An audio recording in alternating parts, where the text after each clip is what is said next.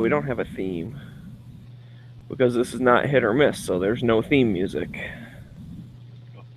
That's trademarked. Trademark. I'm saving. Only for hit or miss. So all my fans out there that want to hear me sing have to tune in on Tuesday nights, 9 o'clock. Tuesday night at 9. Tuesday nights, 9 o'clock. Hit or miss Tuesday nights, 9 o'clock. Hit or miss Tuesday nights, 9 o'clock. Repetition in advertising helps a lot. Yeah, someone said you got to say it 3 times. It's like Beetlejuice. Yeah.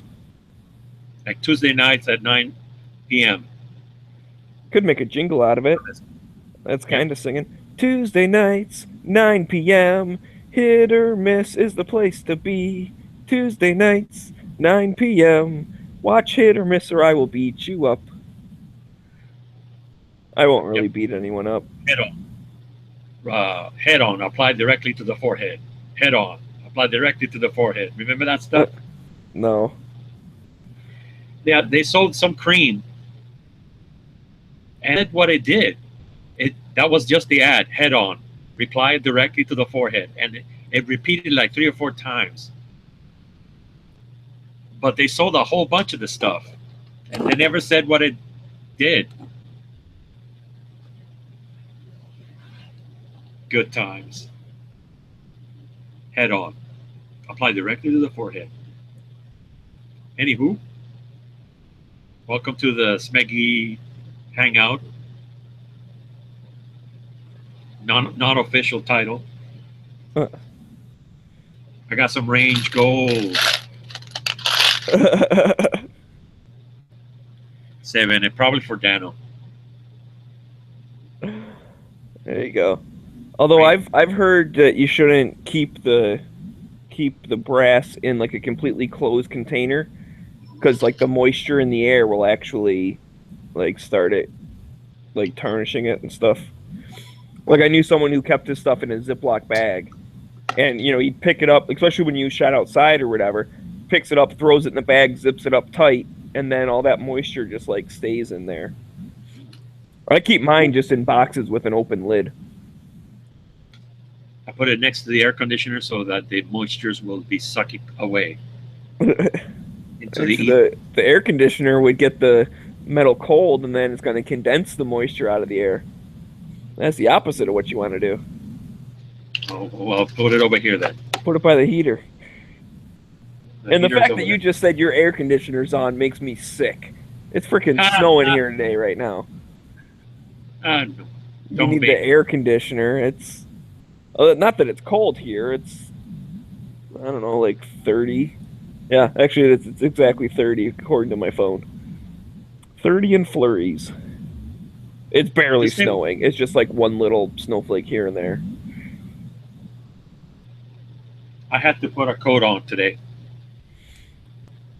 And long pants. Yeah, I always wear pants. Oh. I don't really wear shorts. Even in the summer, I don't really wear shorts.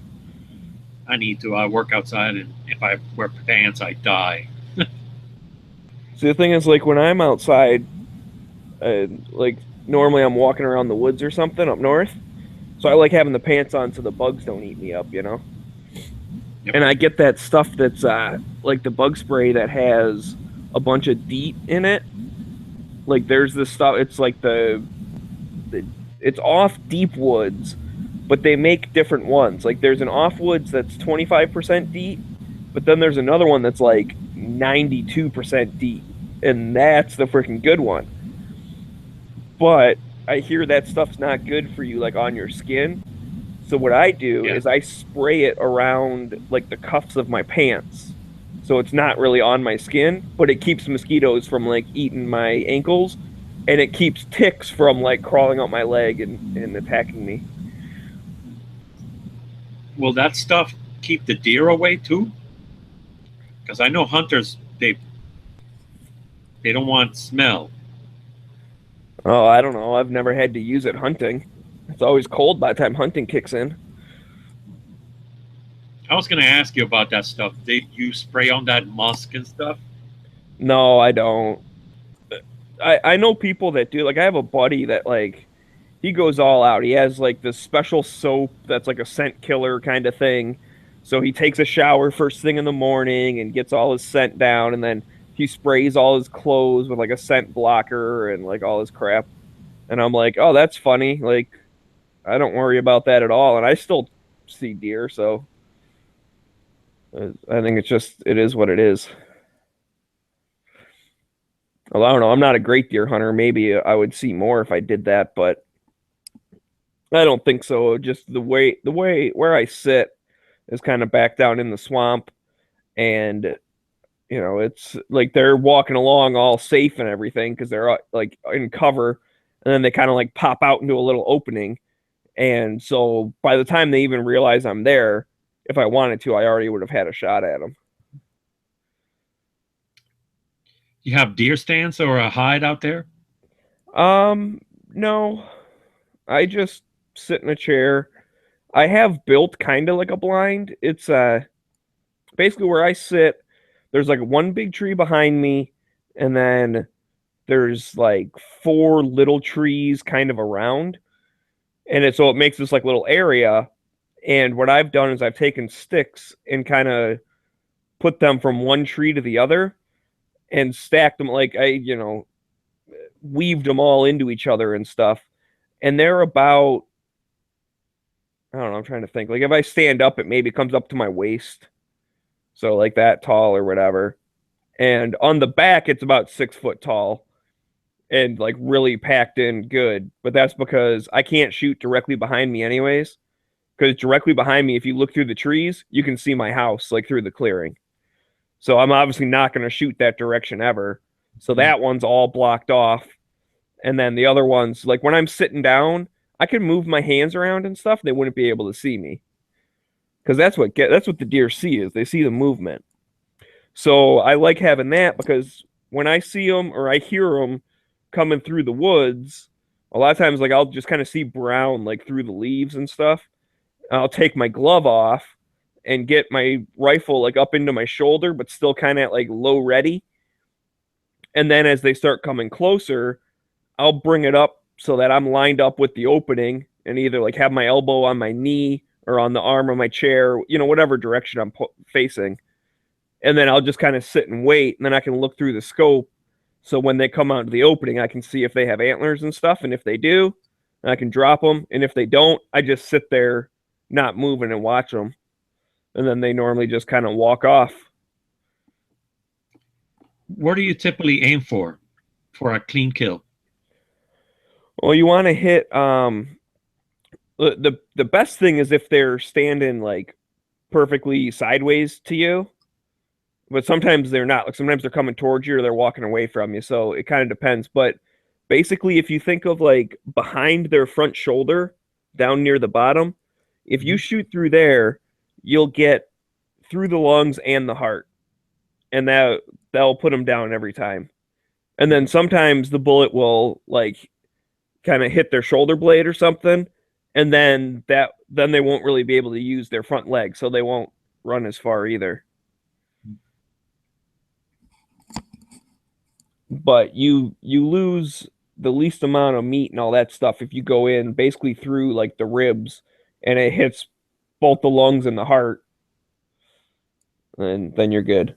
And that by that point it's like they might run off a little bit, but they're dead. They just don't know it yet. So it puts them out real quick, and they're in shock when you hit them anyway. So it's not like they're really feeling any pain, and they die before they realize what's up. So that's what I aim for. That's you've probably seen the targets before where they'll have like the thing of the deer, and then that will be the little orange part is kind of by their front leg, but down a little bit, and that ends up going right through their lungs. I've done some shooting in the iPod, like the game where they show you the little heart and the lungs, and you have to hit there. I don't know. Right. Yeah, that's what you want to do. And now I got a cousin up north who aims for the neck. For one thing, he's a better shot than me, so he's more confident.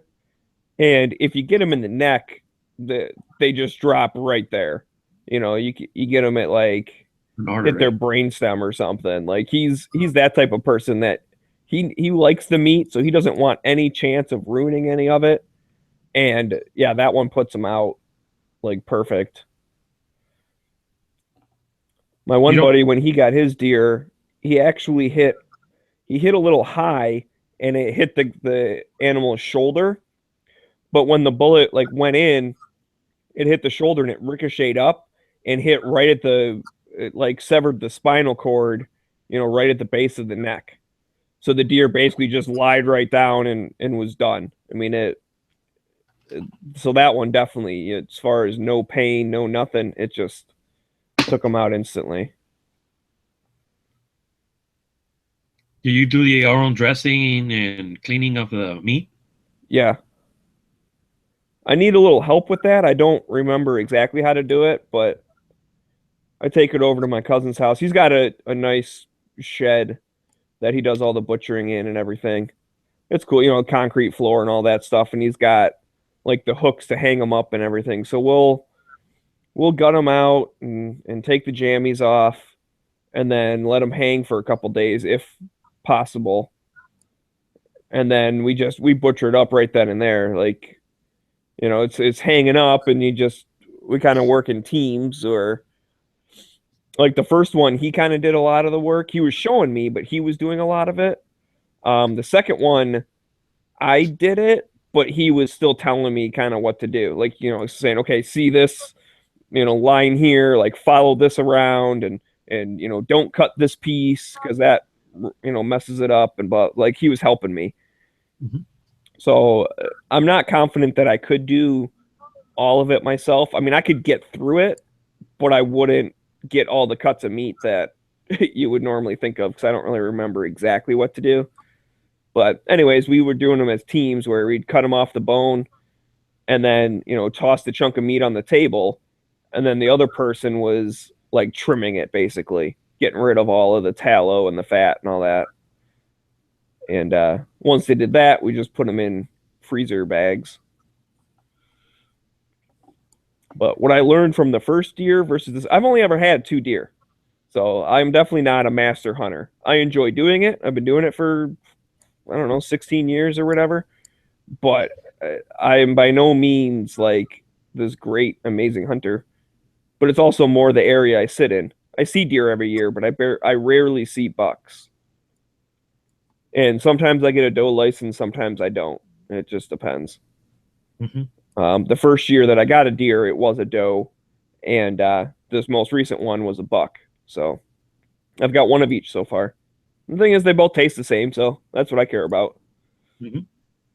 Um, but anyways, what I learned because the first one, we cut up all these different little steaks and these different things, and it was good, and I did use it. But what I found is I used like the ground up stuff way more. You can make spaghetti, you can make chili, you can make nachos, you can, anything you could make hamburger helper with, you could use venison instead of the, beef. Yep. So I did a lot of that kind of stuff. So the second one, I said I want the roast because those are fun. You just toss in the crock pot, let them cook all day. It's good. And those are like, kind of like football sized about. So I get the roast, and then we do the back straps and kind of butterfly those. So those are like little steaks. And then everything else we just threw in the grinder. So it was a lot less work, which was nice. And then also it was a lot more versatile for making stuff. Oh, yeah. Can make chili. And make all sorts of stuff with it. But and that's what's cool too is he has like an industrial grinder, like a real, you know, it's not just some tabletop thing. It's a big giant thing down in his basement. You can basically put a whole deer's worth of meat into the hopper, and it just like slowly, grinds all the stuff up. Yeah. My mom and dad, well, my grandpa had a shop and he had one of those grinders. That's some stuff. And my grandmother had the little one. It's like you had to grind meat grinder. Good stuff. You know, Yeah, his is like I think it's from his dad, and yeah, it's a beast. I mean, it was made back in the day when stuff was made good, you know. Mhm. Like this is a just a big heavy steel thing, you know, cast iron base and sits on the floor and you know, you just stand next to it and all that. Like, Yeah, they had also had a bandsaw for cutting meat. Bandsaw, the meat grinder, and a slicer, huge slicer.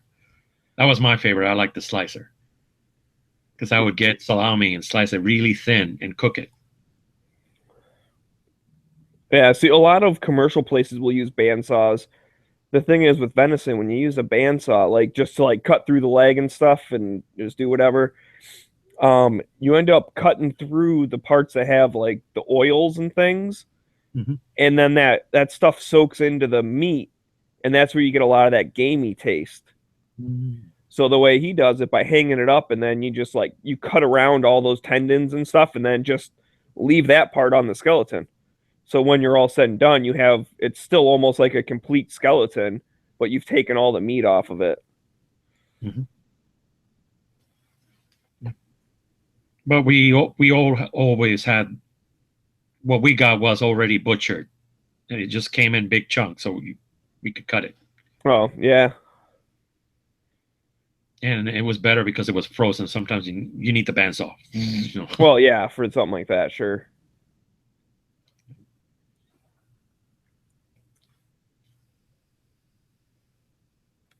I think I had venison in sausage form,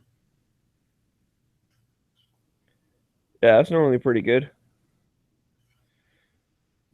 but that's because somebody we knew was a hunter, so we got some of that, and that's the only thing we all got from that. Yeah, that's my ex's had a family friend and he's a hunter, but no one else in his family eats venison. So when he gets a deer, he's like, I'm not going to keep the whole thing because there's no way I can eat the whole thing, you know?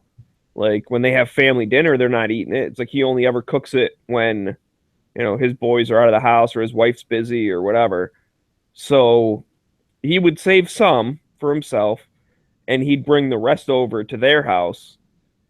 And so I helped a few times making sausage over there. Mhm. And then, you know, they'd keep some of it and they sent a little bit of home with us.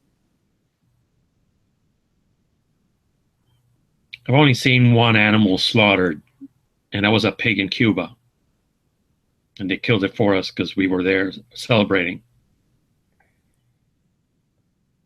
They stabbed him. Ugh.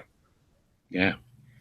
Well, I mean, it is what it is. That's one of those things people sometimes get on like anti-hunting or, you know, anti whatever, but it's like, dude, if you eat meat, something's dying for you to eat it just because you don't see it right in front of you. Doesn't mean it didn't You know? happen. Yeah. So like kind of get off your high horse a little bit. Now there are some vegetarians and stuff that are like that, and well, at least they're consistent. My whole thing on that is, listen, you do whatever the heck you want, but don't tell me what I should do. That's my opinion. Like Ted Nugent said, you can't grill it until you kill it. Uh, Unless you kill it, that's it. You can't grill it unless you kill it. well, then I would definitely starve to death because, as I said, I'm not a great hunter. Well, there's supermarkets everywhere. well, well, that's like my cousin up north. He stands by this, and I fully believe him. He has never bought beef in a store. Wow. You know, he grew up on a farm and they would, you know, slaughter their own stuff. And even now he has cows and things and whatever, and pigs and all that kind of stuff. And then also he goes hunting every year. And their family mostly eats venison all year. And if they do have beef, it's because it was from one of their cows. Mhm. Not that they specifically raise beef cows, but like, you know, if they, because normally like they raise them and then just sell them, like they don't normally keep them for themselves. But there's been a few times where I don't know, either something it got injured or whatever, where they decided, well, they might as well just keep it and use the meat. And this was in Cuba. You know, it's against the law to kill a cow. Well, that's interesting. You can kill pigs and stuff. You raise your own pig, because my family had a pig and they raised them in the house. And when I say in the house, I mean in the house, because you can let the pig out for a little while outside, but you have to bring him in because somebody will steal your pig. So they had an indoor sort of pig. Huh, that's interesting. In Cuba, you can go and get some steak from the supermarket because there's none. There's none. It's against the law to kill a pig. I mean, cow. Against the law. Huh. I mean, I can Well, see cow. that in India, but I wonder why it is in Cuba. I think it's because they want to keep milk for the babies, for children. Well, yeah, but there are different types of cows. I mean, there are cows that are good at making milk, and there are cows that are good at eating. I don't know. You know, you don't normally milk beef cows, and you don't normally eat milk cows. They're different breeds or whatever. I guess the other breeds are gone because you couldn't kill a cow. And over there they don't ask questions because they get in trouble if they ask questions. So it is what it is. What it is. Yes, sir, but we won't kill the cow. Sean says, "Yeah, the male cows aren't good for making milk." That's not how they're done there. I mean, they're good at making milk. It just doesn't taste very good. No. Yeah. What movie was that? With the dude was that like Tommy Boy or something? I It forget. sounds like something Tommy Boy.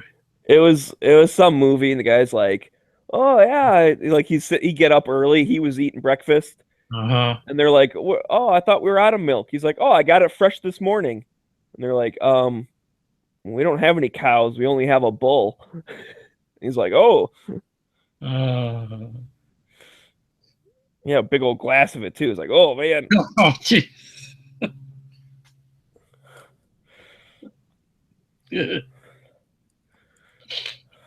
We don't know, but the bull keeps coming back for more. Yeah. That would be a great scene to do. Movie. Not another down there. Yeah, but guns are fun. I like shooting guns. Guns are fun. Yeah. Loud. Very loud. Way too loud. Somebody has to write a law. Hearing Protection Act. Yeah, I agree. Now, that to be said though, not that you have to have a suppressor, because I'm not down with that. But I think that should be encouraged. I mean, I think you should get a tax refund if you buy a suppressor. Yeah, it's like a health thing. Right. It's like a prosthetic device if you need it, like a wheelchair. You can't, you need it, you buy it. Need help, I say. But sometimes something that makes sense to me might not make sense to another fella. But it makes sense to me. I like that experiment with the Marine Corps putting their guys with suppressors in battle so they can communicate with each other easier, so they don't end up all deaf. Makes sense to me. Yeah. Make it harder on the other guys, the enemy.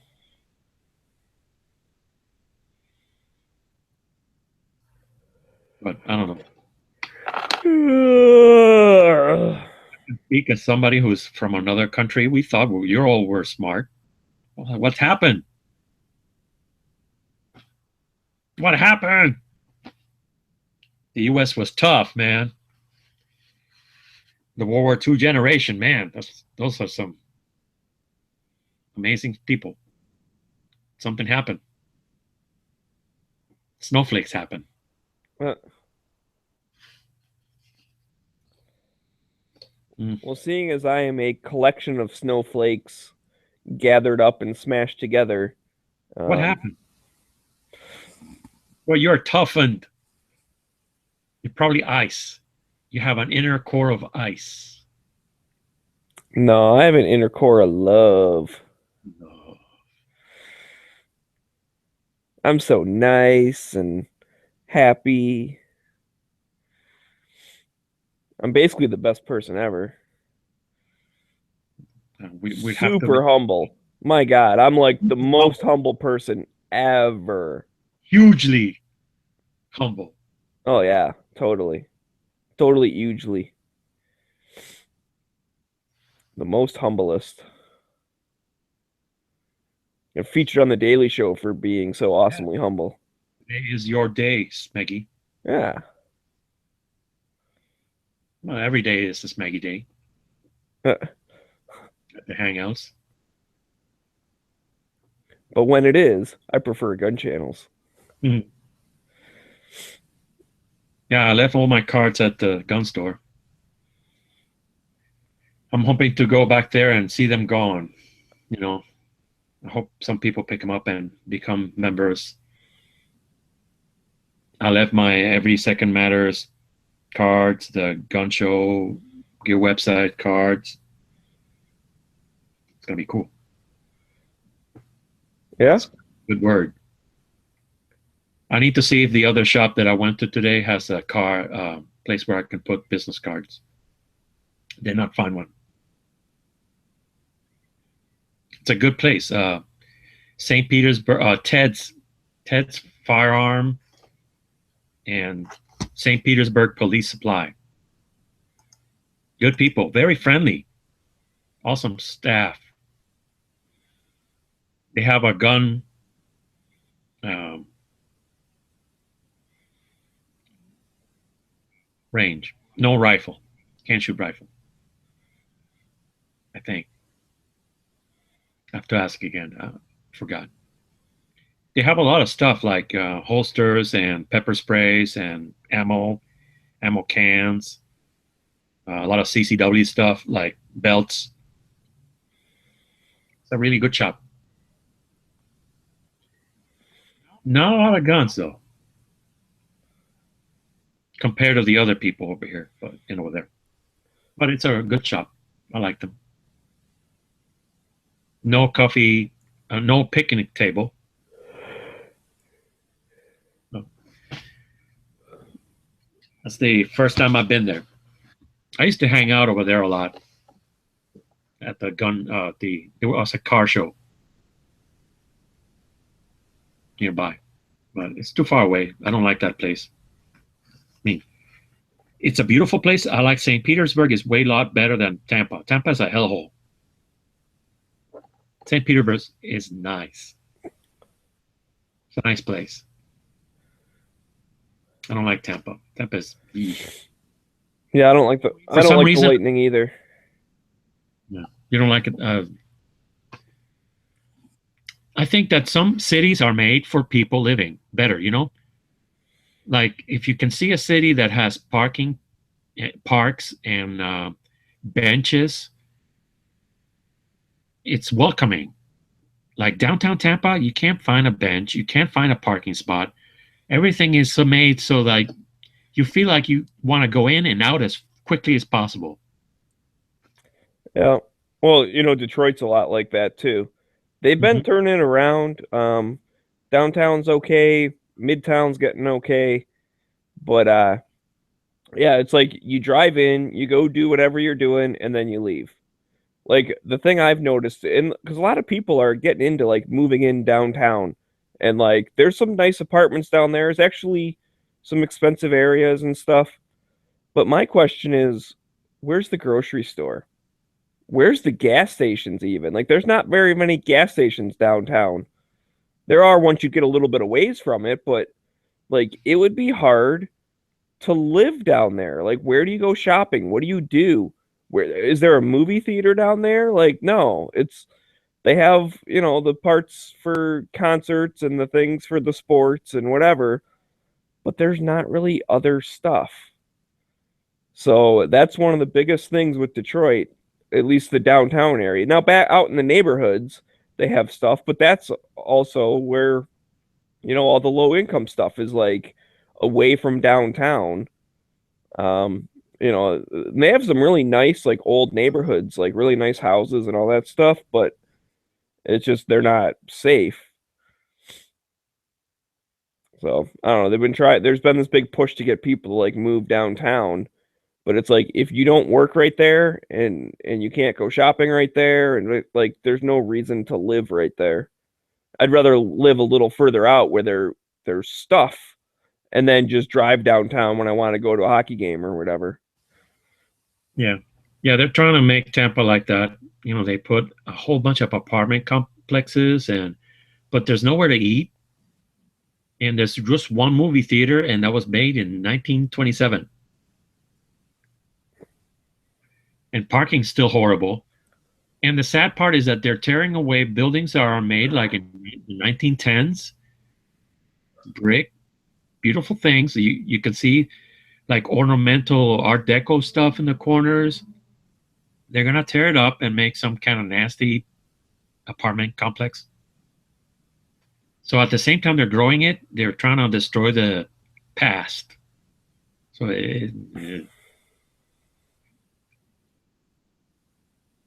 and I guess all cities are like that in a way. Like Miami's horrible like that. Unless you live there, forget it. Just don't go. Because you can't find a parking spot. And if you do, you're going to pay a lot of money just to park. I hate places like that. If they want me to go in, make it easier for me to go there. Oh yeah, parking's horrible down there in Detroit. I'm talking. And they just built this new hockey arena, which is also going to be the basketball arena, which I fucking hate when they do that. Absolutely hate it because the quality of ice goes way down.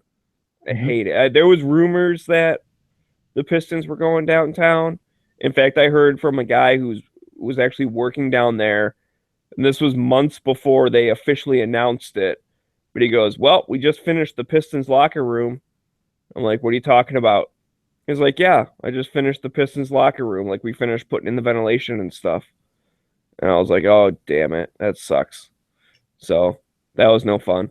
But then the thing is, it's right next to Comerica Park, which is the baseball thing, and Ford Field, which is where the Lions play, and like the State Theater and the Fox Theater and all this different stuff. Like it's all gonna be right next to each other, which sounds cool, except when there's stuff going on, everyone's gonna be trying to park in the same spots. Mm-hmm. And apparently they are gonna build like some huge like parking garage thing, which they're gonna need for sure. Mm-hmm. But otherwise, they normally just kind of have lots. Some of them are more secure than others, and it just depends on what night it is. Like sometimes, like if it's right next, like let's say it's opening day for baseball or whatever, the one right next to the baseball stadium, it's $30 for parking. If you go a block over, it's $20 for parking. If you go 2 blocks over, it's $15 for parking. Like it gets cheaper as you get further away. And the funny thing is, though, like sometimes there'll be something else going on the other side of the city.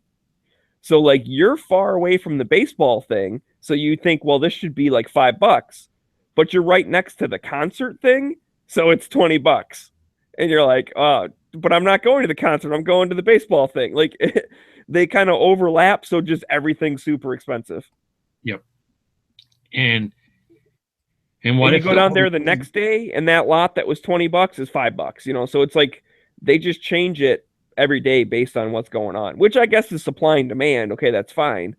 But with so much stuff right there, the demand is always going to be high because there'll always be something going on. Yeah. They lose me because if I have to pay a lot of money to go somewhere just to give them more money on top of that, I don't go. Yeah, there's a pretty nice place that they do this for the football games. It's actually a homeless shelter, and it's a few blocks away. But what they do is they like use their parking lot that you can park there for like $20 or whatever. But what I like about it is the money goes to the homeless shelter.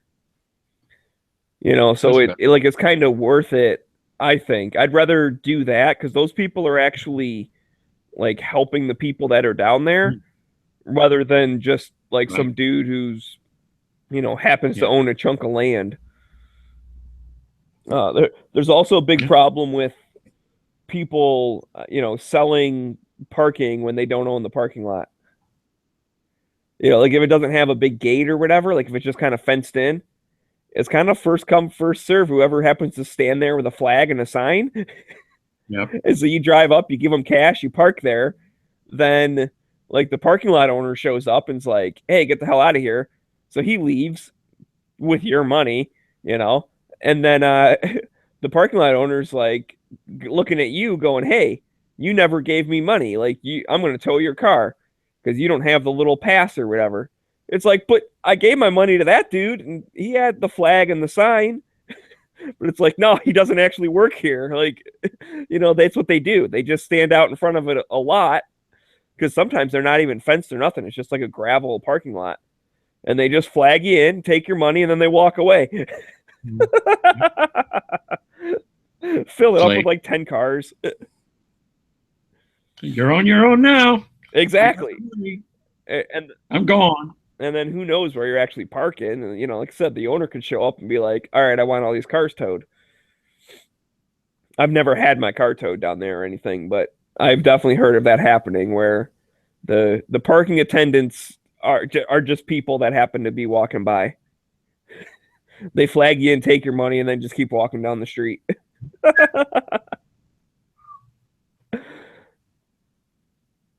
I don't know. I remember one time with my dad, like driving around this neighborhood looking for somewhere to park, and we just like parked in front of a house and got out and started walking. And like I was a kid going like, this is dumb. Like this is not nice area at all. Because that's the funny thing down there.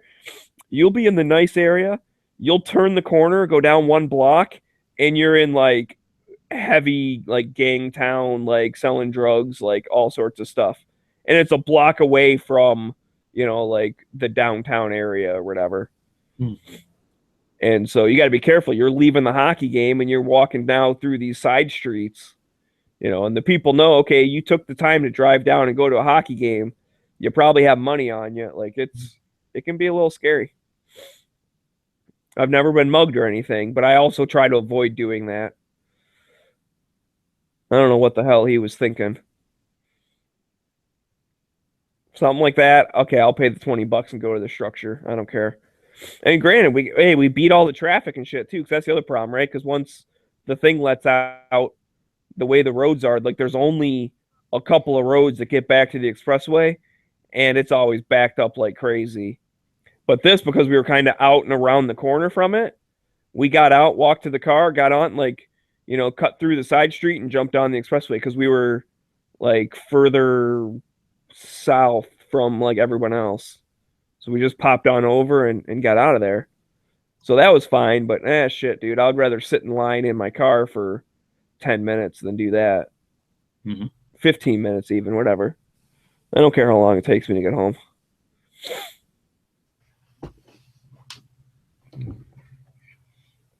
I don't remember the last time I went to a big event.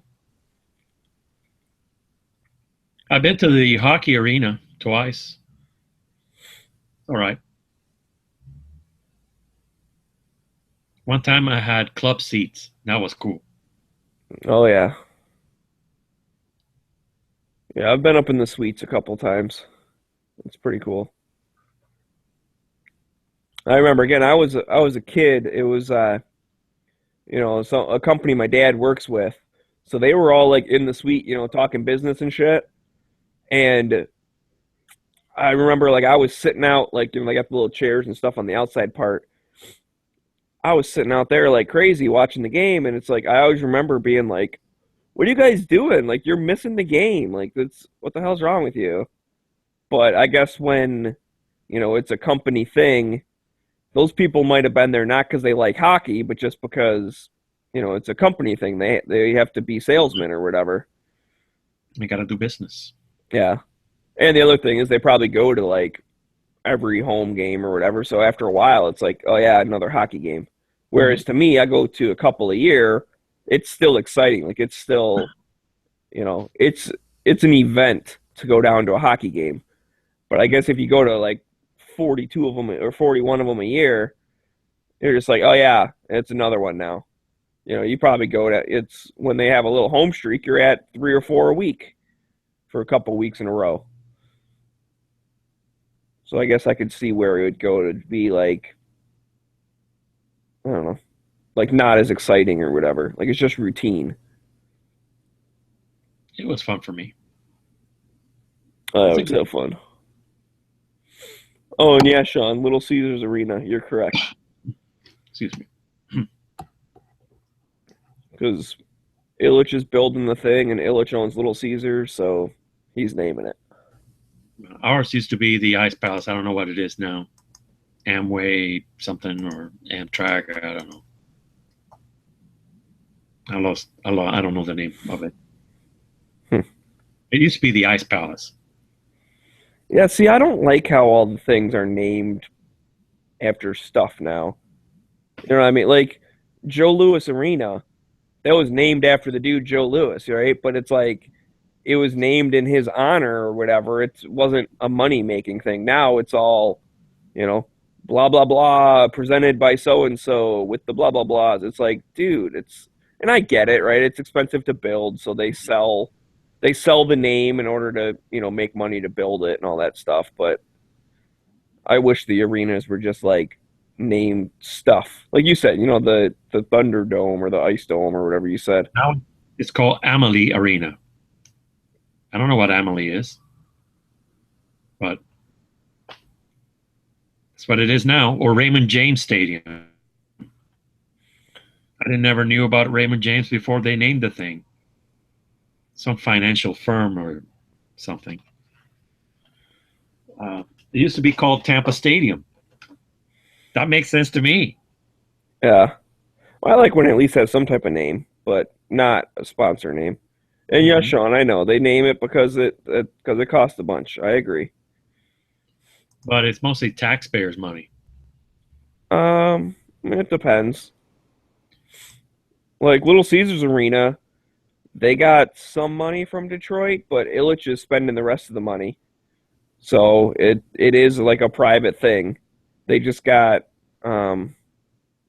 like grants or whatever from the city because they're going to make so many, like they're going to have so many jobs and it's going to bring so much money to the downtown area. Oh man, that's brutal. Ugh. I'm watching this animal thing and these like water buffalo or whatever were fighting and the one of them got one of his like antlers ripped off. Like they got tangled up or whatever and the dude like whipped his head and it like broke the antler of the other one.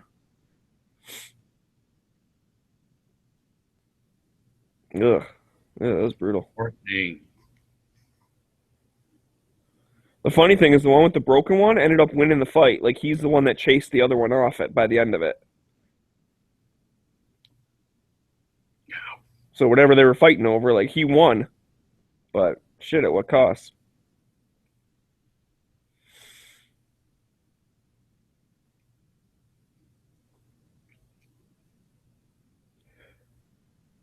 Oh, I'm having computer problem.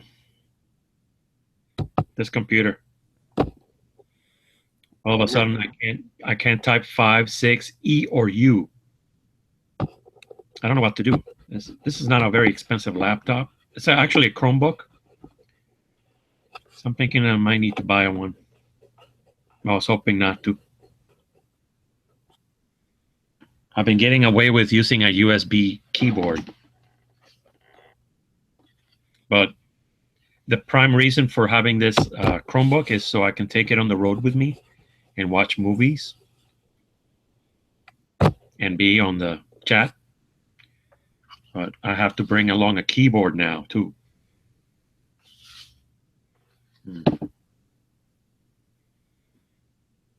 I don't think there's a repair for this thing. Yeah, I don't have any idea.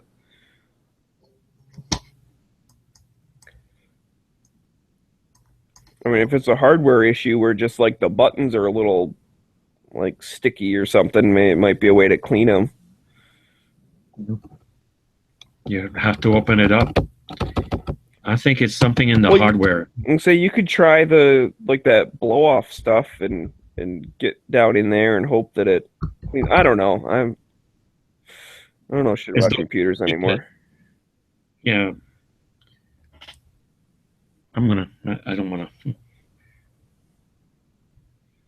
Christmas is coming. That is true. Christmas is coming. Christmas is coming. Although I kind of blew the Christmas money away. Pun intended. Well, sorta. I'm ready for April though.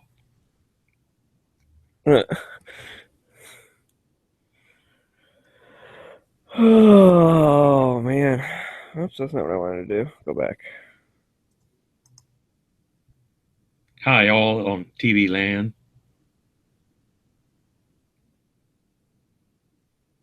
I was supposed to be driving to visit my sister, but apparently I don't think her husband wants us over there, which is okay, you know. I told you about the operation. Yeah. Well, I get it. I didn't want to go. My dad, I think, wants to go and visit, but I don't think it's a good idea. So maybe I can talk my dad and my mom. Well, my mom won't do it, but I'm gonna see if I can go visit Andalusia Armory. That'd be cool. Maybe not. Not a good idea, no.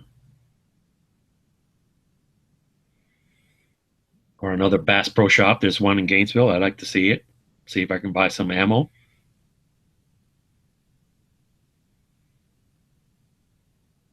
I think there's a Cabela's somewhere. Or was it that other outdoorsy shop? Gander Mountain. We have a Gander Mountain that way. I don't know if they sell a lot of ammo. I've never been in. Yeah, they probably should, but I find stores like that, ammo prices are a bit high. Like honestly, the best place to pick up ammo is honestly online. If you can save up some money, Mhm.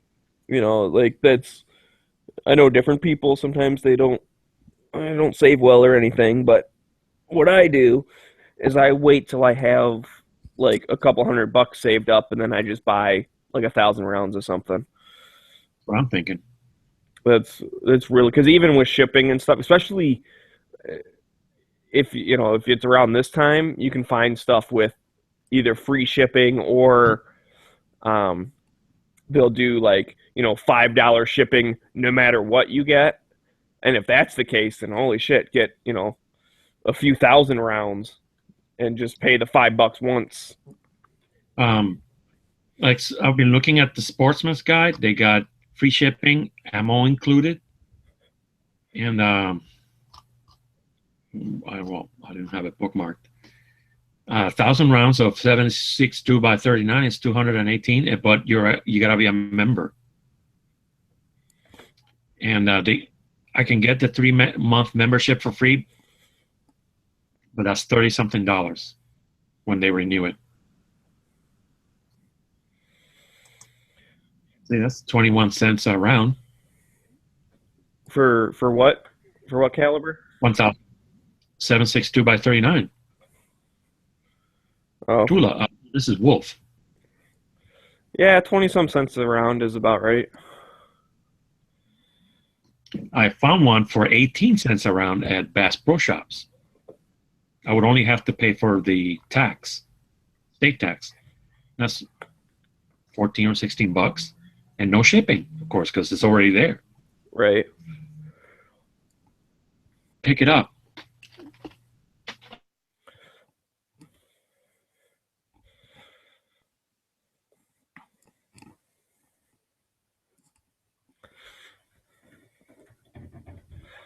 And then he ran away. Oh, I don't know what happened.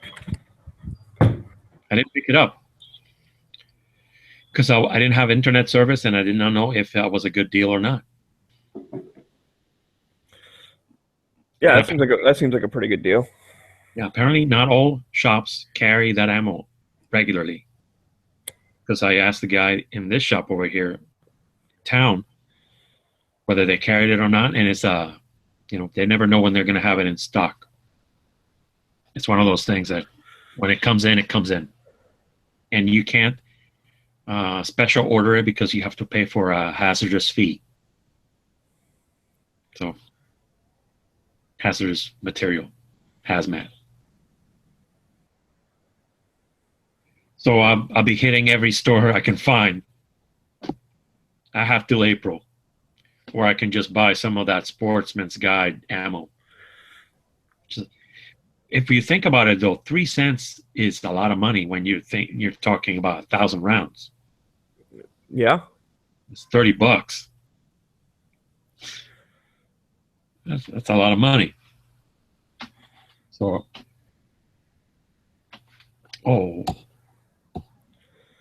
I know what I did. I hit the other keyboard with this keyboard. Oh. So I'll wait. I know I'll definitely be in Miami before the year is out because my parents will want to take presents over there. And I know I'll be in Gainesville, where there's another one. Well, if you're looking for ammo and stuff online, one of the good place to go is Gunbot. I think it's .net. I don't think it's .com. But basically, you can just click on like whatever caliber you're looking for, and then you can sort it by like cheapest price per round. And basically, all that website is a link to other websites. I think I saw that. And it will show you if it's in stock. Like I used it a lot back a few years ago when a lot of stuff was out of stock, because you can put a filter on to only show stuff that's in stock. So you do the search. If you see it, you click on the link. It takes you right to that page. You buy the stuff. You're good. So, but I use that a lot just to kind of see, okay, what is, the going rate. But with 7.62, you have to remember sometimes you'll see stuff and think like, oh, this is really expensive. Well, that's because a lot of it is steel cased, which is cheap, and then the brass case stuff is more expensive.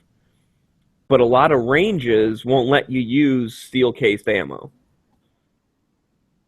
So that's the downside. Unless you have like a nice like outdoor range or something to go to, a lot of indoor ranges, they don't want any steel. Because they want to resell it? Well, I think it's that, and I've heard before that sometimes the projectiles actually have steel in them, like not like a big chunk, but like the jacket has some steel and there's copper over that or something. I don't know, but they're worried about hurting their baffles and making sparks and shit.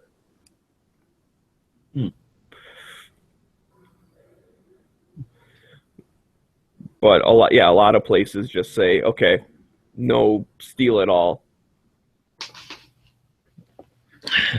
I'm just basically storing up for that outdoor range that we're going to in Oklahoma. It's out, open. Yeah, you should be fine for that. I've only ever bought steel ammo, but I shoot up north on my own property, so it really doesn't matter. I can shoot whatever I want.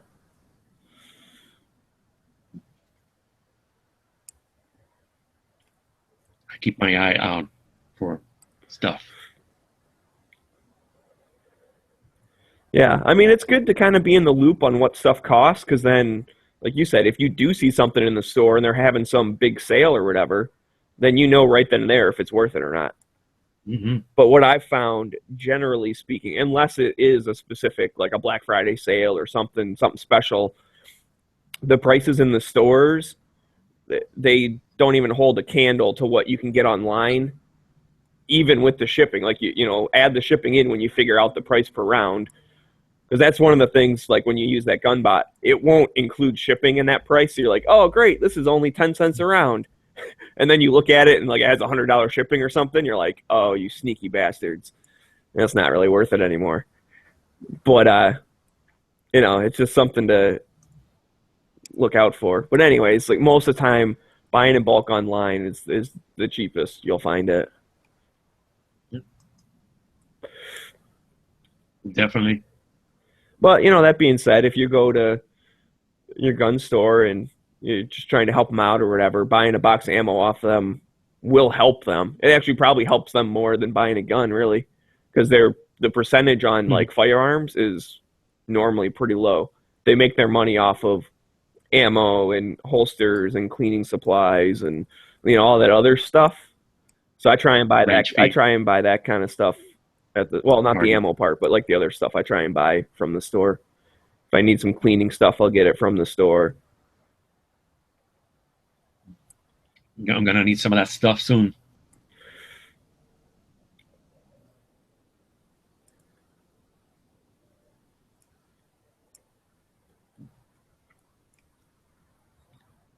I wonder why every website that I go to shows me stuff that they don't have.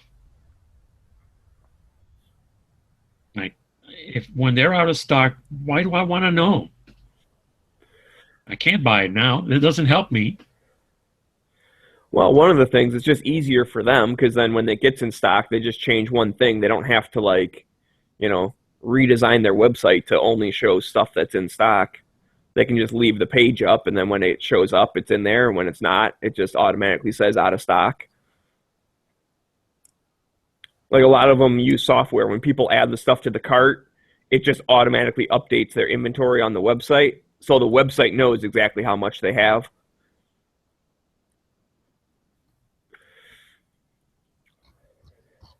And when the last one's bought, it just goes to out of stock. Stock notify when available, or Yeah, you can do that sometimes too if you're specifically looking for something. Mhm. They'll email you when it comes in.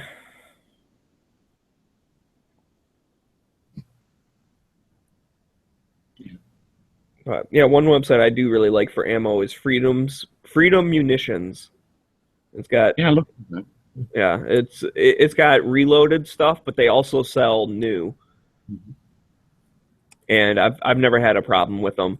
And sometimes like the new brass is I don't know like 50 cents more per box than the used brass. And if it's something that close, I'll just get the new stuff. If it's a couple dollars a box, I'll get the reloaded.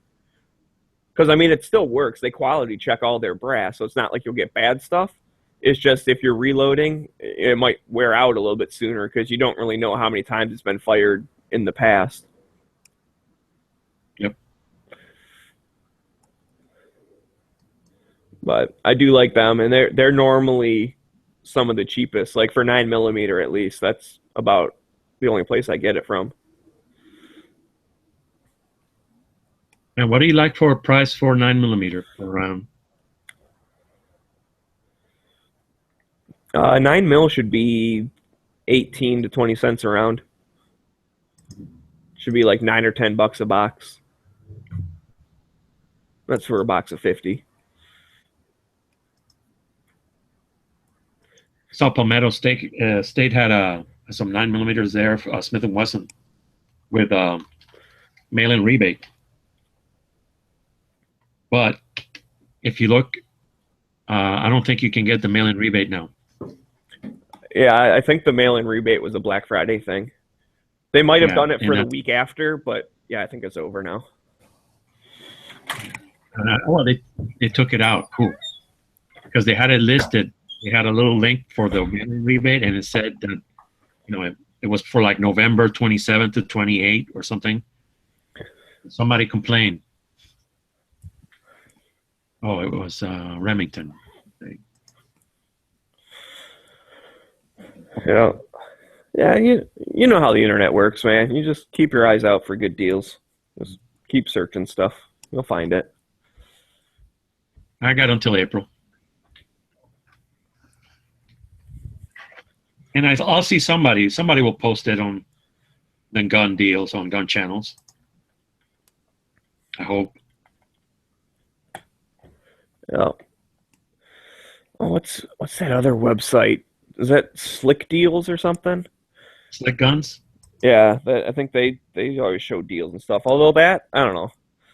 A lot of times you got to kind of wade through all the commercials because it's like the stuff posted is just like stuff from the companies or whatever. But when you look at it, you're like, that's not really even that good of a deal. Like, so you got to be careful. It's like when people raise the price on something and then say, "Oh, 25% off." It's like, yeah, that's great, but your stuff was more expensive to begin with, so it's still like a normal price. It's not really a deal. On outlet places. There's no real good deal on an outlet store that I've seen. Uh, Right.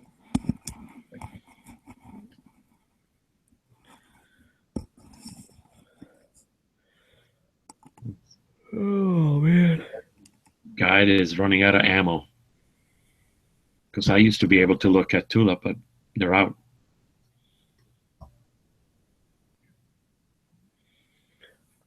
Wow, dude, this giraffe's beating the shit out of this lion. Uh,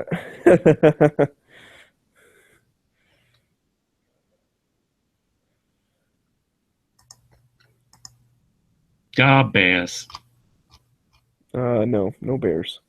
No bears. No bears. Just giraffes versus lions. Giraffe versus lion.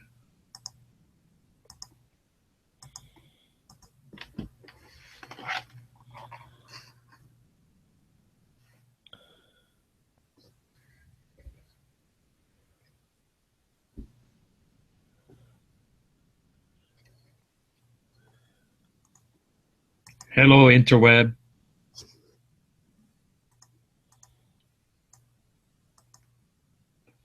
Who is Rick C? Somebody, Rick C, was inviting me to a video call or something. Oh, that's Big Gunner. Oh, sorry I missed it. If you see this in the future or you're there, I don't. He I, probably just like clicked the hangout thing or whatever. Like, yeah, I don't know. The hangouts are weird sometimes. this thing shows me the requests like the day after. I don't get any notification. I don't know why. It has happened before. Somebody invites me to a video chat or whatever, hangout, and I don't get the notification until the next day because when I check the email. So sorry about that.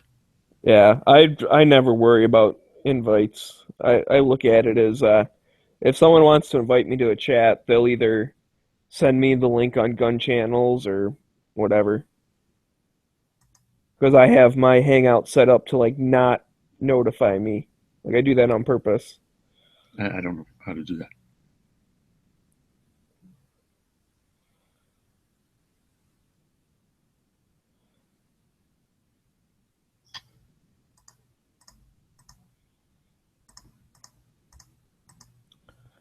Anywho,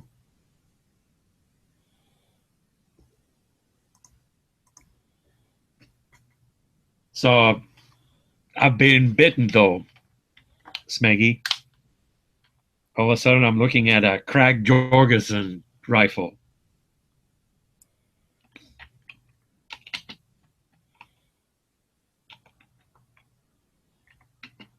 Jorgensen.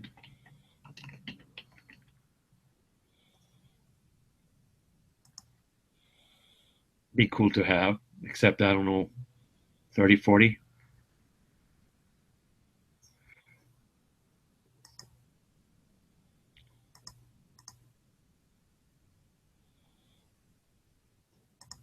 Does anybody out there have a Krag Jorgensen rifle? Sean?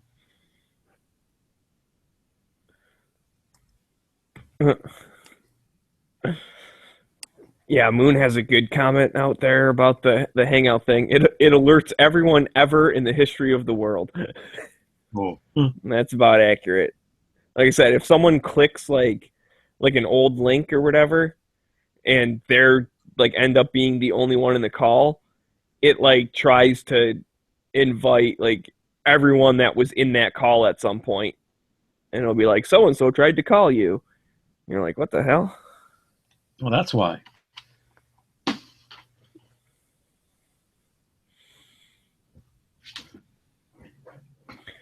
Yeah, I clean them up on my phone. I like delete my history or whatever. You know, you can like click on the like in the app, you can click on the thing like the previous ones because it'll say, you've been in a video call with, and it names like a couple people like plus 14 others or whatever. Anyways, you like click and hold, and then you can click a bunch of other ones and hit leave, and then it like takes that one out of your record. Ooh. Wow. Yeah, Sean.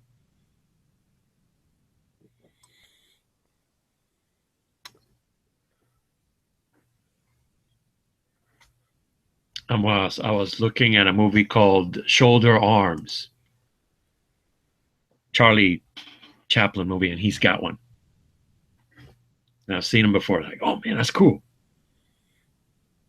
Maybe I should get one.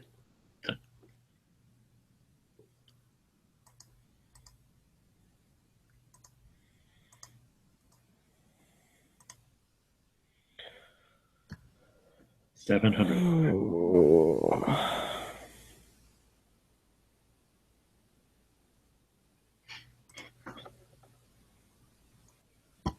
And I just want to keep it.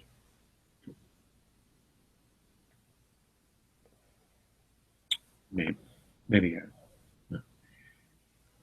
I found a lock. I have a lock door now over there for stuff. My safe room.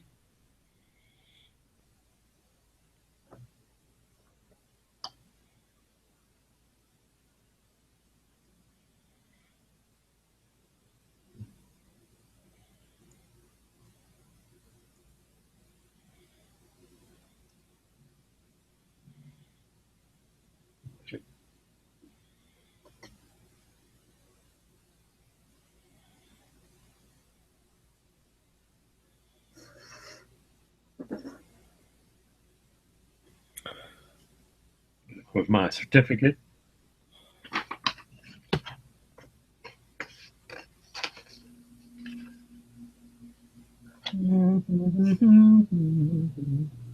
Uh,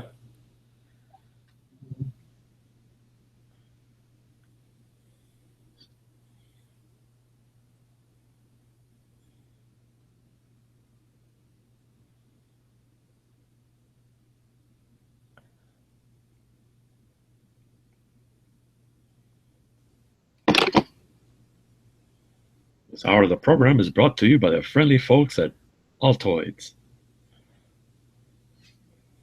A seriously strong mint, or whatever is their logo thing. Curiously strong.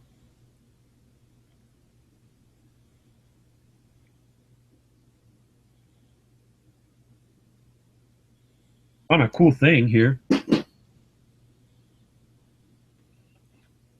Now I lost a cool thing. No, I didn't go behind this thing.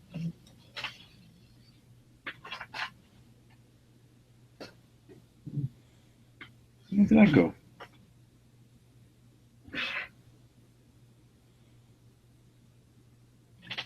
Oh, there it is. It went behind the computer. It has a puppy.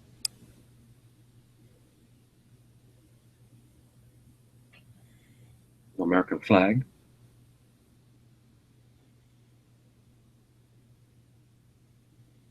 I think I was supposed to send it to somebody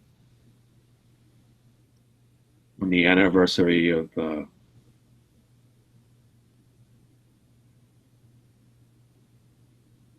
Armistice.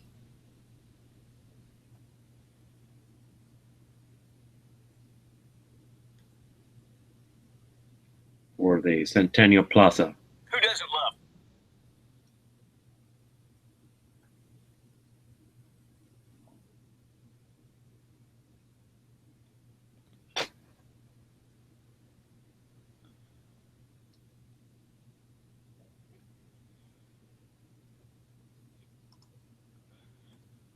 Craig Jorgensen. Do do do do do do do do.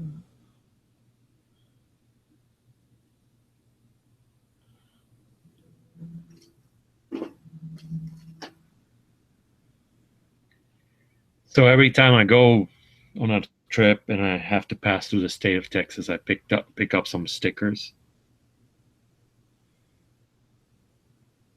First year that I went through, these were in the shape of a barrel. This is like clean up Texas, don't mess up with the roads kind of thing. That's cool. I got a few. I'll sticker the whole world with it.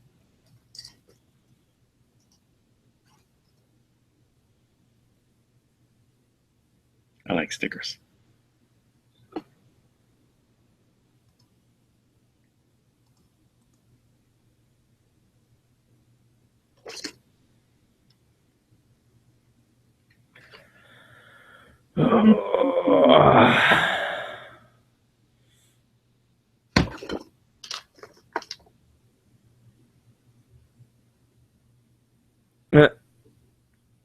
Got a tiny car. Beep beep.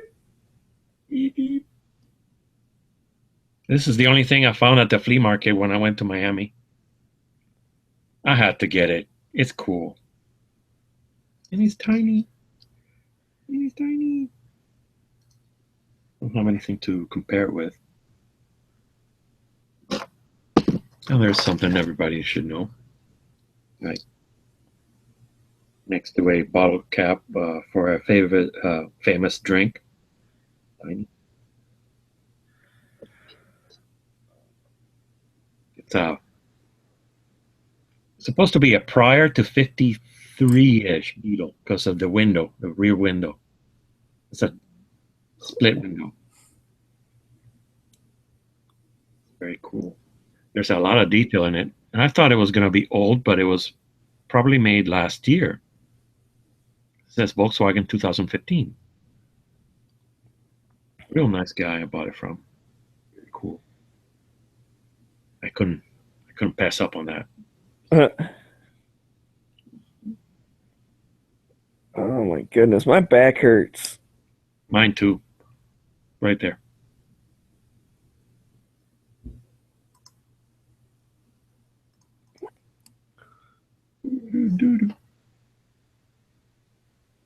I have a friend who has a toy, a BW toy, and it's one of the earliest toys ever. It's so early that the people who were making the toy did not know what the rear end of the car looked like. So in the front is very accurate, and the back is more like whatever. That's cool. I got a chance to hold on to that one for a little bit. He's a toy collector, a VW toy collector.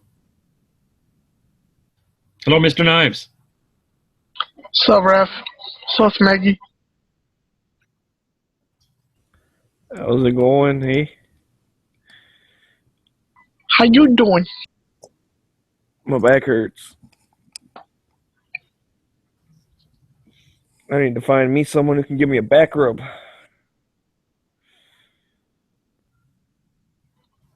Hot water in the hot bath, dude.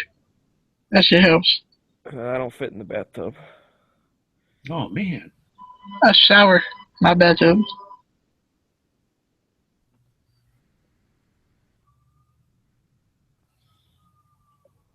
That's a Madville.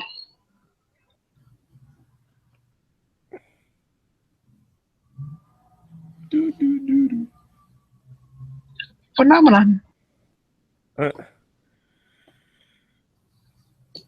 Oh, Jesus. What'd you do? You fucked up your back today? Yeah, I guess so. I mean, it was fine earlier, just recently. I don't know. I kind of tweaked it or something. Now it's all like hurting me and stuff. I didn't even like pick up nothing heavy or anything today. That loaf of bread was too much. Yeah.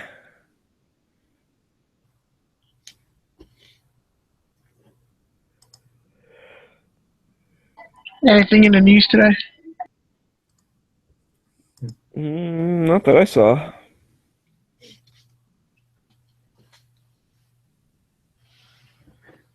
Same old, same old. Guns are fun. Nothing in the news here. I'm sort One of day. in limbo. One day I'll be in freedom. You are in freedom, unless you're in Cuba. You're all right. We're almost like Cuba. Cuba sucks. That's not freedom at all. Yeah, I don't know. I'd say California is pretty close to Cuba at this point. Maybe. I don't know. Hey, you get your gun yet, Ref? It's in the works. What you thinking about getting? I can't say. He's a secretive guy, dude. He won't talk to even off air. He won't tell me. I gave you a nickel. Uh, Candy cane. I know how you like candy, dude. I like candy. I don't. I Give him cannot. some oranges. I don't like Oh, I got orange. some Florida, high he's gotta quality like shit candy right here. Mexican candy is odd sometimes. Nah, I can't eat that much of that. Lucas and shit no more. Mm-hmm. You ever had a piragua?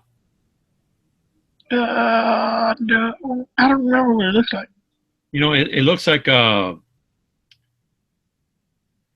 umbrella, piragua, and it's wrapped up in that wax paper, and it's a hard candy. It has a stick on it. It's an odd candy. You know which ones I hate? The Ubu Lubos. Mm-hmm. I gotta go. Or have you seen the one that is sour? It has this chicken on it, and it comes in a little jug. And It's it's like like house powder. Like what? It has like little spicy powder. Spicy powder. That's it. That's the shit. You like that? Yeah, I like the mango, the spicy one. Uh-huh. The mango paleta I don't with know. the chili all over it. Yeah. That's weird. Chili in a candy. It's a really weird taste, probably. I looked at it and I just saw and I thought, I don't want to try that. I'll eat Skittles. Like eggnog, fucking raspados. Mm-hmm.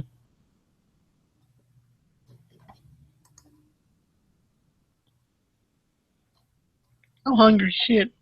Now you're. Oh man, sorry about that. Are you from? You far away from a Del Taco? I like that place. I'm broke as fuck, dude. Oh. Plus, you gotta add a California tax on that shit. Yeah, I like the Del Taco. It's $1.25, ends up being $5. Mm-hmm. Ooh.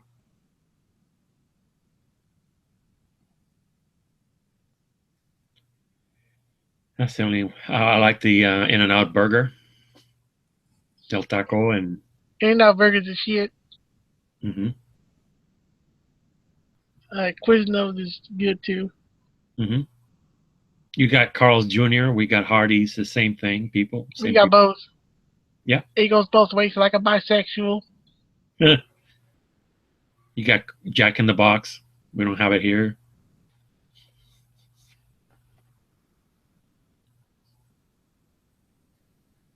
Yeah, we ate a lot of fast food places.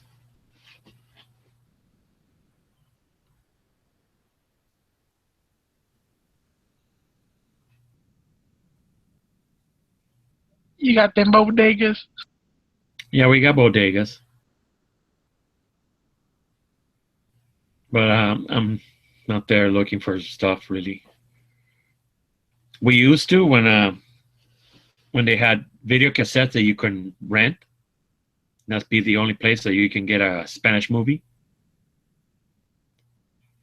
We would go there to the bodegas.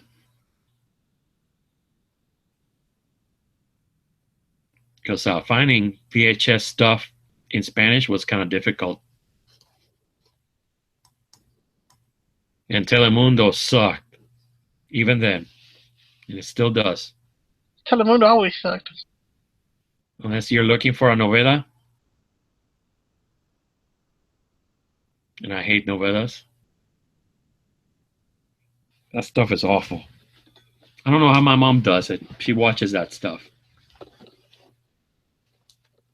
Nah, man. My dad likes the black and white. The movies? Yeah.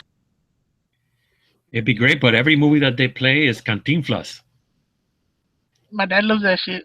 Oh, mine that too. I don't know. It's always basically the same story. It's like he's poor, but he's honest, and some people might say that he's bad, but he's not, and he proves at the end that he's good. It's always the same kind of story. And Mexican Spanish is a little bit difficult to understand. Like his jokes are like in jokes, like in pronunciation and getting words mixed up. So you got to know what he's talking about, and that's kind of hard. It's old school slang. Yep. And some of it goes over my head, so it's difficult. Yeah, my dad likes that ranchera though. Mm-hmm.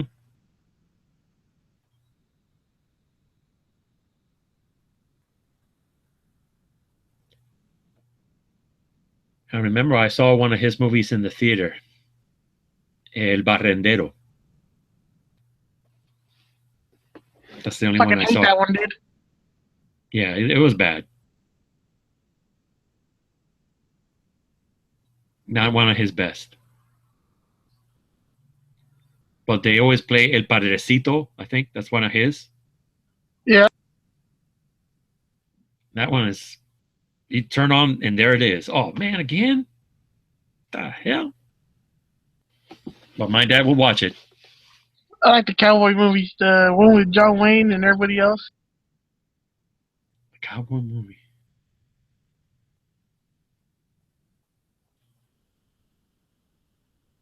Well, John Wayne did a lot of movies. Is it in Spanish? No, John Wayne made some good ass movies, but they all seem the same. Hmm.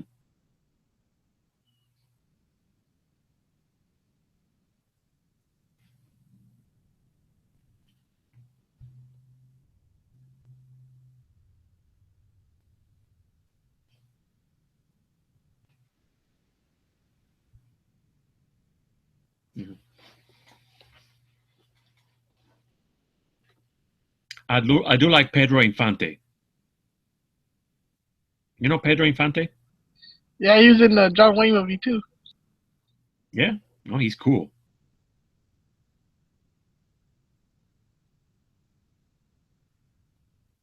This one where he plays a policeman and he's riding a Harley. Yeah, he starts doing all these stunts on this shit. He's singing. It's like a Walt Disney it's- movie. I don't remember. I think It's like it's a Walt black and Disney white. movie. And every Walt Disney movie is a fucking sing. Everybody's always fucking singing. Yeah, it's one of those movies. Everybody's singing. All of a sudden, he's riding on a motorcycle, and all of a sudden, he breaks into a song. Parece que va a llover.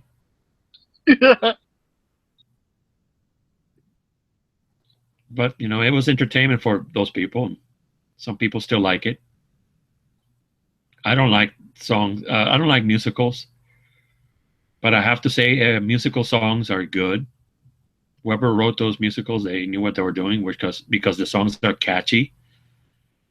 But I wouldn't like watch a musical like Oklahoma or Seven. Oklahoma. Yeah, you see, the songs are catchy. It's like a germ. They get in I you. never even was Oklahoma a movie? Yeah, it was. They made a movie out of it. It was a musical. Like there'd be people singing and dancing. No, thank you. South Pacific and Seven Brides for Seven Brothers, West Side Story.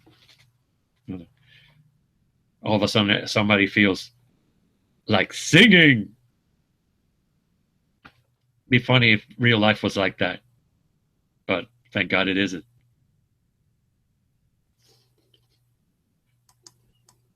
But their songs are catchy.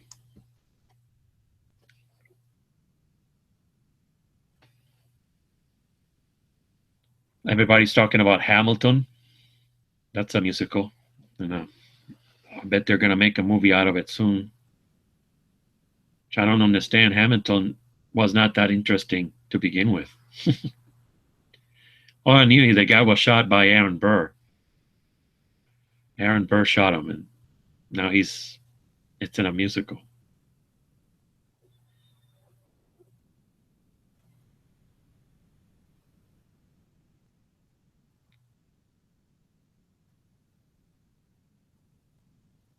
Wow. North Carolina, South Carolina line finalized. Finally. I hope it goes over that south of the border. That's a tourist trap. I think before North Carolina. I think.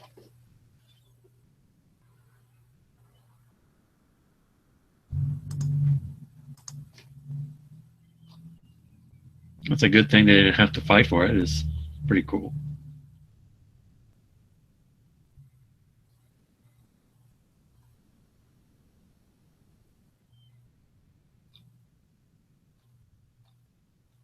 Good to see people. South Carolina, North Carolina. How is it? How's the line different than before?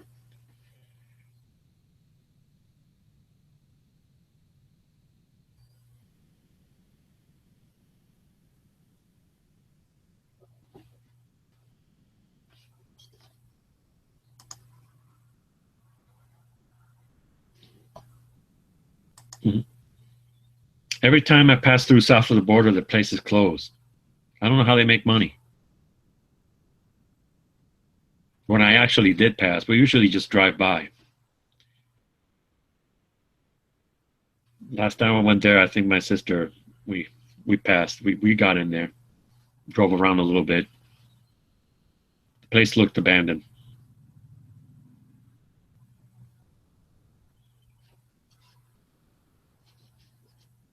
I hope that it now is north of the border. Make them change their sign.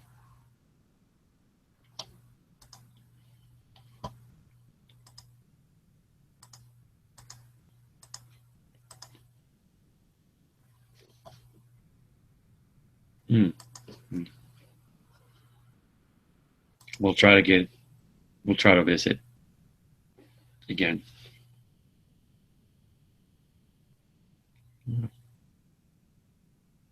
Eh,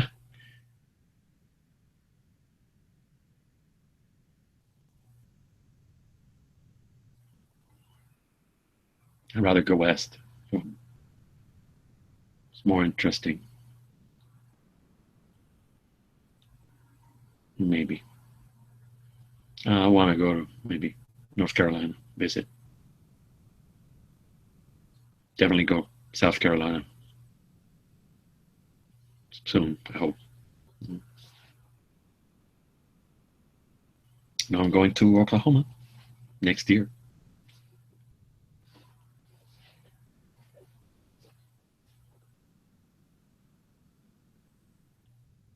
Hi, everybody on the interwebs. I wonder if this can be seen by people. Um, this is a coin from Cuba. That's the shield there, Cuban shield. On the other side is Patria o Muerte.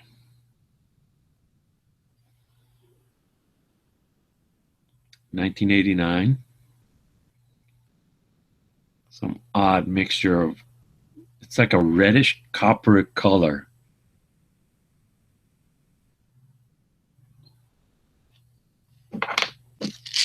I have another one. Oh, there it is.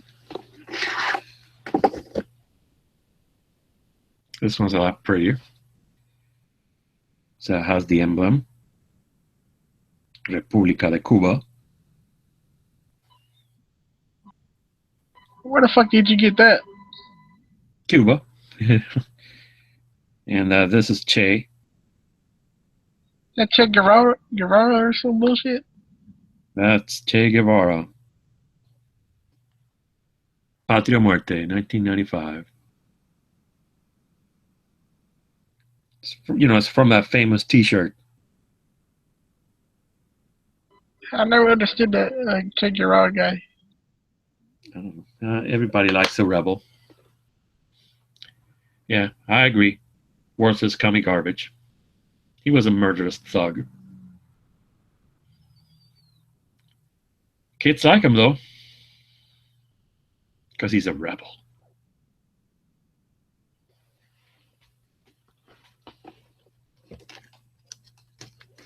Do, do, do, do.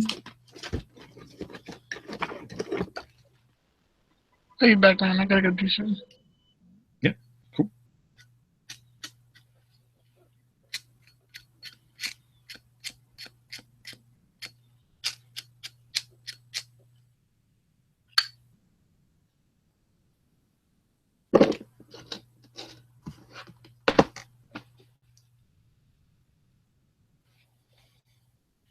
This hour of the program is brought to you. Yeah, they don't teach him.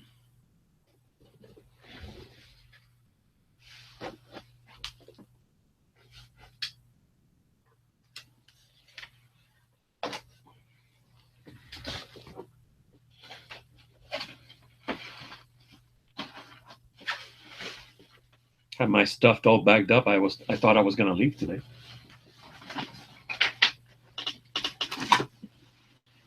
Thought I was going to go on a trip. Didn't happen though. So I'm getting messages that there's stuff happening on my iPad. Yeah.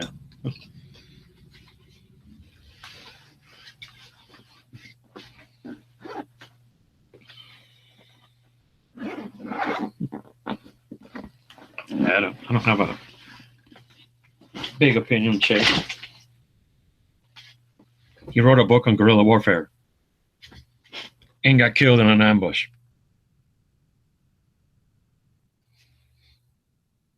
Apparently somebody read it better than he.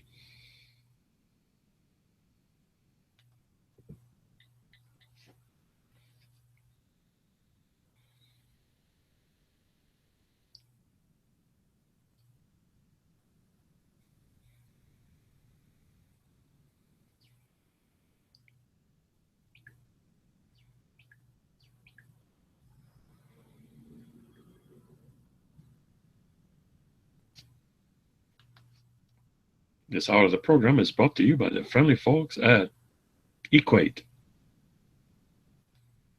I want to try out this. Hello. What up? What up?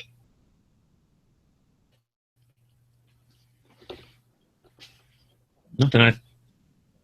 Just hanging around. Hang out. Nice. What up, Mr. Neves?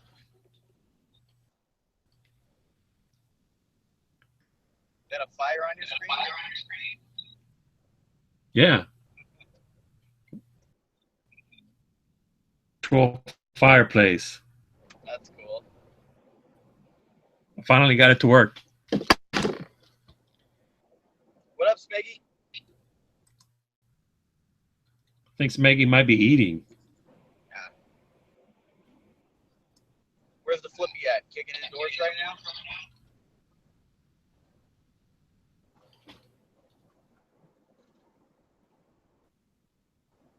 I think I'm the only one here. Good Shay shirt. That's cool.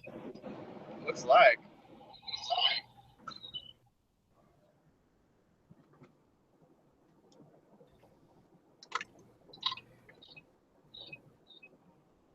Sunroof.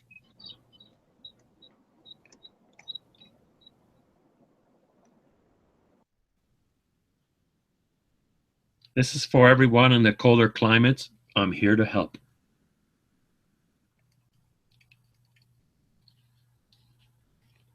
That sound.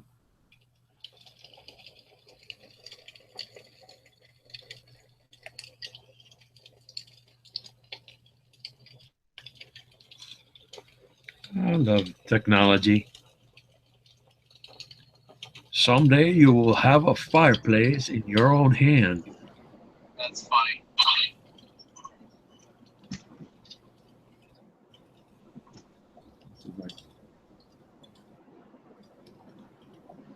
I can't wait to get home.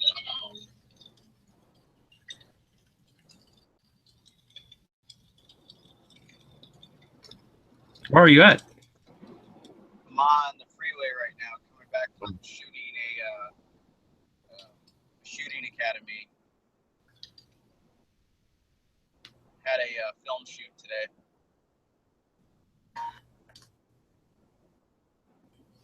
Film shoot. Yeah, I do photography for gun companies and like shooting academies. Mm-hmm. Cool. I wanted to talk to you the other day about what equipment you use as far as lenses and lighting. Well, when I'm outdoors, I mean, it's kind of like hit and miss with light. You know, it's always something you can change with Lightbox or, you know, iMovie Pro. But lenses for photography, depending on like, I have a Nikon. So it depends what type of shoot I'm doing. If I'm doing just, you know, like a regular, is this what I want? Yeah. If I'm doing like a regular like shoot outside, just use like a 55 by 200. Or if I'm doing something up close, I use like a macro. Mm-hmm. I was indoors in a museum, and I have a Nikon 35mm 1.8 lens. That's what That's I not use. bad. Yeah, that'll definitely work. I think I did okay. Yeah, like with museums, you're gonna want to have it like up close, wide angle. Oh, why did Yeah, I but get this light? Son of a bitch. this By is the on way, crop sensor. I have a D7200. I think that's what I have. I think it's a 70. It might be a 72 or 73. I'll have to check when I get home. And I brought the fastest lens I could because I knew the lighting was going to be terrible.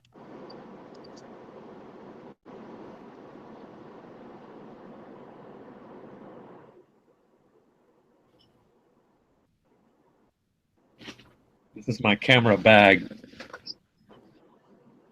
I can't see it right now. Oh, it's huge.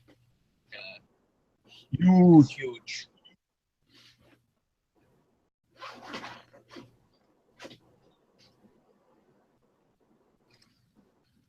I have the regular kit lenses, the 55 to 200 and the 18 through 55. And I also have this, which is the 17 through 50 Sigma 2.8. This is pretty good.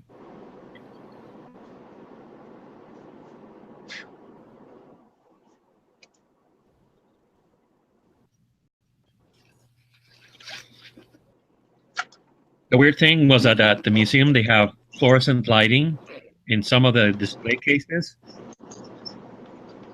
but not the whole thing was even. So I would get a bright spot on one edge of the picture and darkness on the other.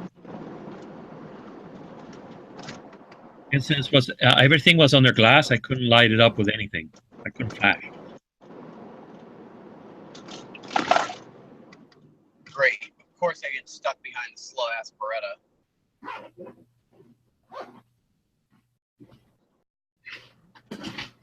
It's funny. It's an amazing gun, but a shitty car. Mm-hmm. A Beretta? Yeah, it's a car. Chevrolet? Mm-hmm. Hmm. What's on here?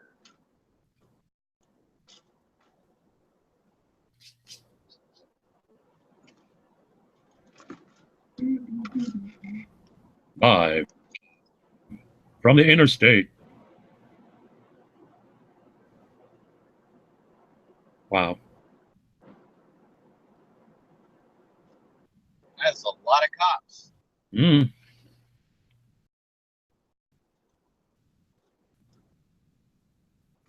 Nice speedy. Wow. Yeah. Wonder what's happening. Wreck. Incident command. Oh, somebody. Oh my God. Yeah, that guy's dead. Ooh. Yeah, that's why they closed the street. That's a mortality, Yep.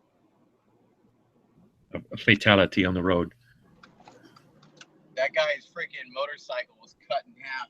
There's no way you walk away from that. Mm. And that is why, ladies and gentlemen, I do not ride a motorcycle. Yes. I drive a car because I have a brain. Right? You know, half of these jackasses on these like freaking street bikes, they're just on borrowed time. They think it's cool to go like 100 miles an hour in a residential, and it's like, dude, you're gonna end up on somebody's freaking hood. Mm-hmm. I used to have one of those watch for motorcycles, but I got tired of seeing so many people on motorcycles driving like mad people, so I took up the sticker. Oh yeah, people on motorcycles are freaking dicks, man. Like I never, you know, if they try to cut through me or whatever, it's like I just block them off. It's like, you're an asshole. They just think rules don't apply to them.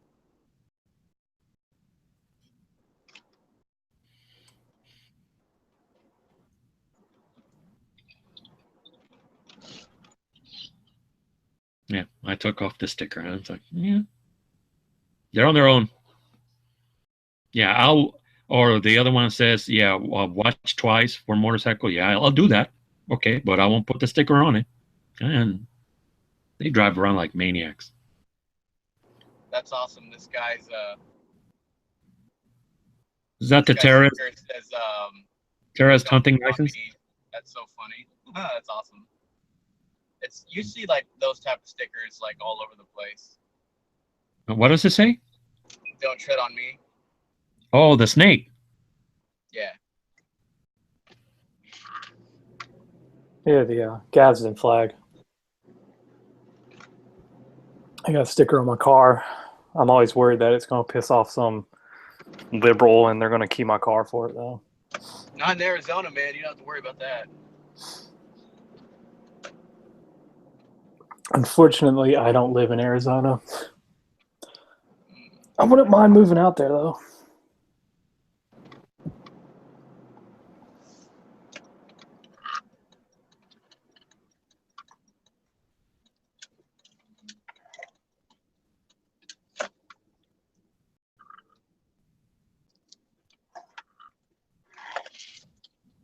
I lived there for a little bit. Just a couple of days.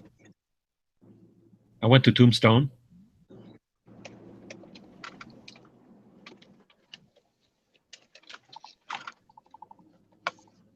Flagstaff. Fine town. Flagstaff wants to secede from Arizona. Mm-hmm. Roll up there.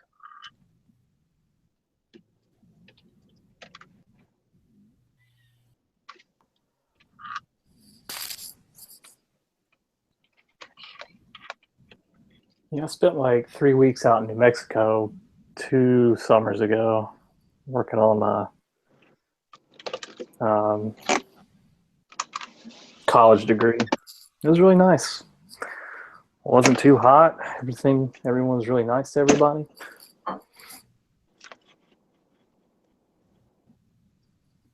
It was different because where I live, there's a lot of Hispanics, and out there, I'd be standing in line at the gas station.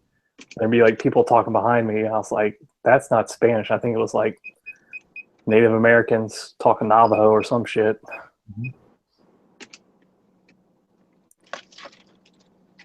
feel like I'm shutting down a plane. Beep.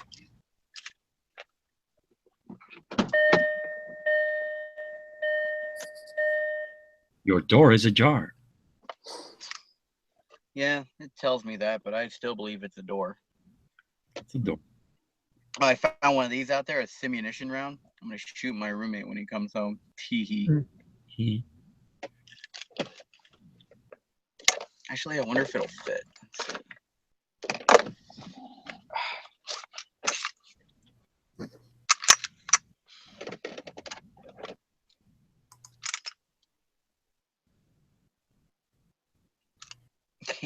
Yep. Oh, he's gonna come right in the door and be like, "Pow!"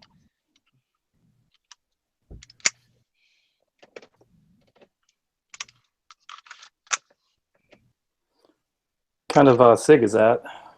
226. It's one of the older ones. Yeah.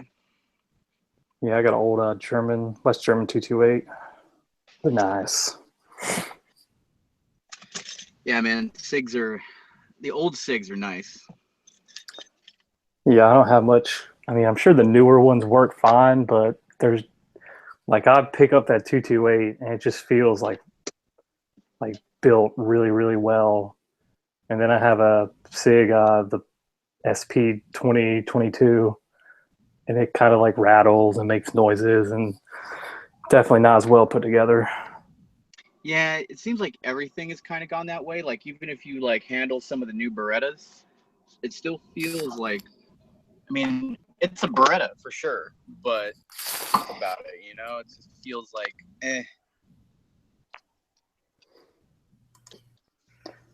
like it could have been done better. I just think that's the way the world's heading towards.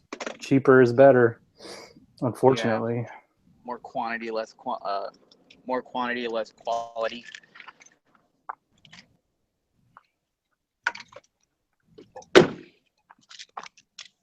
Wow. Moving out here is the best thing I ever did. I mean, like, look at this neighborhood. Like, in California, this neighborhood would be, like, probably about, like, $6,800 a month to rent one of these houses. Actually, I know it would be that much because I used to freaking live in a house that was that much. Yeah, I don't know how people do it in California because I hear it's really expensive out there. It's ridiculous. It's like I was paying $2,100 for a 2-bedroom apartment. Damn. I think the most I ever paid for an apartment was in Wilmington, and it was all included, so I didn't have to pay any bills. And I think it was like $1,043 for a 1-bedroom, but it was a really nice 1-bedroom.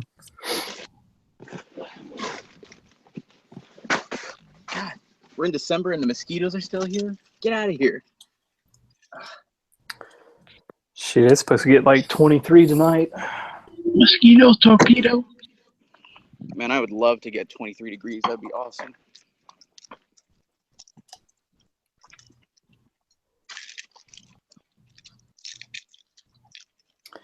Yes, for some reason I still have Taos from when I was out there 2 summers ago saved in like my favorites on Weather Channel. And like I'll wake up in the morning and check the temperature there, and it's like fucking 18 degrees because they're kind of up in the mountains.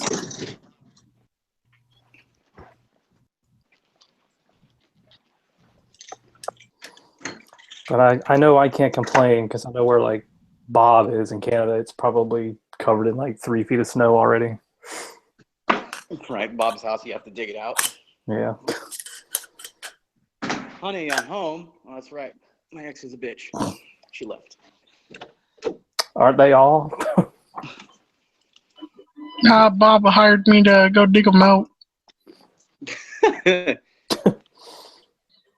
Is that what you're doing now, Mr. Knives? You just fucking said screw the orange career? He tried to pay me in a period of fucking Canadian money. I didn't want that shit. Oh, dude, yeah. I'd get a refund. Be like, you know what, dig your damn self up. Eh.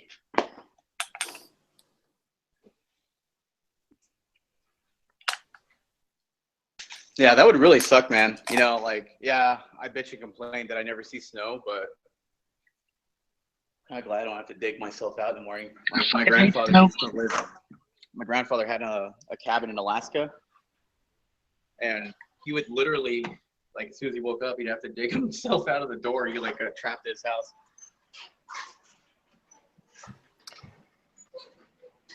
Yeah, we went skiing in West Virginia when I was in middle school, and like this really bad storm blew in, and we woke up one morning and opened the front door, and there was like a snowdrift, probably like 4 or 5 feet high. Like it was so cold, the doors were frozen shut, so you couldn't open the doors. Like there's ice on the inside of the sliding glass door. I mean, it was crazy.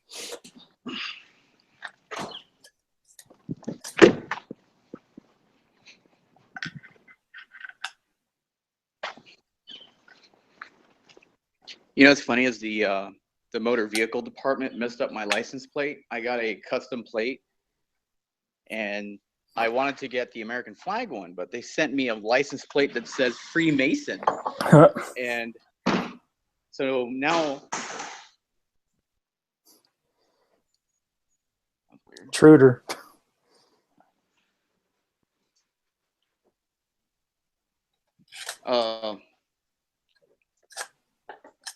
room. Dun dun dun dun. Dun dun dun dun dun dun dun dun. What, do I have a shark in my house?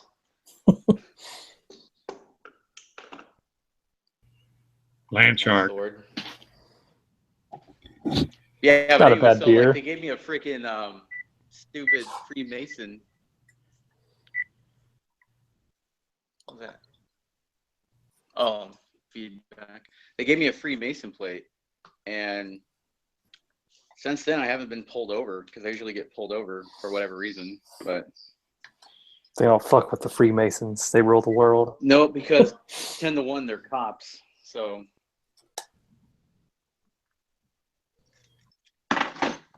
Are you a brother?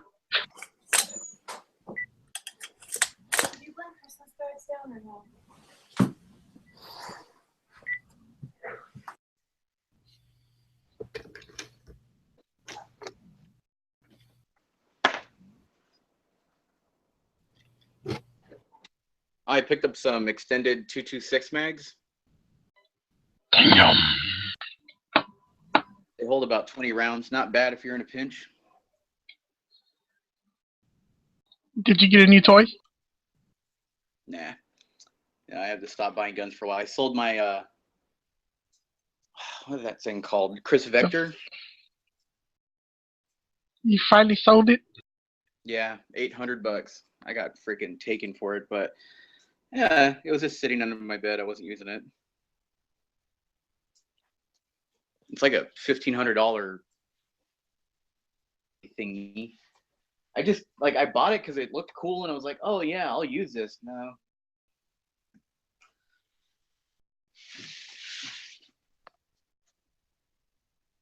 And it just, I don't know. It didn't have any place to put a sling on it. It didn't have, like, it just, I enjoyed looking at it for a little bit, but that was about as far as I went.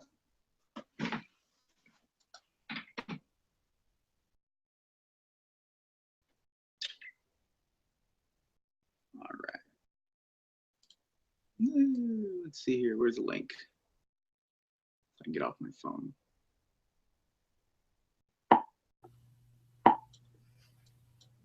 Somebody throw me a link in the main lobby.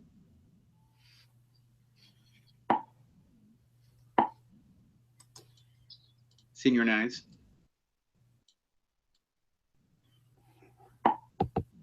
Thank you.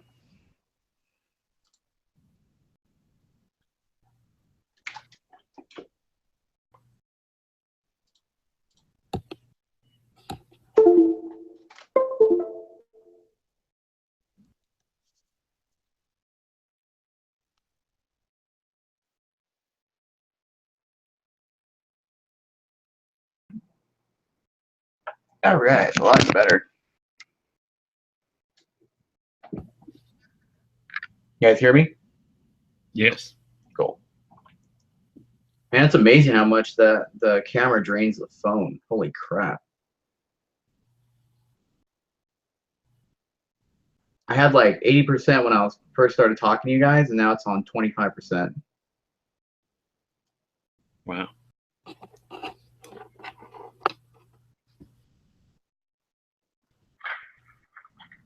Firewood ready.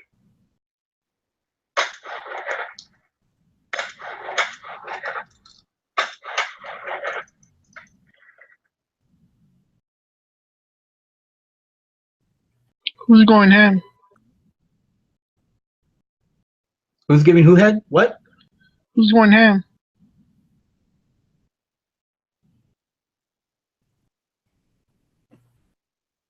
You talking to me, Mr. What'd you say, dude? I'm sorry. Who's shooting right now? Oh, I let my buddy shoot my spots 12 today. Did he smile?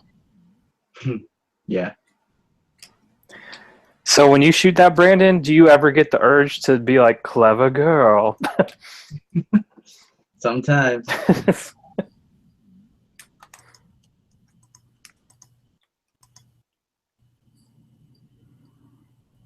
Yeah, if I owned a Spaz 12, I would totally go as Muldoon for Halloween one year Right?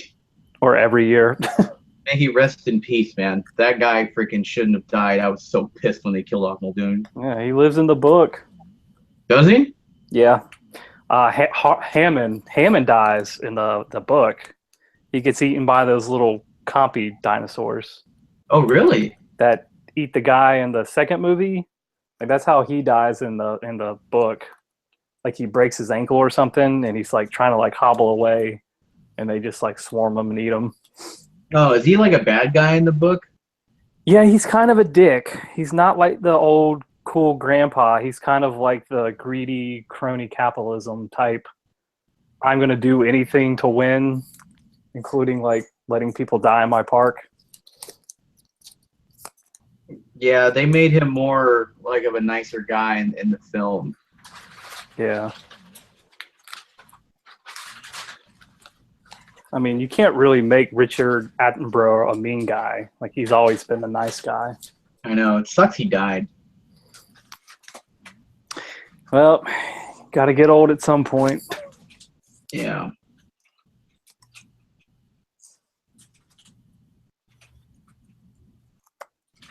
Yeah, the book's really good if you've never read it because they go more into like the genetics behind it and the science behind it.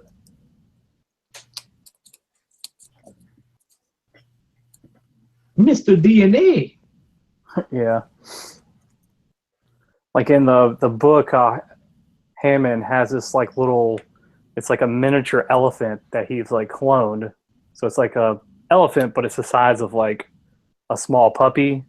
And he brings it around to like get investors to like invest in his company. But then like behind the scenes, like it's always sick and he's always having to like pretty much keep it alive. So it's kind of like shows the kind of ruthlessness behind his character.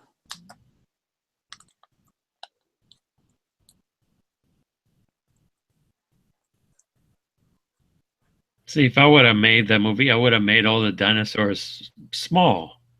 That would have been cool. If they go out of control, you just hit them in the back of the head or something. That would have been smart. What do you mean we're going to make a full-size T-Rex? Yeah, it's funny. It's like when those movies came out in the early 90s, like they haven't figured out that they're all like covered in feathers. So now like the T-Rex is a little less intimidating because he's just like covered in feathers now. Wow.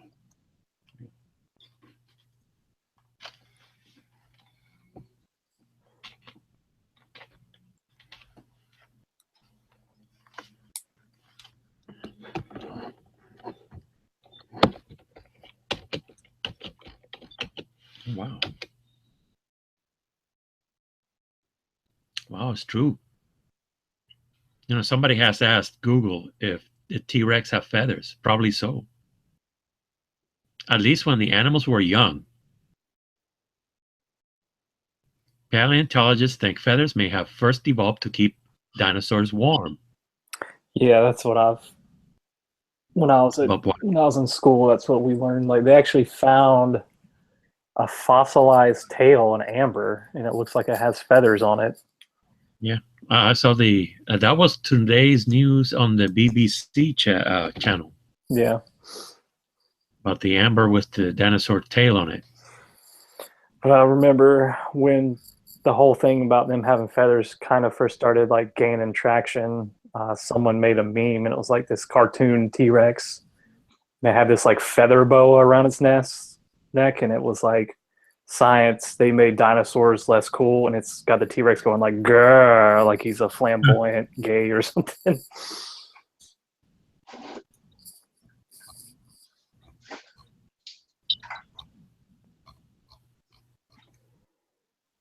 Wow.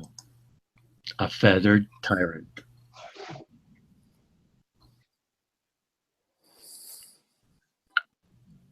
I don't know this. I heard it from somebody. I don't know where the fuck I got it from, but a roadrunner could kill a fucking rattlesnake. A roadrunner can kill an elephant? A rattlesnake. Oh. Oh yeah, I believe that. And I started watching videos. They're like the fucking raptors, dude. Oh yeah, birds are by far. I mean, birds are dinosaurs. They're just Nah, look at them run. They look like raptors. They're little small ass raptors. It's like I think a lot of scientists now considered birds, especially birds of prey, as like direct descendants from dinosaurs. Mm-hmm.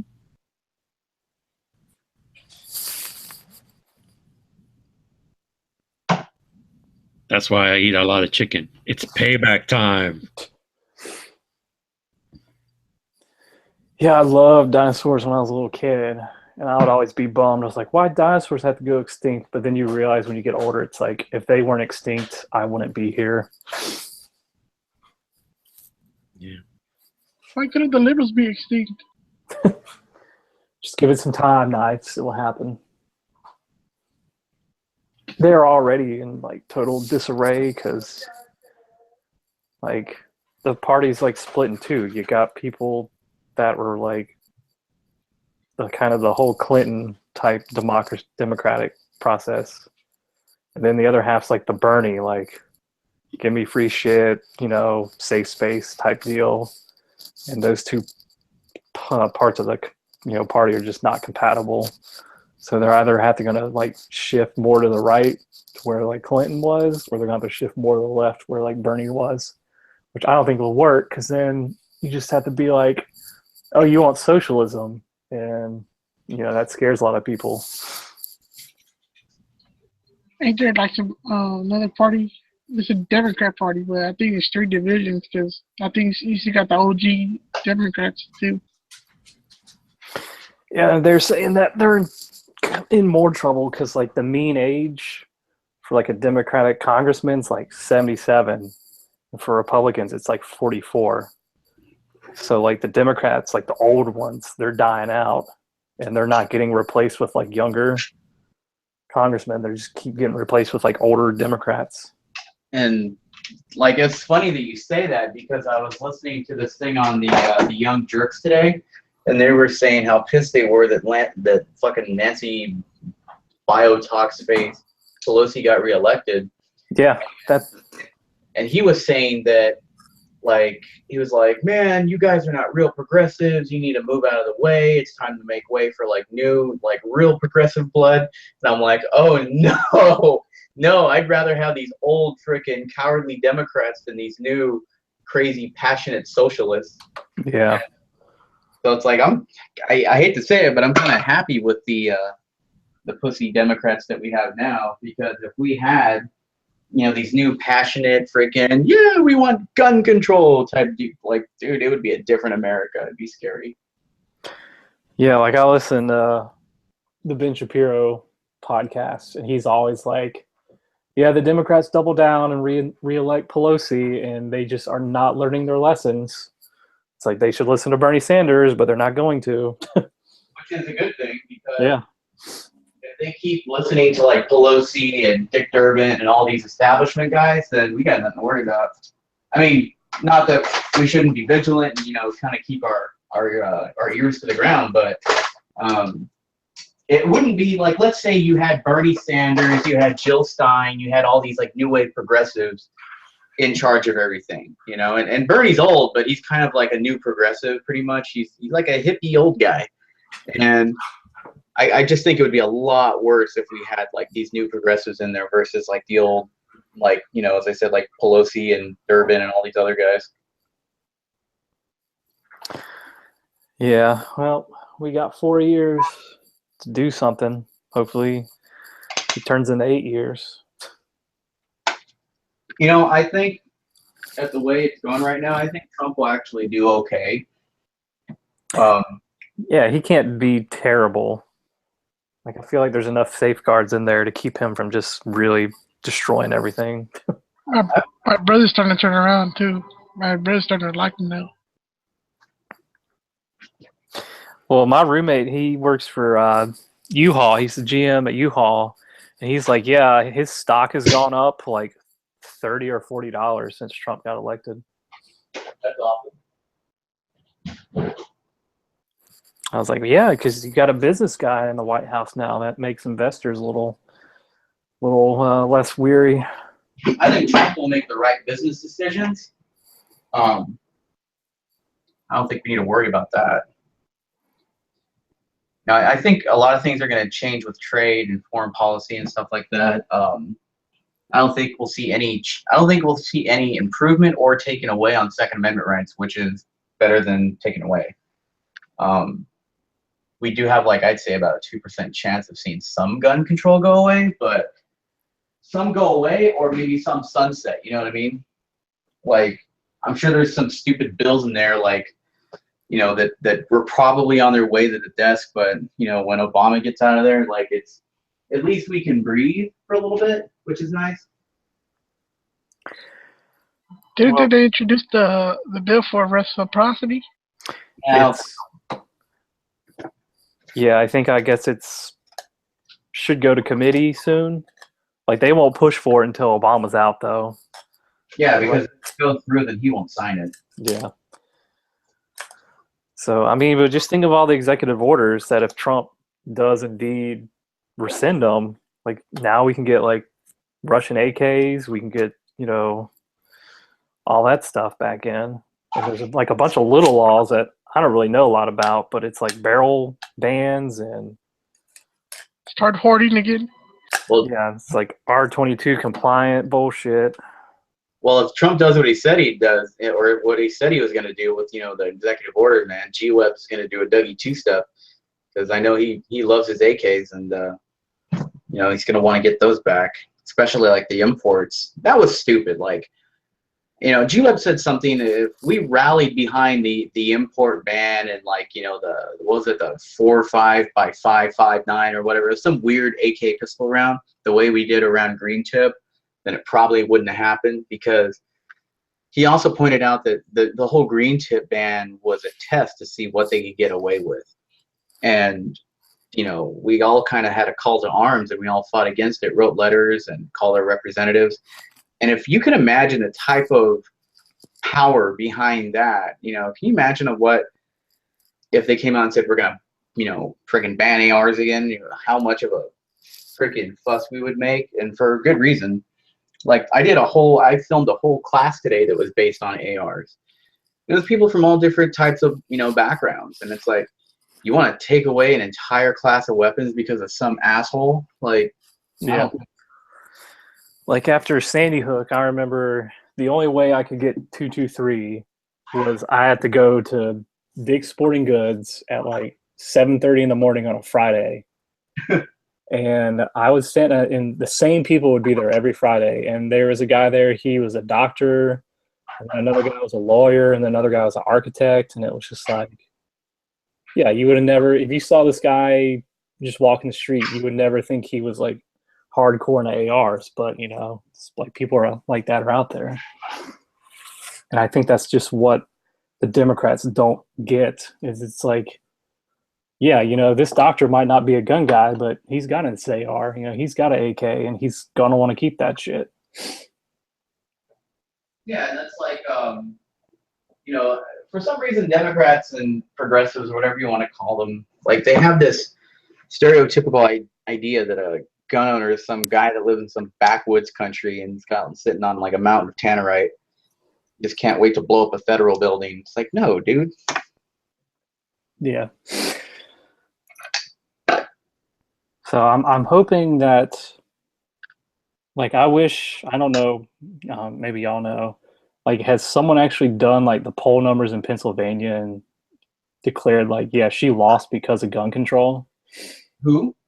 Hillary Clinton. Like, That was a big thing. That was one of the reasons why she lost, because see what these Democrats don't understand is that after one of these shootings happens, gun sales go up, and not just with conservatives, with Democrats too, because they're not stupid. Some of them are, yes, granted.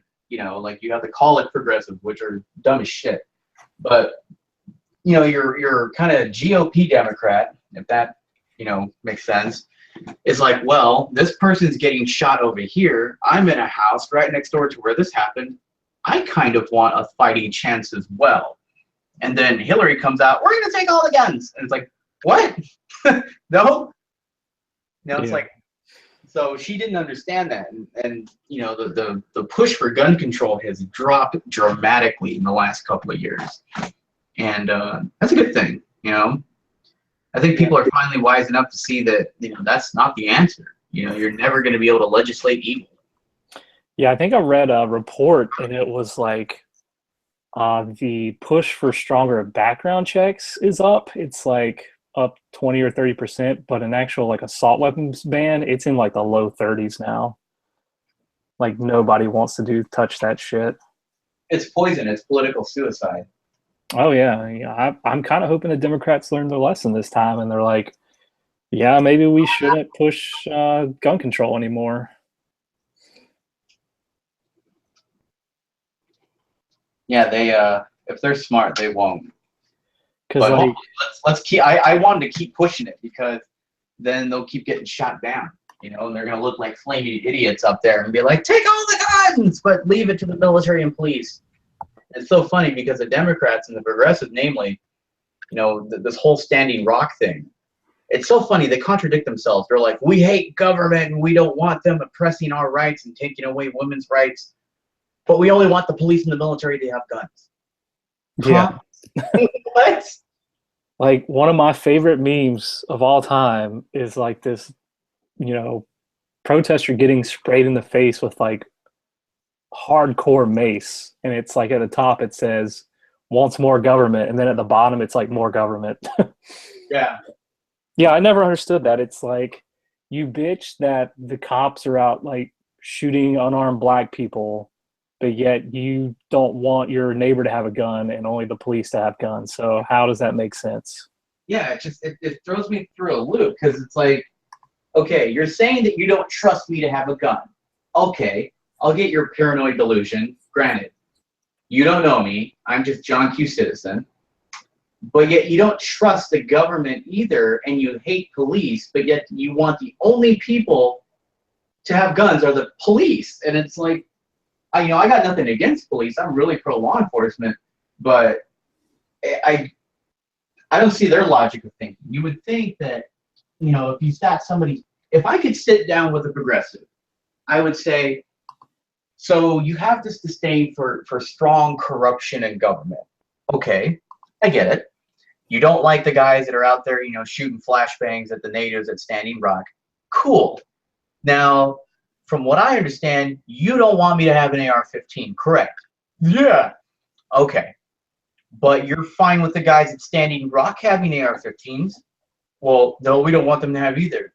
But you guys have said you want guns only for military and law enforcement. Hence law enforcement. Military. Militarized law enforcement.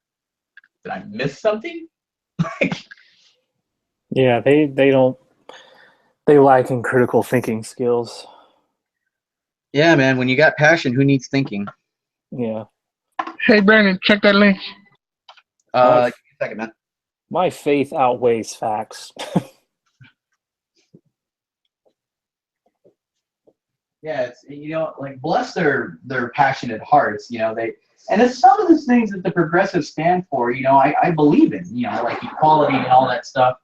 But it comes to a point where there's a difference between standing for equality and forcing a view on somebody. And if somebody does not want to acquiesce to your logic of thinking, they have a right to disagree with it.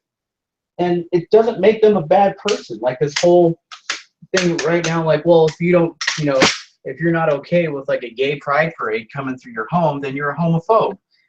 No, it's just, I don't want to freaking, it would be like this whole thing right now. It's like if somebody, like if some progressive social justice warrior came up to me and said like, hey, do you want to go to a gay pride parade? No, man, I'm good. You must hate gays. You must be a Nazi. What, you hate black people too? What? No. Yeah. It's just not my thing. Yeah, I mean, like, all for it, man. Hey, if you want to be gay, dude, you want to, freaking, dude, go for it. I will stand right next to you, man. Freaking, hell yeah, those are your rights, and nobody has the right to take them away. Just like nobody has the right to take mine away either. But would you stand with me while I stand with you?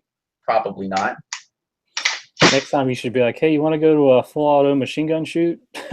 Right? I'll go to a gay pride if you go to a full auto shoot with me. Come on, we're both, exercising our rights here, and we're both enjoying our freedoms. So, let's do a trade-off.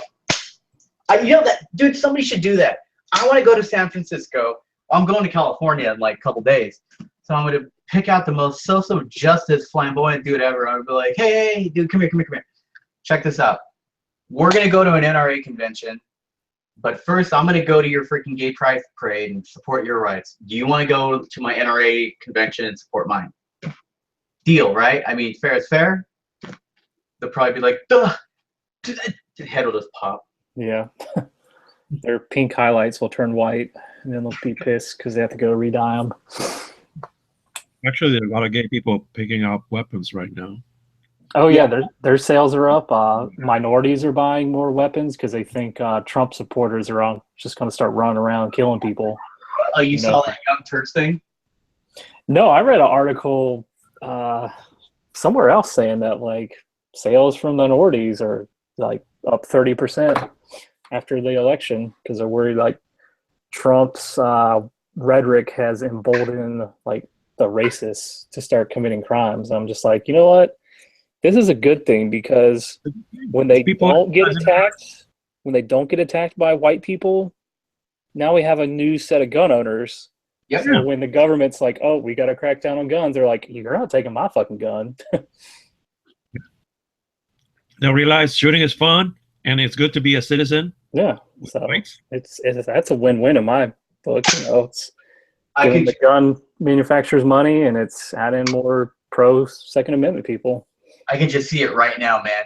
I can see it. They're all like, all right, man, hold your fucking rifles, okay? The white people are coming any second. Here come the Trump supporters. And they're like, dude, this gun's getting really heavy.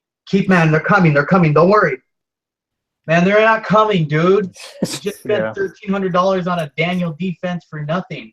Well, you got a new hobby. This is true. Fun. And meanwhile, we're out the range, and they're like, hey, man, we don't know how to shoot. We bought these because we thought you guys were going to set our houses on fire. Dude, we've been here the entire time. Freaking fall in. Grab a lane. Well, that's what I told one of my gay friends on Facebook after the whole Pulse Club shooting, because she got on there and was just like, I don't feel safe walking around. I don't feel safe going to the club, yada, yada, yada. And I was just like, here's what you do. Go get some training. Buy a firearm, learn how to use it, because you and you alone are responsible for your own damn safety. Not the police, not the federal government. You and you alone. And of course, she didn't respond back, so I'm assuming that probably pissed her off. Well, she saw the light. Yeah, or she saw the light and was like, you know what, he's got a good fucking point. Yeah, there's nothing more like, well, yeah, then I worked at a gun shop for a little bit after the Pulse nightclub shooting, and there was all kinds of people from the LGBT community coming out in defense of, like, Second Amendment rights and everything. I'm like, that's a good thing, man, because people are people world over, and nobody should ever be shot for what they believe in. unless you're a crazy, like, freaking, you know, radical terrorist, then by all means, fire away. But, you know, like, just because you enjoy a different lifestyle or because you know, you freaking just whatever. Nobody should ever be shot. And fuck that guy for doing that. And I'm glad that a lot of people from the LGBTQ, whatever that is now, I'm sorry, I can't keep up, community are, you know, taking up arms against that. Because, you know, what you're going to see, man, they're going to be in there, and some dude's going to be like, Allahu Akbar! They're like, fuck you. Bah! Yeah. I'm going to kill the gays for Allah. Nope. Douche, douche, douche. There should have been a hashtag. It's like, just because you like sucking cock doesn't mean you can't carry a Glock. That's funny. Oh, wow. I don't know if that would go over well, but it might be an inside like joke with the I community. hope the terrorist is shot with a pink gun. Right? Can you imagine that? The dude gets up there for his 71 virgins or whatever it is, and he's all like, I did what you asked. I died for my cause. Yeah, but you didn't kill anybody. You got shot with a pink gun. No, please, Allah, please. I'm Hey, sorry. Brandon, I found your closet, dude. What? I found your closet, man. You found my call on the ground? No, your closet. Check that link. All right, give me a second. Then I have to sit, dude. If I sit down right now, like I'm cleaning my room, so if I sit down, I get super lazy. So give me a second. Room. I'm cleaning my room. Don't bother me. Want to mow my lawn? How much? $5. Is that the going rate? Do I get freedom? Get free when you move out of Cali. I'll give you a few more months, man.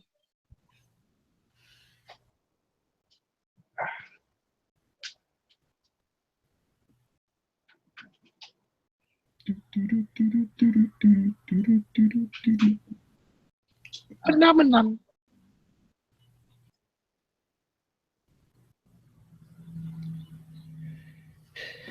Be right back. I need a drink.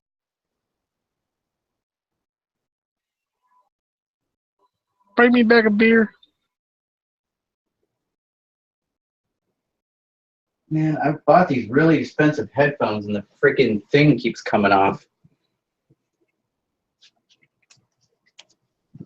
What are those? Howard Lights.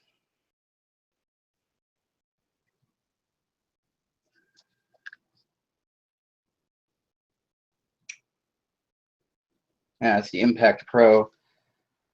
I need to get some different ones. These are not really all that great, and I can't even access the battery.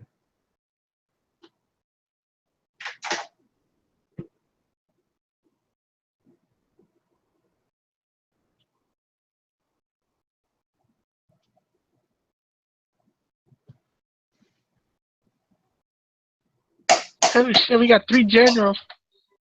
Hmm? We got 3 generals. We have 3 generals. 3 colonels. You in Flippy's army or what? No, they got that Mad Dog dude. They got some other dude. And you got one more guy coming in. Oh, Flynn? Yeah. That dude is he's not real well liked in the Muslim community. He says that Islam is a cancer. I just hope we don't end up with Pateres, that army Oh. guy. Yeah, Petraeus, that guy's a prick. And kiss my ass, dude. He's anti-gun. He's freaking, yeah. I don't know how they can get Petraeus, considering Trump's whole spiel was you can't trust Hillary because she had a private email server. Whereas, like, Petraeus was actually charged with, giving out classified information to his, fuck buddy, essentially. Yeah, man, he was selling secrets. Or whatever. And I remember this one person that was like, at least he admitted it. Oh, well, so that makes it okay then. Yeah.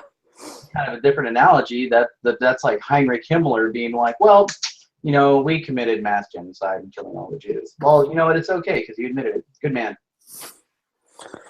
He said he's really sorry. Yeah, he's really sorry. You know, he tried to save some face. Wow, this is fucking weird. Why is this fucking? There you go.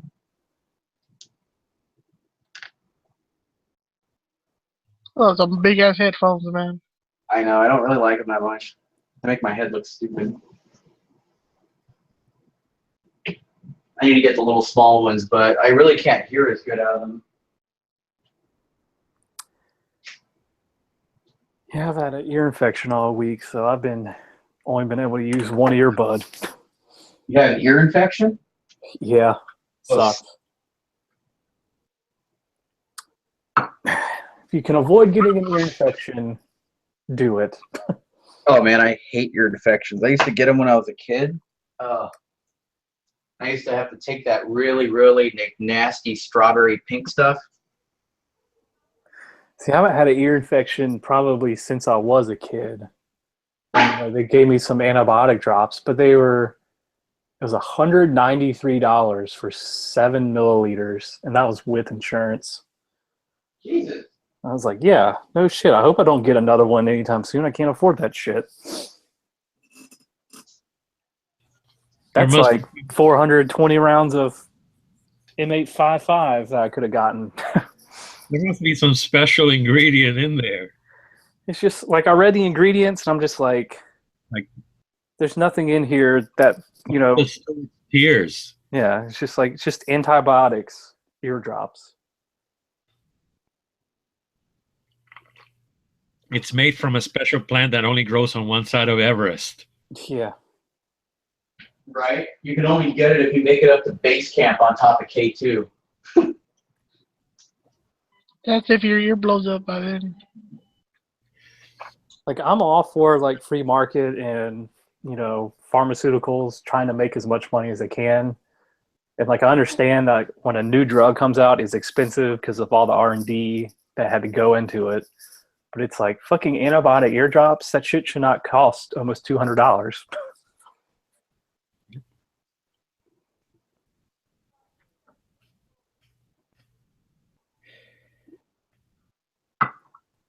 It's like I should have just told Bob.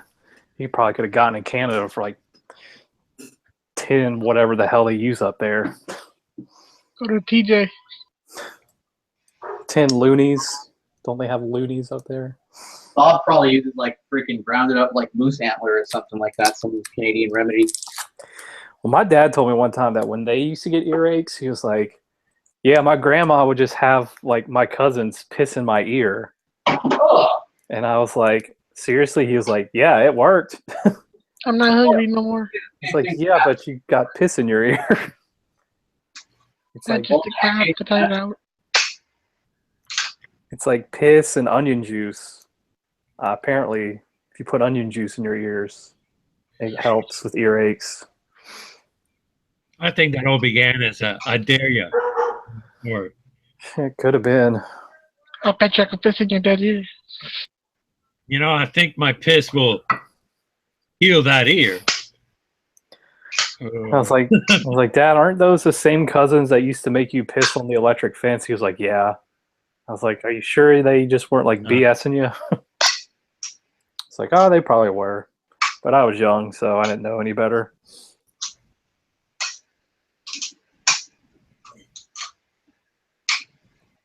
It all began with, hey, watch this. I found these simulistic. Yeah, I showed you guys already. But I found one live one out there. They're cool little things, man. You can What also is that? the simunition round. Oh, yeah? Is it it's a 9mm one? Yeah. Yeah. So what is it just like a little rubber BB or paint thing in there? It's a little piece of chalk, at least that's from what I can remember.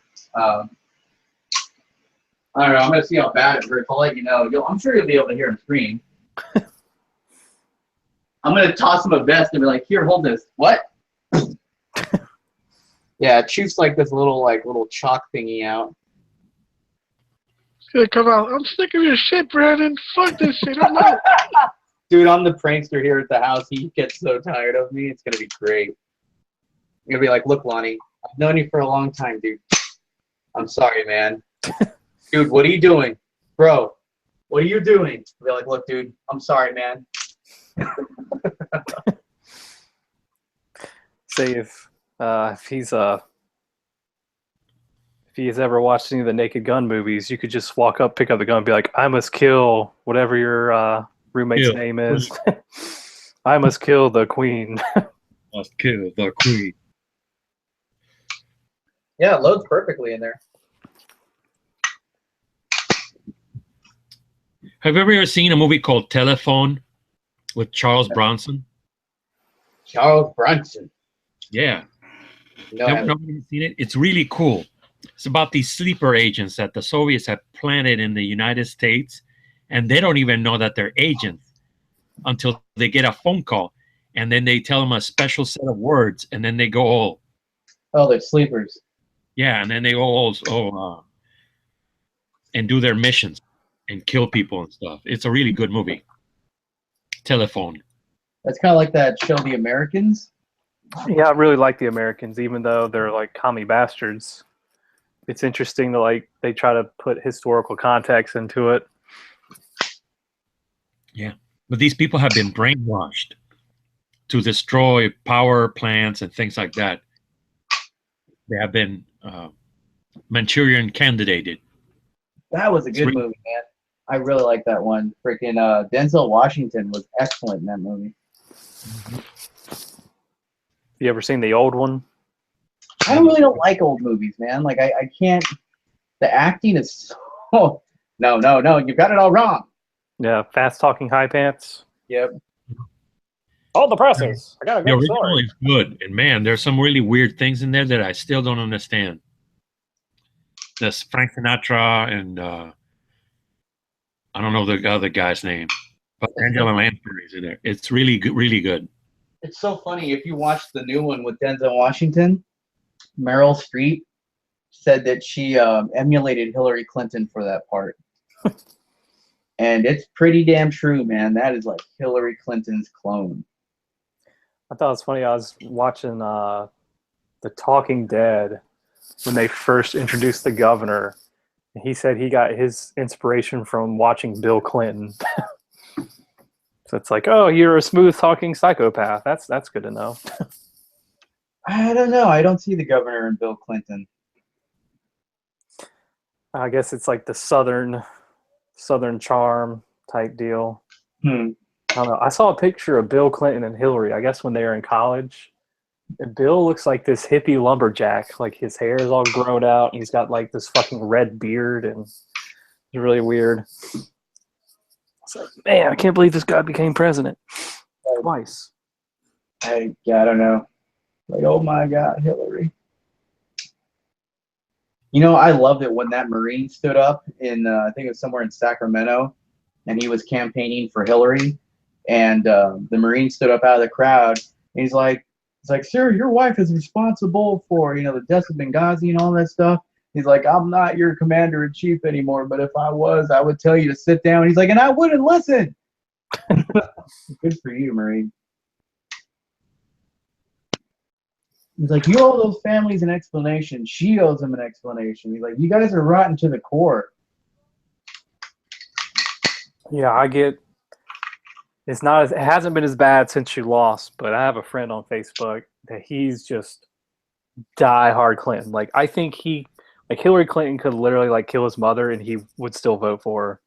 But I was just trying to tell him, I was like, you have to admit that she was not the best candidate, and he just refuses to admit that she wasn't that great of a candidate. Even the progressives hate Hillary Clinton. Like, Oh yeah. Like the Bernie people, which is like the regular progressives, and they're fucking Democrat as fuck, and they hate her. They're like, no, she's a flawed candidate. We don't want her. We want, freaking crazy socialist guy.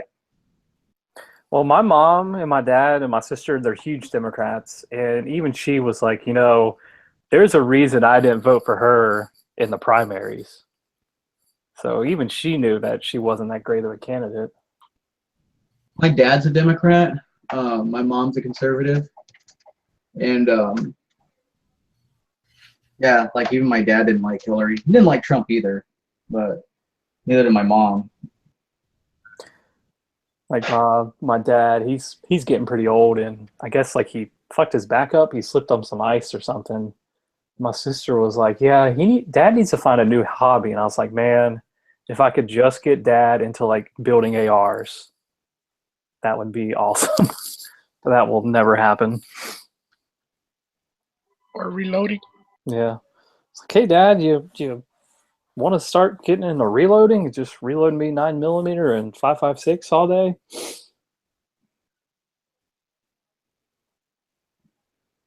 I'll pay you. Yeah.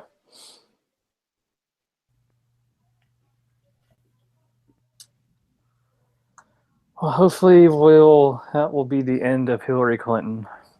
I hope she just disappears into the swamp. Crawls back into the nether regions from which she came.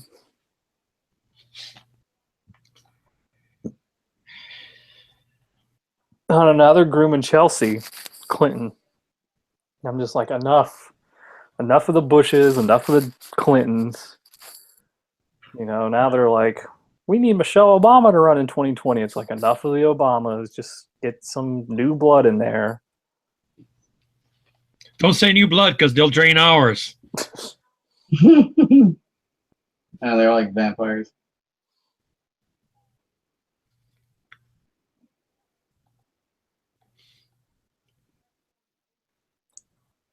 Because, like, as much as I would like a libertarian to win, that shit's a long ways away. So we have to find someone in the Republican Party that, you know, could potentially run after Trump. And soon, you know.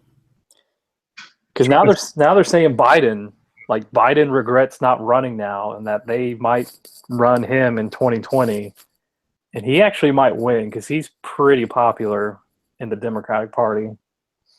How old is he, though? He's got to be in his 70s at least.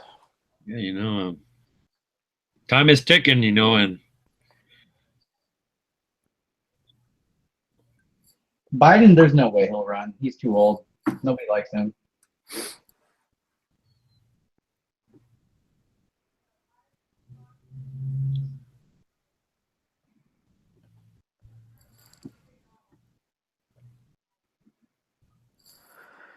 Well, hopefully Trump, you know, does a decent job and enough people agree with that and they reelect him, and the social justice warriors, they just die out or find something else to bitch about.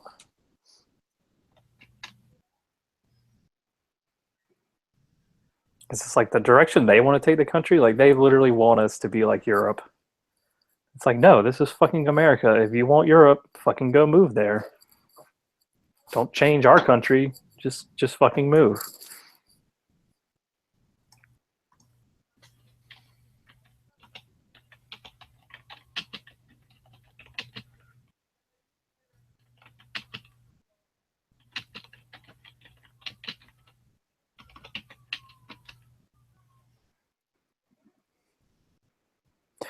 Moon said, beware of who they run next. It could be Oprah. Let me ask you guys a question. So, my friend, who's a girl, just had to move apartments temporarily because she found mold in her apartment. And she just said that the guy that came to do the test on the mold and stuff like that just tried to sexually assault her. Now, normally, I wouldn't share this with anybody, but she said that this guy tried to assault her, tried to force himself on her, and now she's saying that she doesn't want to call the police because the police won't do anything, and if he finds out, like, she's worried about her safety.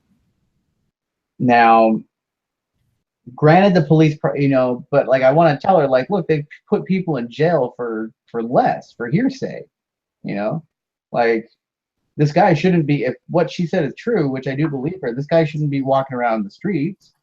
Like, maybe he could do it to somebody else. Yep. He has to be stopped. Who knows what he'll do next time he gets a chance. Tell her about reporting him to the company and demanding my money back. Hmm. She's like, I'm gonna get him fired. No, put him in jail. Yeah. Tell Like- her you have a big enough bed for the both of them if she wants to come talk about it. Yeah, you might take it further than that, dude. You never know.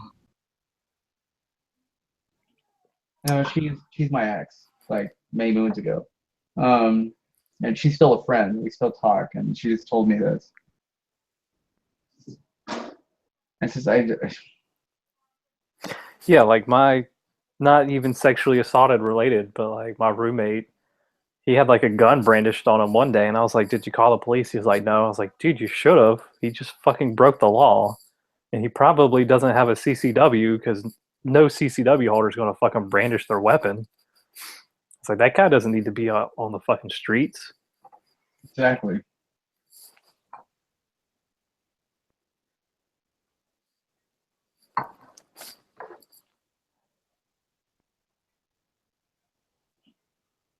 Yeah, I don't know why. She's probably scared or something.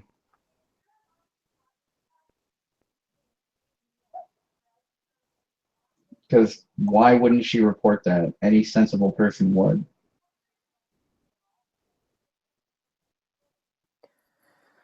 Well, sense is running on short supply these days. Not saying your friend is like senseless or whatever. No, you're right.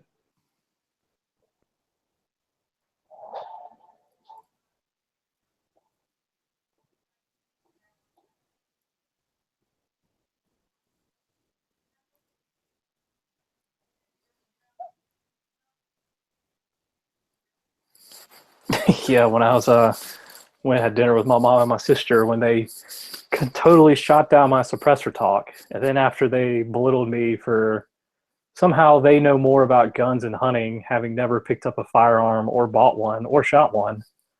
My mom was like, "Oh, why don't you go show your brother what you got your baby?" She's about to have a baby, and she brings out a baby pillow and a pacifier lanyard, and it's like a collage of like Hillary Clinton.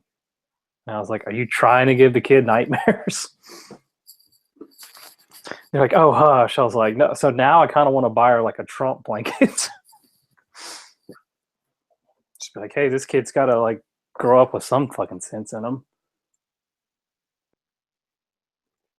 And then my mom was like, "Yeah, if it's a boy, you can take him hunting and fishing." And my sister was like, "He's not gonna go fucking hunting." I was just like, "Well, he might not go hunting for the first 18 years of his life, but after that, you really can't tell him what to do after that." I was like, "I hope it's a boy, because if I don't have any kids, I need someone to leave all my cool shit to."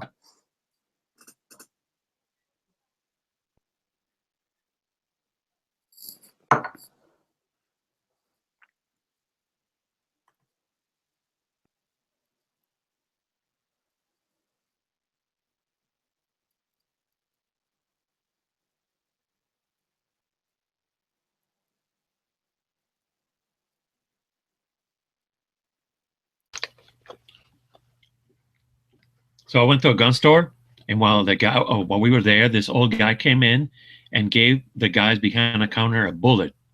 It was an old bullet, and it looked like a rimfire. It had an H on the back, and it looked like lead with 3 ridges on it. And it could have been a Spencer.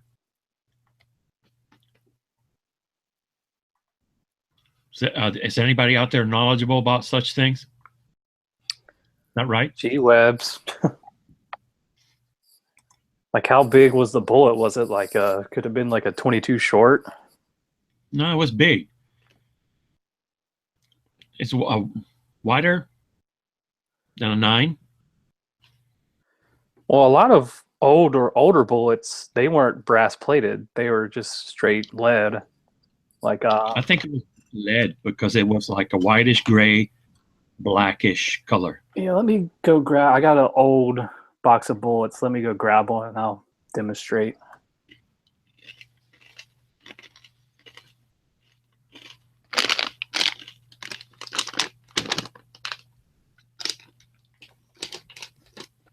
Yeah.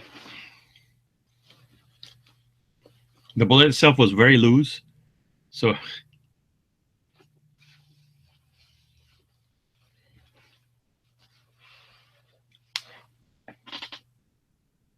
hmm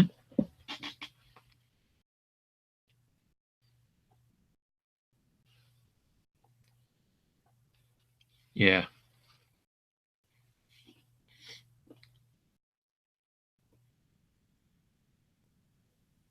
I wish I would have taken a picture of it, but I didn't have my camera with me. My phone camera doesn't work. Really, really bad. It was interesting. The guy just brought it in. The guy behind the counter said if it would have me, I would have thrown it away. Yeah, I don't know when they actually started really brass plating bullets.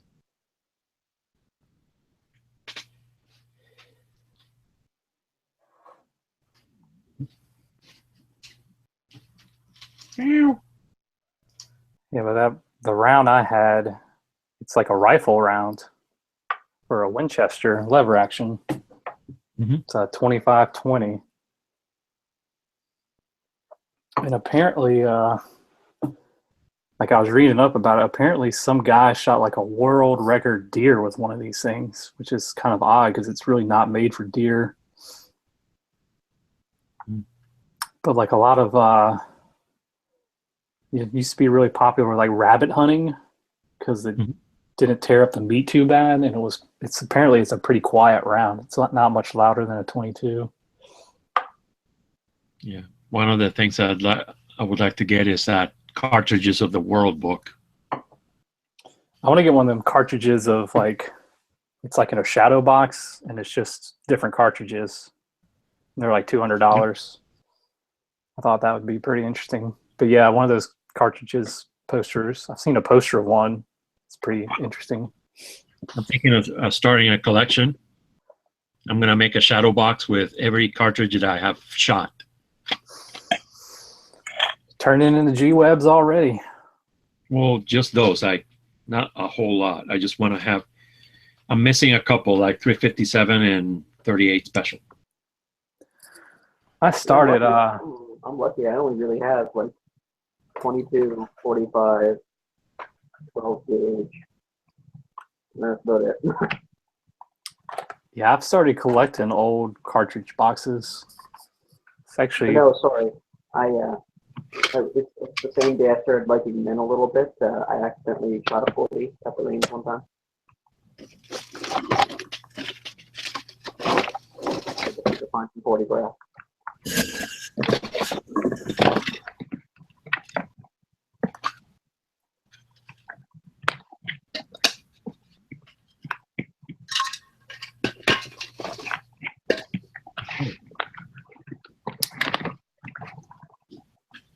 So,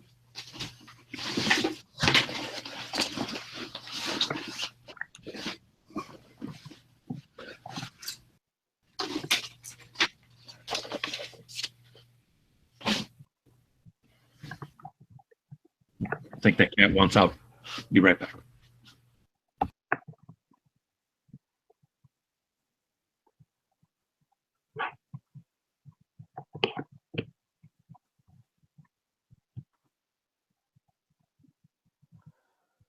oh, what's going on, Tyler? Not much. Conflicted and looking at firearms.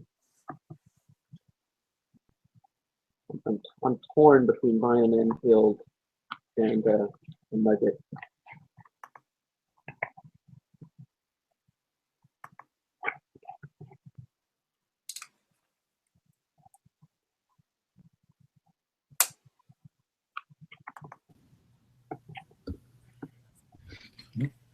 He lied to me.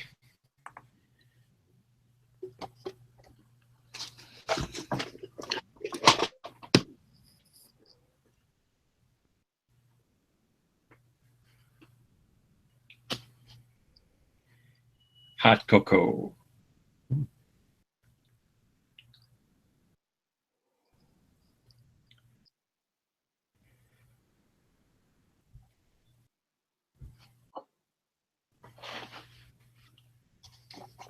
You all are nice and warm out there in TV land.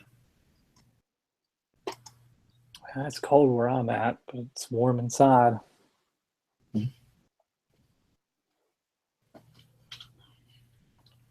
I was supposed to be visiting my sister in Jacksonville. I don't think it's going to happen. Probably next week, I hope.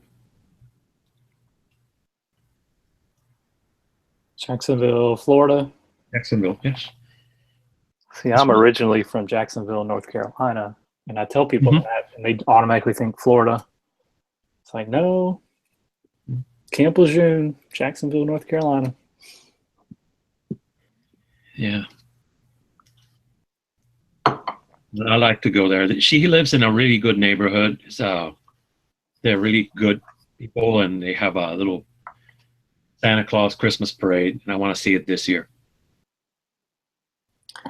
There was a shooting not too long ago at a Christmas parade, kind of close to where I live now, but I think it was like gang related. I'm pretty sure it was gang related, because most shootings are. Yeah. Yeah, they like to just kind of leave that fact out when they run the numbers. There was a shooting at a football game the day after Thanksgiving. It was gang related too. Well, yeah, that's what Bloomberg. That's what he uses for his like. There was 500 school shootings last year, and it's like, yeah, except like probably 90% of those are like at 2 a.m. between the Crips and the Bloods. You know, that's not a fucking school shooting. It just happened on school property. This lady I know on Facebook said something like, there are 300 million guns or something like that, and said, trust me, if there was a problem, there'd be a lot more people dead. Yeah, it's like, if you take the amount of guns per person in this country, we're like one of the safest countries on earth. Mm-hmm.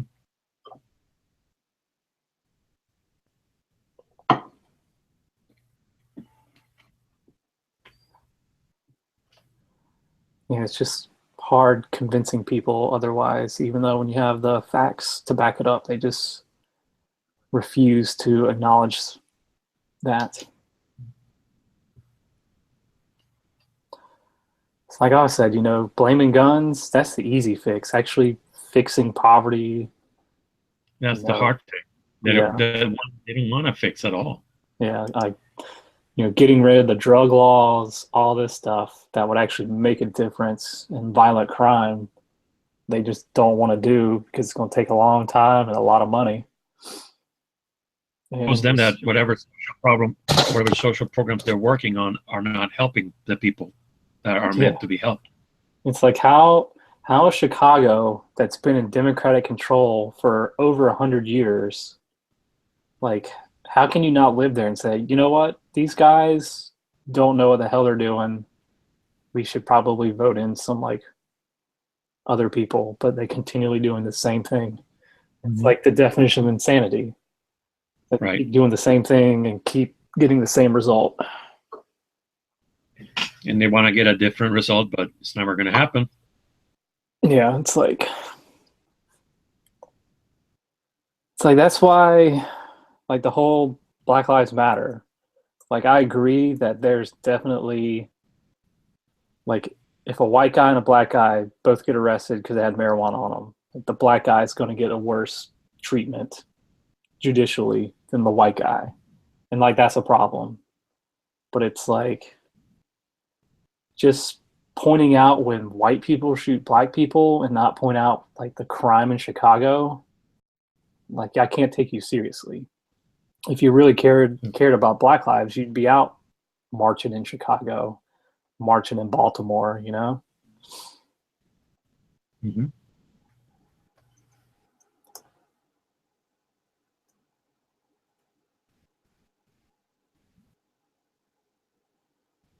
I don't know, but some of the minorities I work with, like the younger ones that were like Bernie supporters, I think they're kind of wising up to it because they're, at this point, they're just like, you know what? Democrats ain't gonna fix shit. Republicans ain't gonna fix shit, you know? But some of the older minorities I work with, they're all gung ho for Clinton. Didn't matter what she Democrats are did. Yeah, the Democrats are not going to fix anything because they say, well, you're going to vote for us anyway. Oh yeah, that's the only way they get a. Like, I'm already predicting that I think he's a senator. Right. I think he's a senator from New Jersey. I think his name's Cory Booker. Yeah. I'm already predicting that they run him in 2020 because they need the black vote, and he's a black guy. And like, I'm sure he has he probably has more political experience than Obama did. But like, I think this election showed them that the Democrats can't count on the minority vote unless there's actually a minority running. So I think they're going to be like, well, shit, we got to run a black person this time. So I'm guessing that he's going to be at least in the primary section in 2020. Mm-hmm.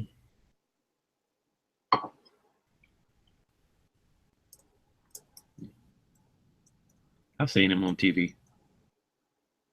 He's from Georgia. Yeah.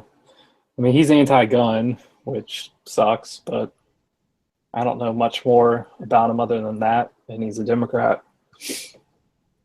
He was on Clinton's shortlist for VP picks, but they didn't want to get him because if he would have won, then Chris Christie would have picked his replacement. He's a Republican, so they didn't want to give Republicans another seat in the Senate, which is the only reason why they ran Tim Kaine, is because his governor was a Democrat, so they would have put a Democrat in office to fill a seat. It's all calculated. Oh, yes. Although they did some bad calculations this time. Yeah.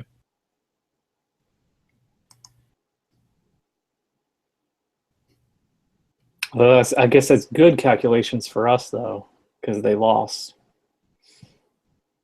For every person that loves liberty. Good thing.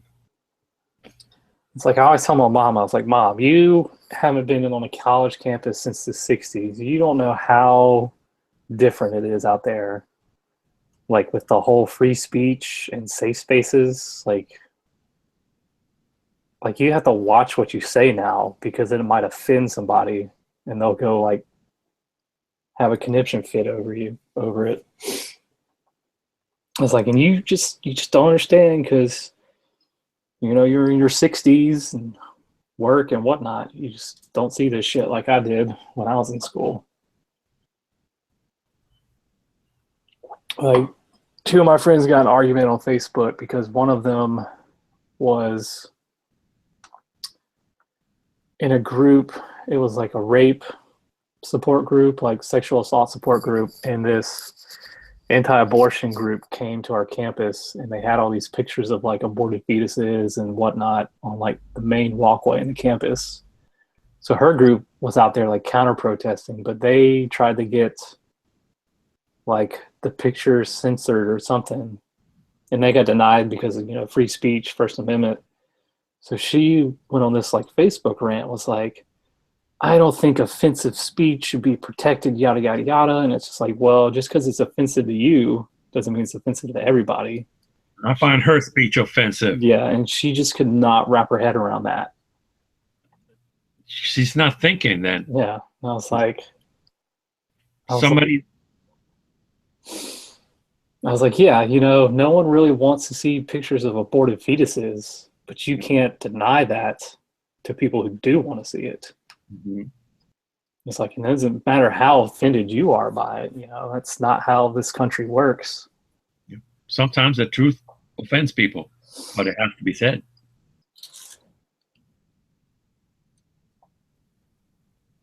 Imagine if during the Second World War, somebody put a picture of people dying in a concentration camp. It's like, well, it is offensive, but it's happening and it has to be stopped. I'm a firm believer if we had to refight World War II with like the generation now, we would lose. Yeah, we'd be toast. Yeah, because like people just don't have the stomach. Yeah.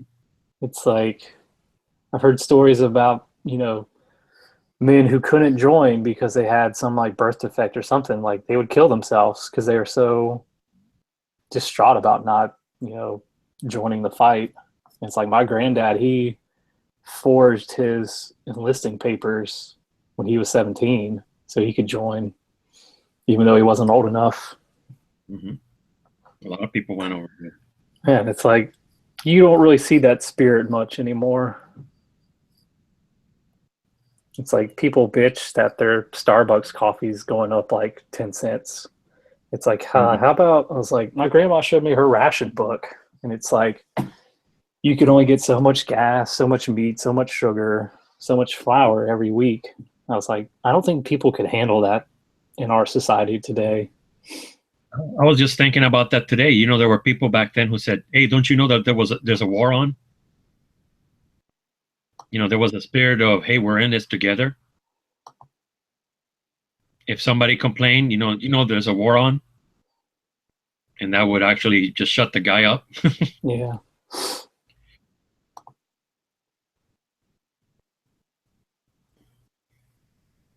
It's a totally different people, a totally a generation of tough people. Sad. They're not around. Well, there won't be much longer. And this guy, I might have said this before. I was in high school, and a guy had just his girlfriend broke up with him, and he says, "Oh, this drum teacher that I knew, he was a World War II vet."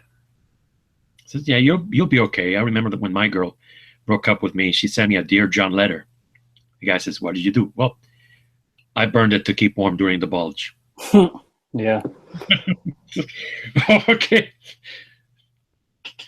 Yeah, one of my old roommates, his girlfriend's grandfather, he fought in the Battle of Bulge, and he lost an arm and a leg because he got shot and got ran over by one of his own tanks. But he had like all his medals in a display box, and it's kind of taken in awe about it, Yeah. One time I made the mistake of complaining about the heat in front of a guy who went to the Pacific. He said, "This is not heat." He was in a landing ship tank in, I think, Guadalcanal or something like that. And I said, "Okay, you beat me. This is not, I shouldn't complain. When I was your age, this stuff." That's what my grandfather served on. He was I guess it's the 40 millimeter quad gun. He was a loader on one of those LSTs. Later in the war, I think he was in Okinawa or Iwo Jima, one of those big campaigns. Yeah. The stories. How one time I was reading a book about sub chasers it's a book called Black May or Black April or something, about the worst month in U-boat casualties. And just then, while I was reading that, I met a guy. I just sat in a park in a place called Safety Harbor, and a guy next to me, we started talking, and he was a sub chaser, and he was stationed in Iceland. It's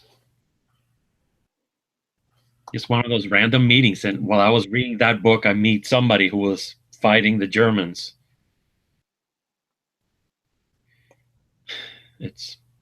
But we probably won't be meeting them again.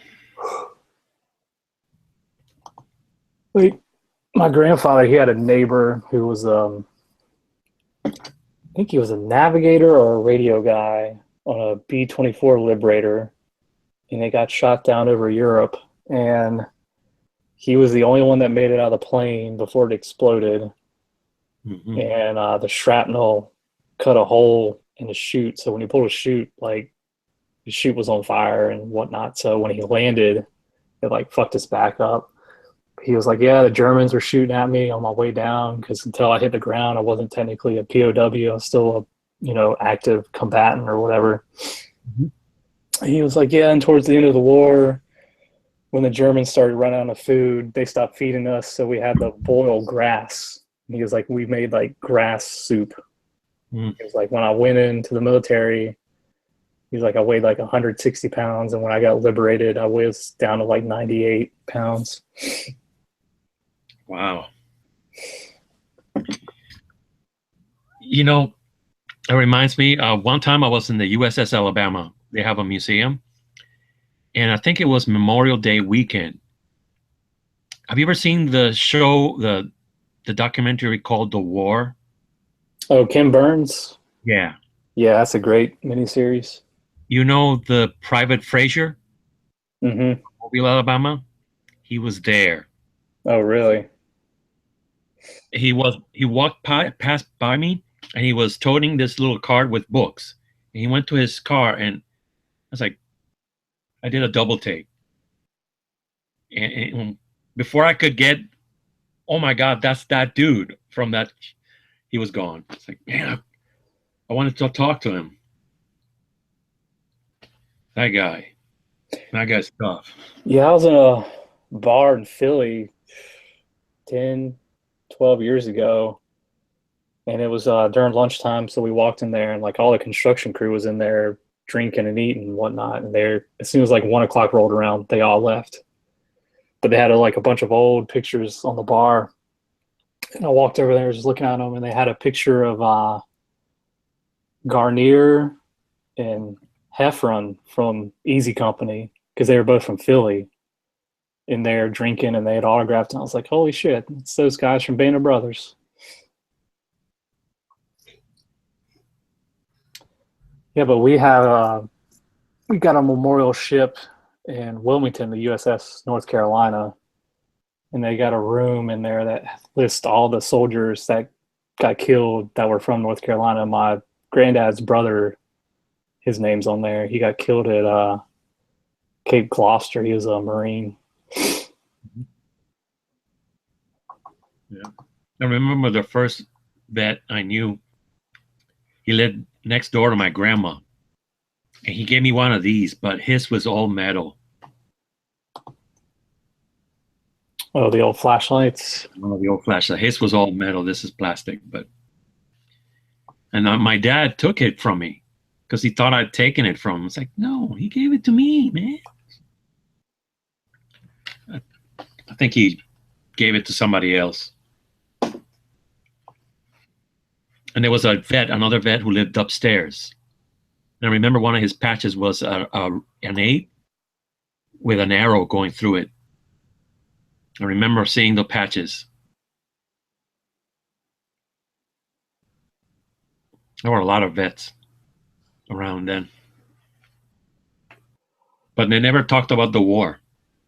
Oh, no, my granddad, he never discussed it. He told me how he got his Purple Heart, but that was about it. He told me that, and he told me that his captain was like a total dick and like the kamikazes and whatnot, but he never like went much further. I think it was too painful for him to bring it up.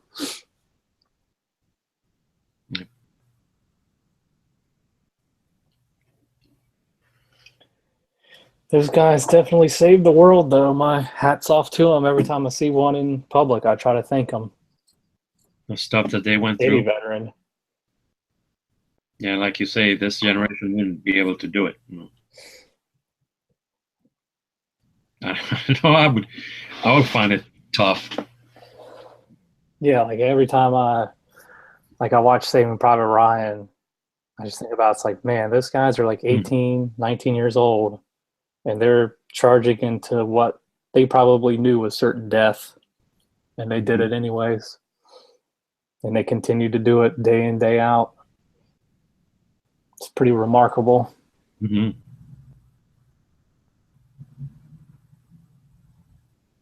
Yeah, I can't watch that movie the whole way through.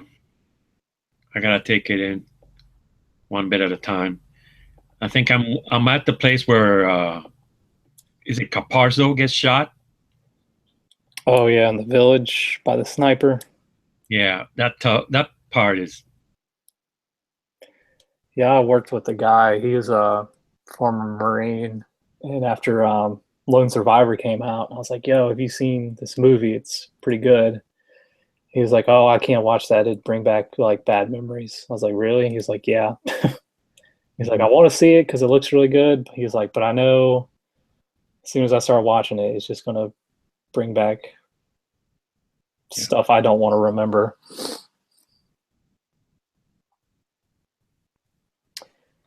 Saving Private Ryan, the good one though. Mm-hmm.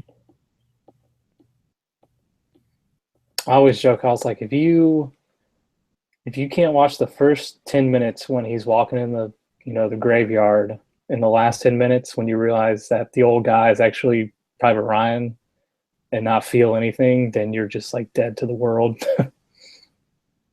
Like me and my ex watched it and she hadn't seen it in a long time and she was just bawling at the end of it. Mm-hmm. She was like, "Why did you make me watch this? This is so sad." I was like, "You said you wanted to watch it, so we watched it." Yeah, it's got to be watched so the people can appreciate what those guys went through and what we are over them. Yeah, I think that movie was, I think I was 14 when that came out, and my dad took me and I think 2 or 3 of my friends to see it.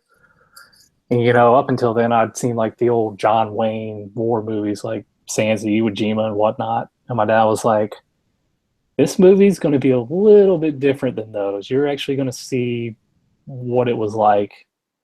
And like I remember seeing, I was like, when the ramp goes down and those guys just start getting mowed down, I was just like in total shock because I had thought they couldn't do that. My dad was like, "Oh no, they would do anything they could to kill a soldier." That was their job at the time. And I was just like completely blown away. I was like, damn, I never imagined that this is what they had to go through. And the guys getting shot underwater.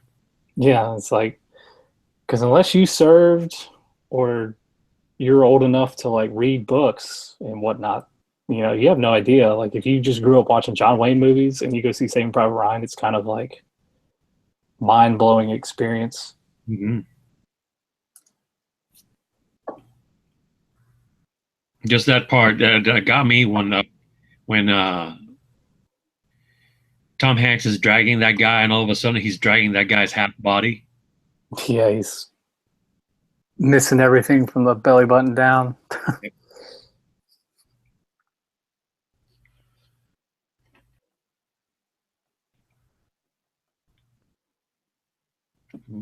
We got to thank them that we don't have to go through that. Yep. Say, I don't speak German because of those guys. Or I'm actually here because of those guys.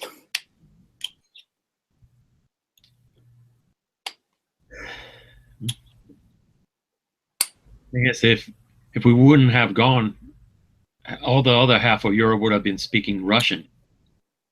Yeah, eventually. Yeah. I don't know how far west they would have gone. Probably Spain and Portugal. Well, I kind of agreed with Patton when he's like, what we should be doing is rearming the Germans and fighting the Russians. Because he kind of called it then. He was like, these are the guys we got to worry about. Yeah.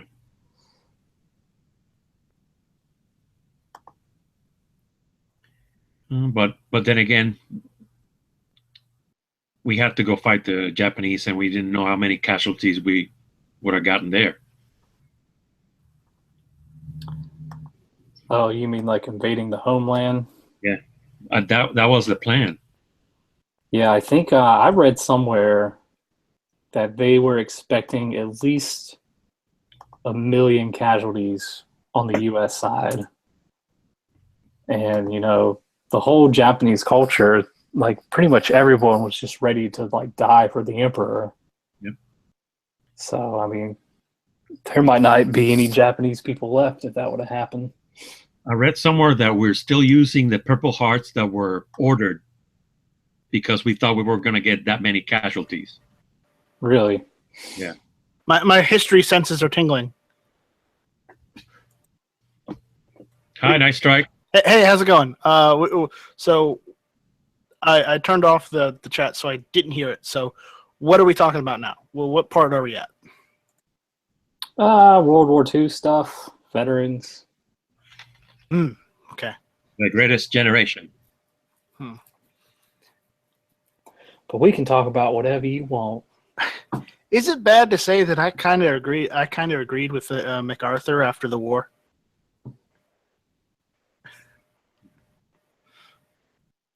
What did he say again? Refresh my memory. The thing that got him removed from being general? Oh, we should go all the way to the Yalu. Oh, No. Korea? No, it's like if people start shit with us, we should just nuke them. Oh, that's bad.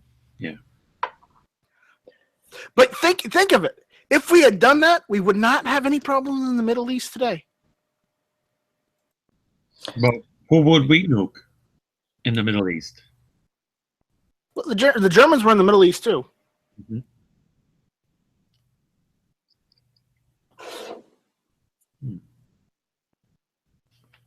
They're fighting all over Africa. So Lord knows that they got there. They got into the Middle East at some point too.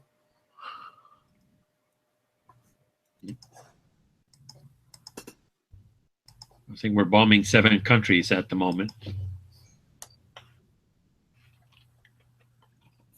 Yeah, but anyways, yeah.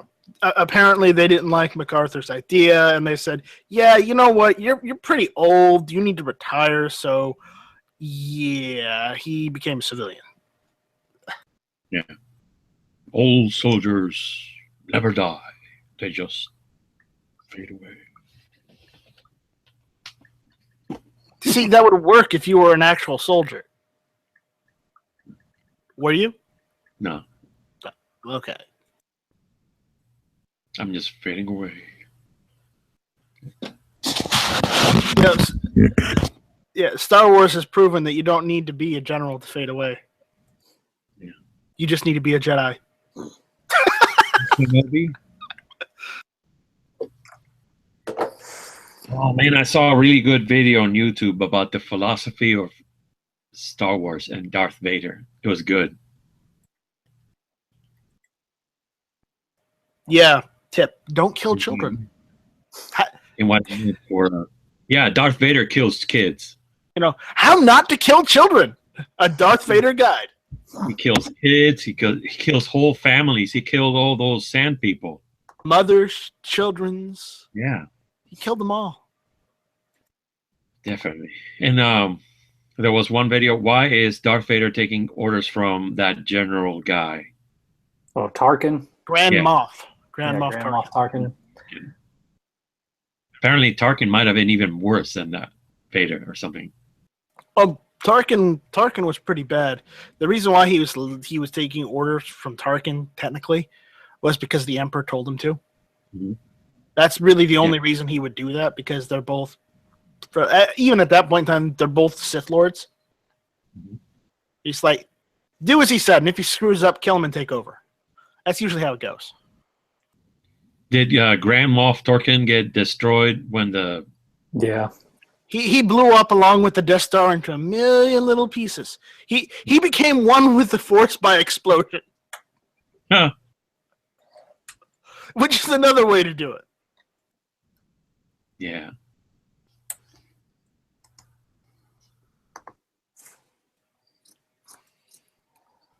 And this was deep. I saw this thing, and You need to find it again so we can, you can link us later on. it's right here. There it is. Why does Darth Vader take orders from Grand Moff Tarkin? That's one Is it a YouTube video? YouTube video. Yeah, I think I've seen that one. It's like 3 minutes and 9 seconds. Star Wars Explained. Yeah, I've been watching a lot of those lately. I'm waiting for Rogue One Yeah, Oh, there I got my ticket already. next Friday. Yeah, I think Friday morning is when I'm going. Yeah, I'm not gonna go right. The first week. I'll probably go the second week. Well, Is- you got to see it before Matt's Monday night chat, because that's going to be what he talks about. Shit. It's coming up soon. Yeah, the Rogue One is gonna be on 16th. Oh man, I hope it's good. Man, then that means I'm gonna have to go and pay for tickets. I don't want to go. Ew. All right, I'll look at getting tickets. I hope it's good and worth actually going to the movie theater for. Because I do too. It looks good. I read that it's broken all the pre-sale records for the year, including like all the Marvel movies and whatnot. This is. Damn. I hate having two keyboards.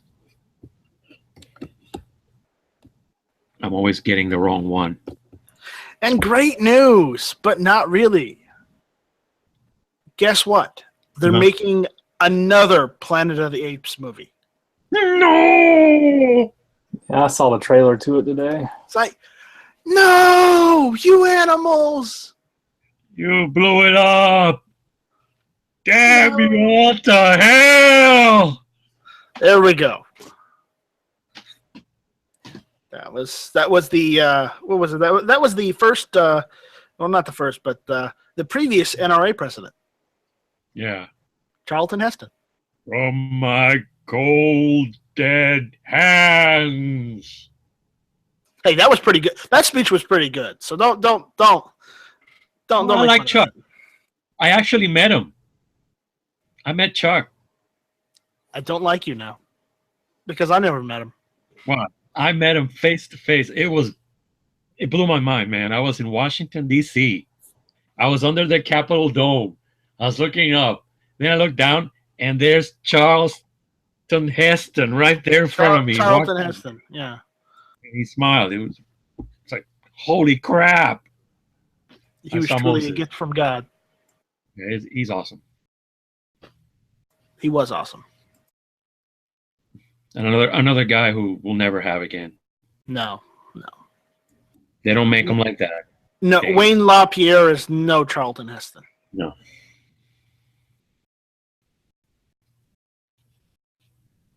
Yeah. So I like Chuck. He's actually one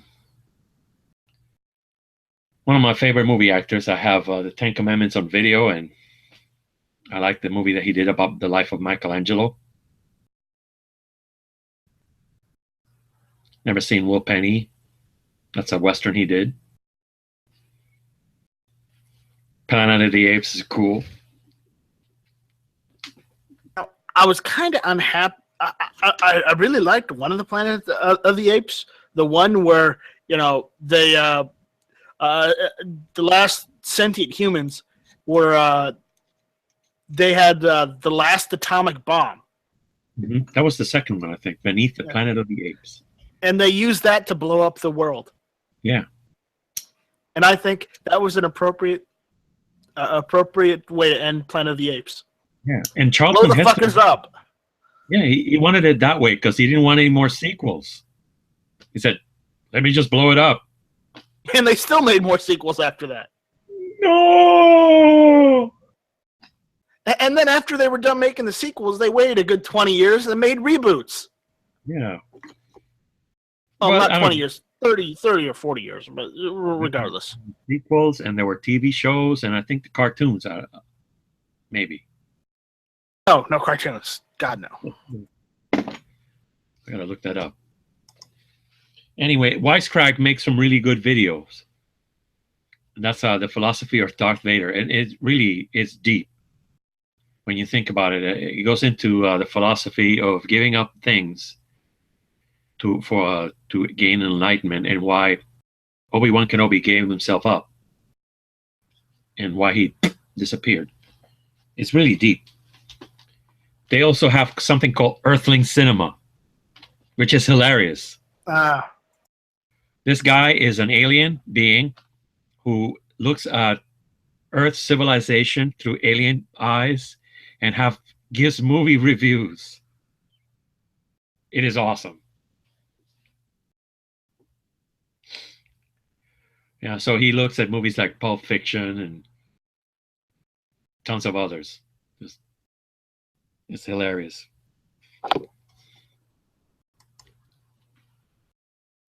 Through Earth's artifacts.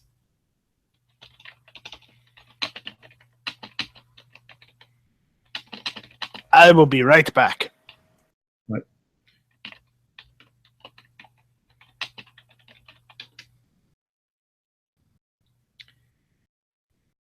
Yes, there was an animated series for Planet of the Apes in the 1970s. So there was a animated Planet of the Apes.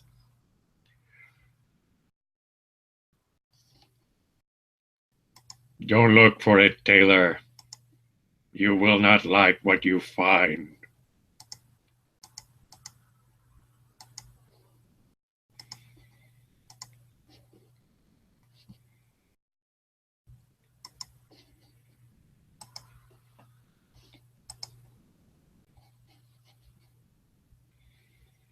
Oh, wow.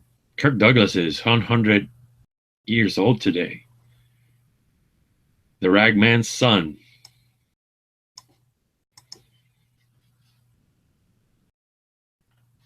The day Rome falls, there'll be a shout of freedom. I can't do it.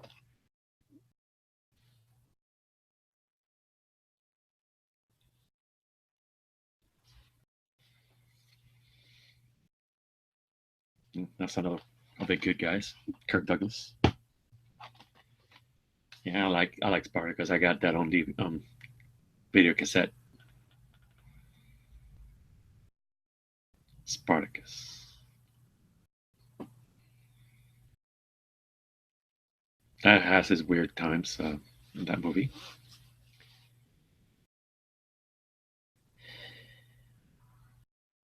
Do you like oysters, Antoninus?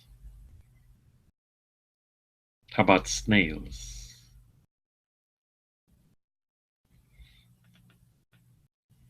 Do you think the eating of oysters, what is that?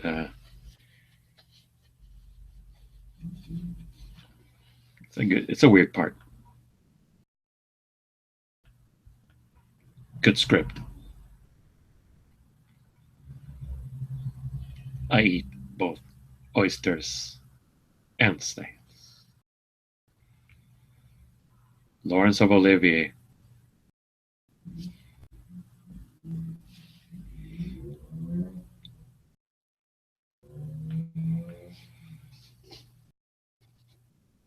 Laurence Olivier. What a guy.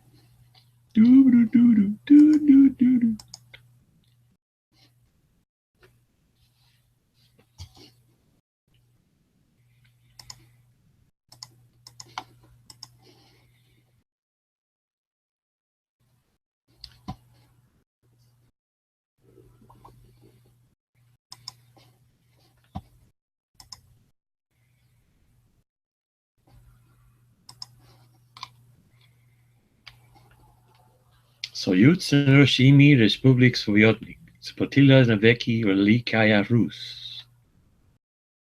Das Wort jetzt Soblidani Balek Narodov, Edinish Maguychich Sovietski Soyuz. Slavsaya Otchechesva, Nasha Svadonaye. Druzby Narodava. Nadyoshi. I'm back. Oh, okay.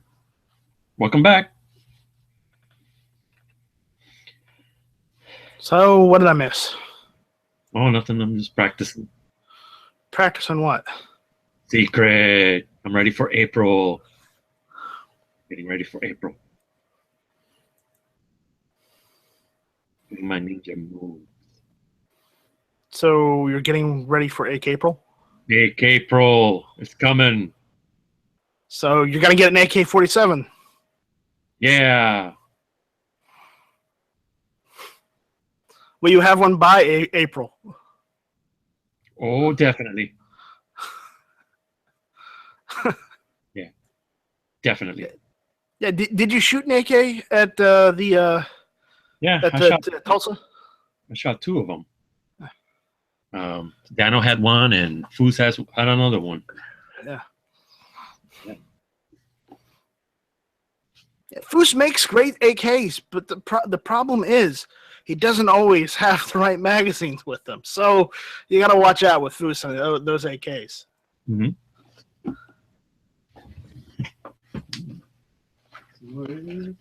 Oh, there's the box. I had to pack up because I thought I was leaving today for to visit my sister. And you aren't.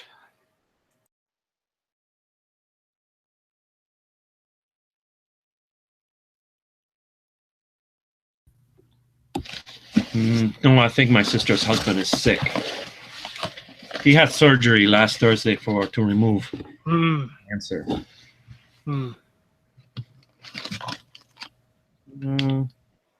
I see magazines. 7.62 by 39s. Oh my. There's 2, 3, 4. Damn, how many did you buy? 5.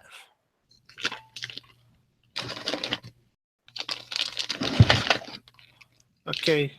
7. 6, 7. You got 7. I got 7. So where's the rest of it?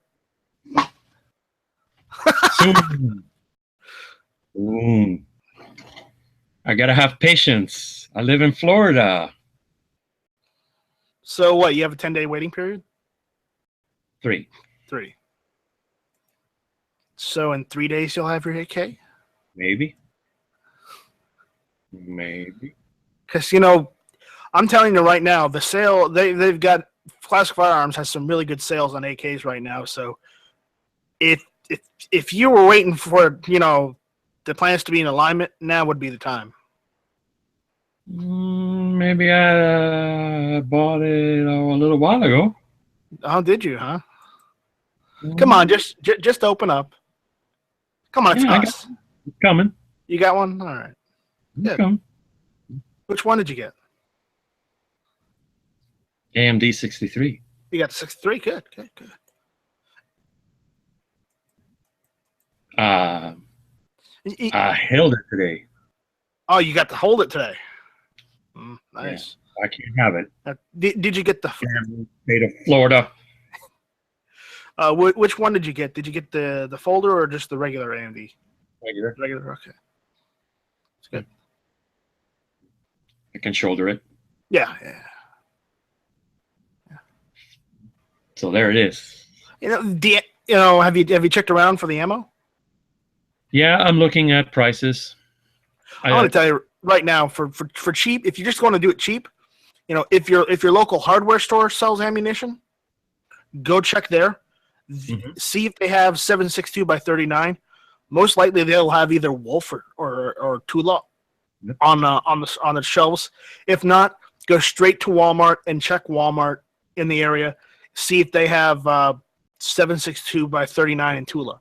Because that's going to be the cheapest ammo you're going to get locally.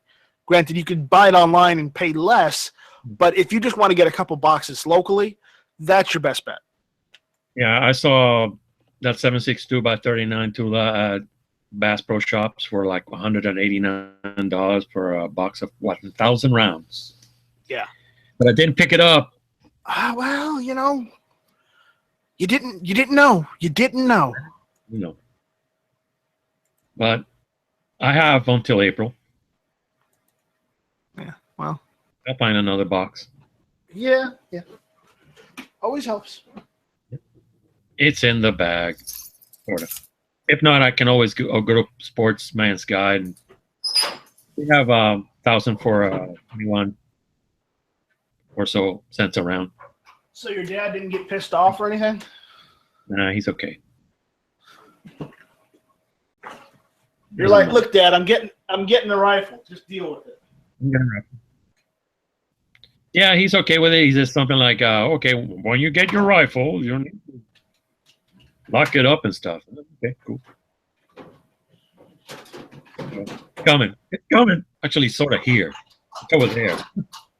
It's 25 miles that way in a heavily fortified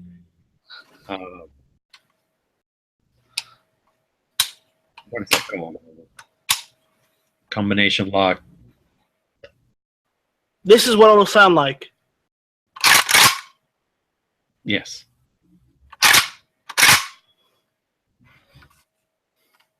The AK. Yeah. Soyuz Neroshimi Respulis Vayotni. Flotilla Naveki Velikaya Rus. Dasvastuet Soljani Volech Narodova. Edinie Madushchik Sovietsky Soyuz. So I'm working on it. Are you working on your Russian Yeah, or your Hungarian? that's Russian. Wait. Yeah, that's Russian. But it has to be sung. It's a song.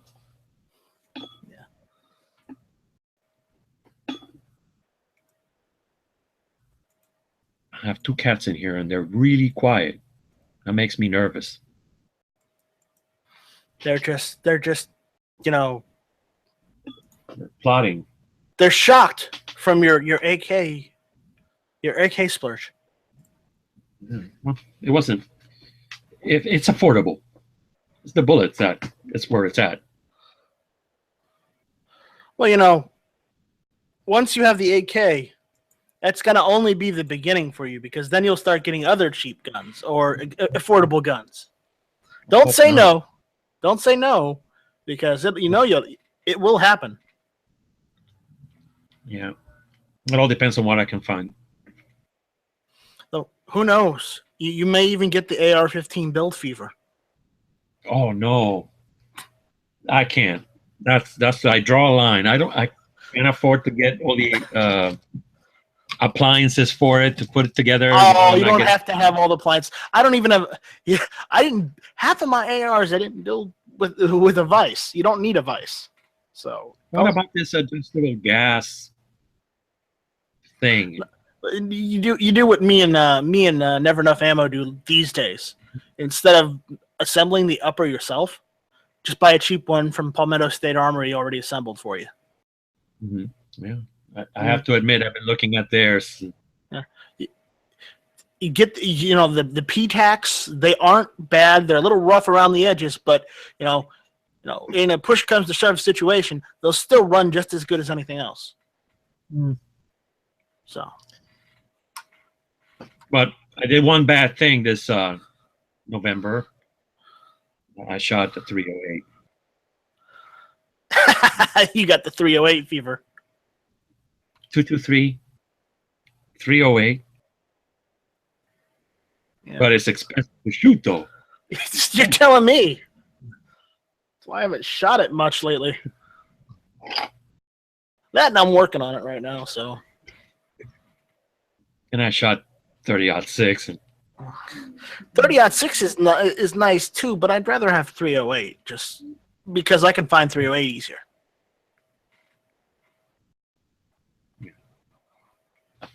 I'd like to get some kind of military surplus rifle with ammo that I can get a hold of. Something cool. Okay, well then here's the thing. Find a Mosin Nagant. Yeah, I've been looking at that one. They have because you 31. While Matt says, well, Never Enough Ammo says, don't buy a Nagant right now because the prices are too high. I don't see them going down until maybe 6 or 7 months. Yeah. If they do. So, I mean, you can get a Nagant cheap. $250 is cheap compared to the grand scale of things when it comes to gun prices. That's still affordable. Granted, it's not like $150 or like $50 from like the early '90s, late '80s. Okay, but it's still affordable. So, I thought about it.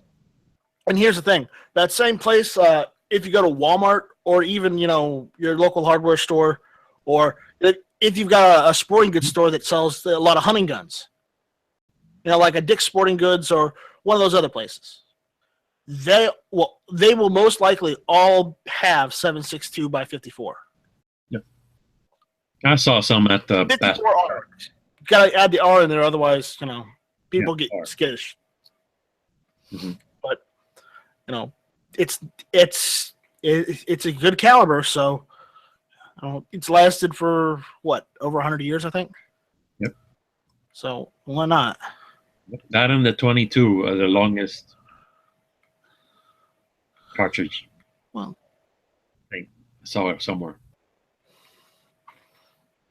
the 45 ACP is a contender too. Yeah. Mhm. Granted, it's not a rifle caliber; it's a pistol caliber, but it's stayed a while for it too. So but there's a lot of options, man. There are a lot of options. It just depends on if you want a military surplus rifle, then the Gaunt right there fits the bill.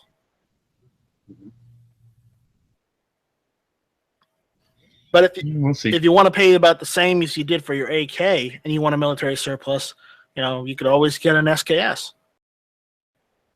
That way you can use the same Yeah. ammunition. So. Yeah. Mhm. Anyway, it's just choices. I knew a girl with an SKS. What? I knew a girl with an SKS. No, you're kidding me. I'm not kidding. Girls don't have SKS. She was she had an SKS. I don't believe it. Well, she was.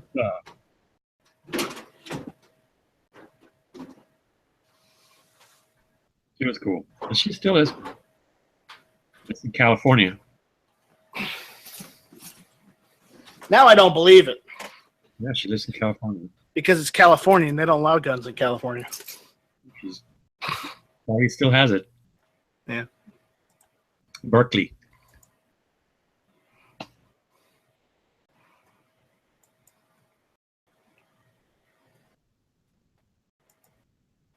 Good times. Good Lord.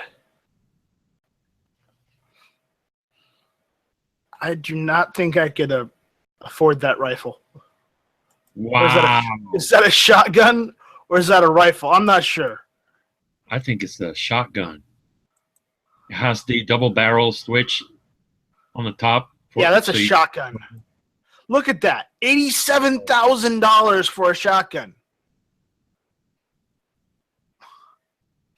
Dang. I hate to say it, but I'm going to have to. That belongs in a museum. Ah, all right, Indiana Jones.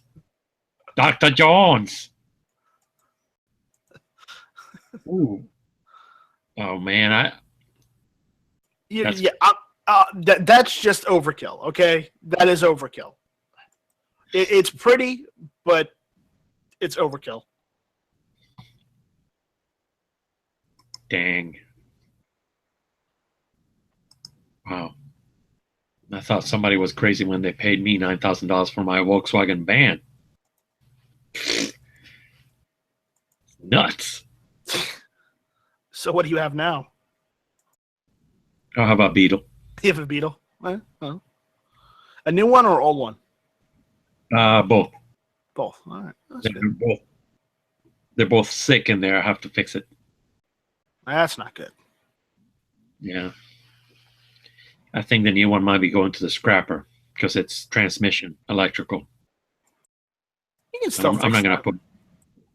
It depends. I'll have to see with my mechanic when I get it running again. He may say it'd be cheaper to fix that one than the other one. I don't know. The old one is pretty simple. The new ones are just crap. Not as easy to fix. I can put a transmission on an old one. I can't put it on a new one. It's insane. So even though you got those magazines, are you gonna get the drum? No, I don't think so. No, you're not gonna get the drum. No. I'm looking at getting a drum. Yeah. Because right now they're on sale for like $59. Yeah, I'm looking at it.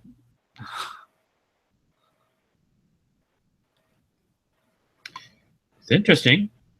And God knows that it's kind of hard to put a real magazine in mine because of the handle.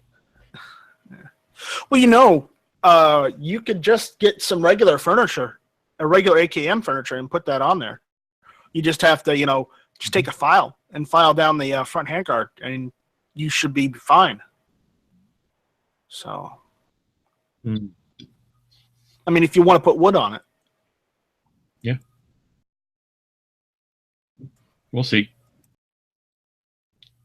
Remember, there's tons of options. Mm-hmm. Just happy to get one. Period. Freedom. I'm surprised you actually went and got one. Yeah, I thought about it. What was it? You had to find the right one? Not really. It was just a matter of freedom. That's it. Oh, so you had to go to Tulsa first. Yeah, I had to go to Tulsa, shoot, have fun. But I thought about all the Cuban people that don't have that right. I said, freedom. So it was right after Fidel died. And I saw that picture of my uncle with the grease gun. So, okay, let's get one. Yeah. Freedom. Freedom's Because important. some people in this country don't have that right. California compatible. You didn't get that one, did you? No, I got the freedom version. All right. The 3-day waiting period in Florida, that sucks. Yeah, but if you have a CCW, you don't have to wait.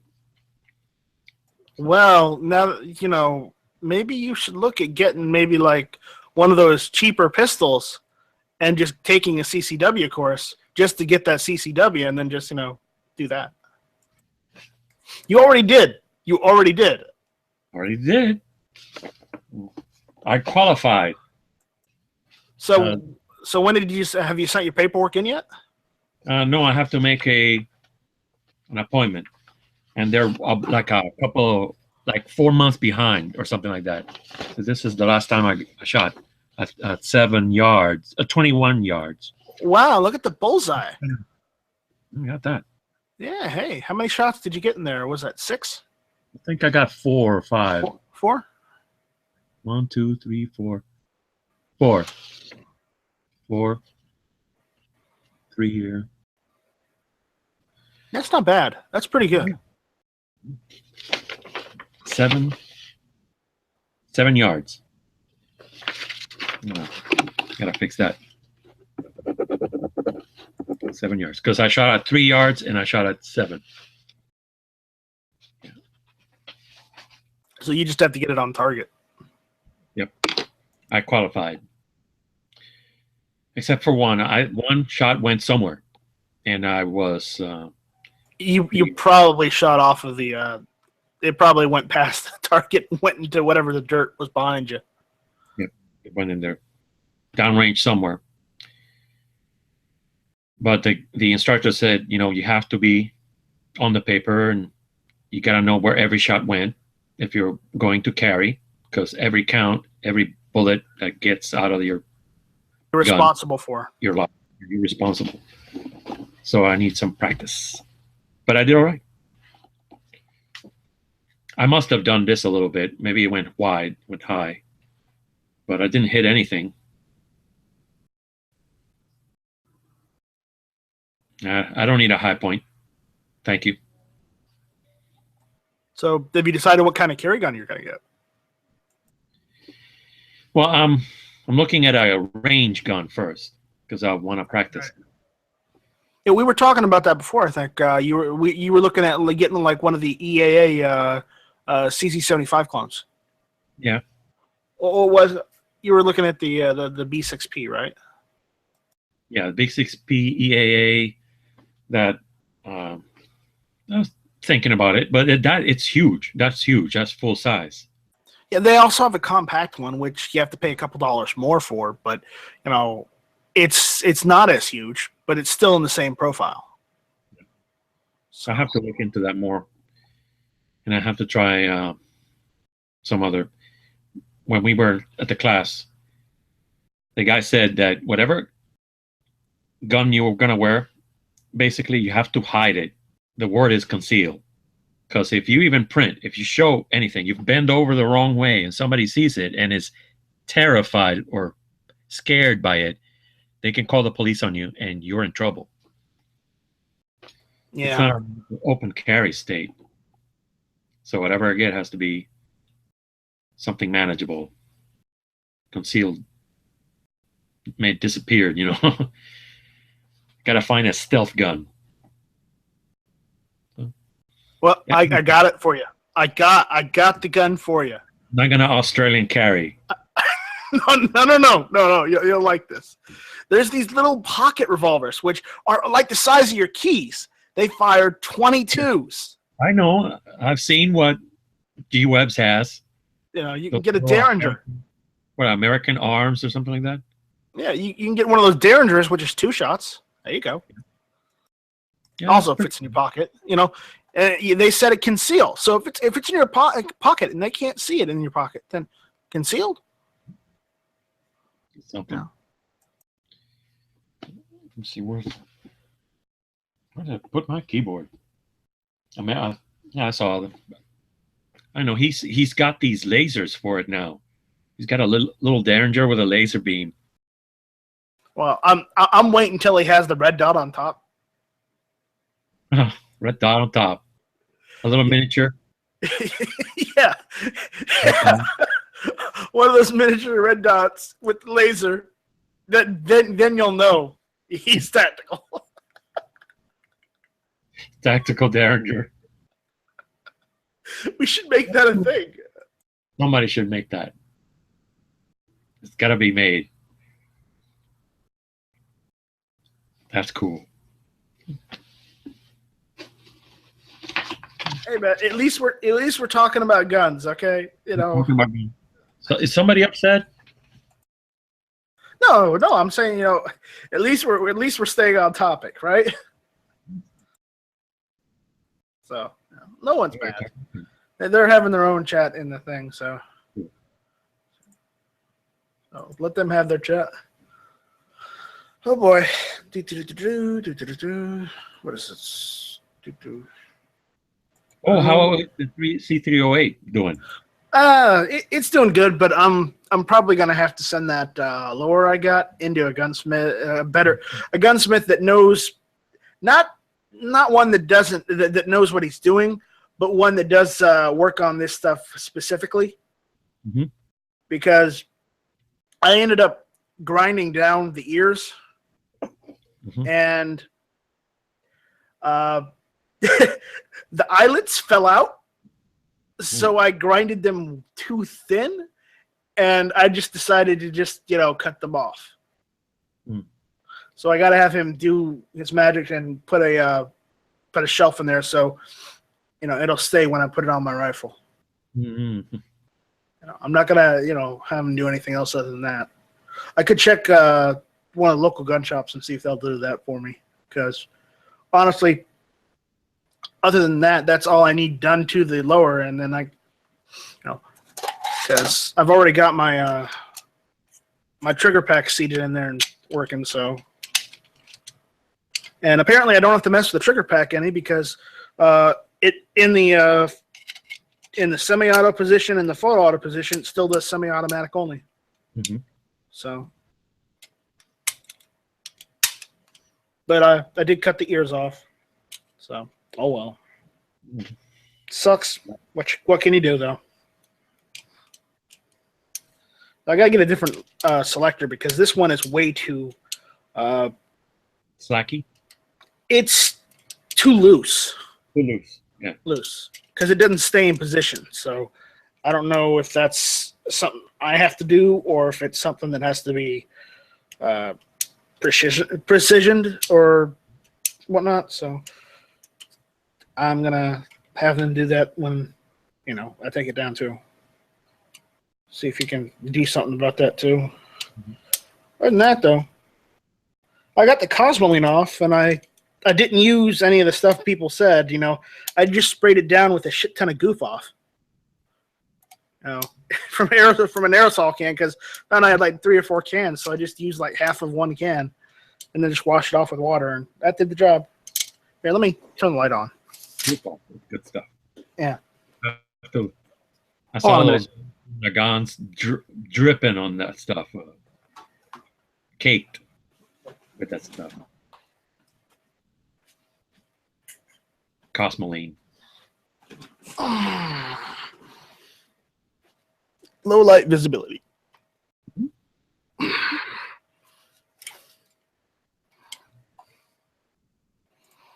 See, the camera's working. Hey, the camera's working, yeah. See? You see, I had to cut the ears off. I didn't like that. Uh-huh. Yeah, so. But this is what I was saying. Look at the selector. It's too damn loose. Oh. It's not supposed to be like that, so. Mhm. I'm going to have to get a different one. So.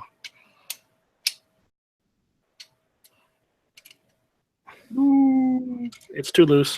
I actually turned it upside down the other day and it fell out. Yeah, Yeah, I turned it upside down and it fell out. So I'm like, yeah, I'm probably gonna have to get that fixed. I mean,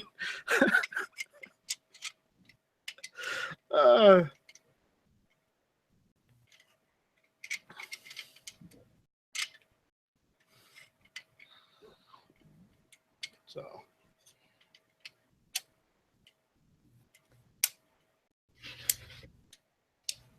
But hey, I got this to play around with and to do it myself. And if there's something I don't know and I can't mess with, then yeah, I'm gonna take it to someone who's done this a bit more than I have and let him deal with it.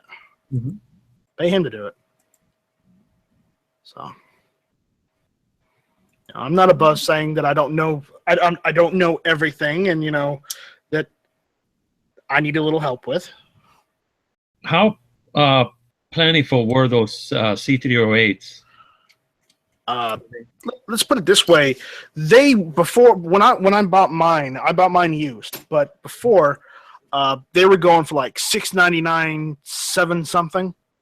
Now I think Classic Firearms and a couple other places have them as low as what? Let me check. Now Classic Firearms has them as low as you can get them for $6.79. So it's pretty Yeah, good. that was one of the items that was on my bin forever. It's like I thought AK April. Yep. Be right back. All right, we'll be here. We'll hold down the fort. I'm gonna change it to AR Pro. Yeah, our pro. AR Pro, yeah. I thought of Fibretta. Is that going to be a hit? No, that didn't work. No, not good. Not good. No, but I was It's all really Fibretta. I was really hoping for Makarov. Oh, Bakarov. Makarov. We should give like Night Strike a trip to Russia. He would be like in awe.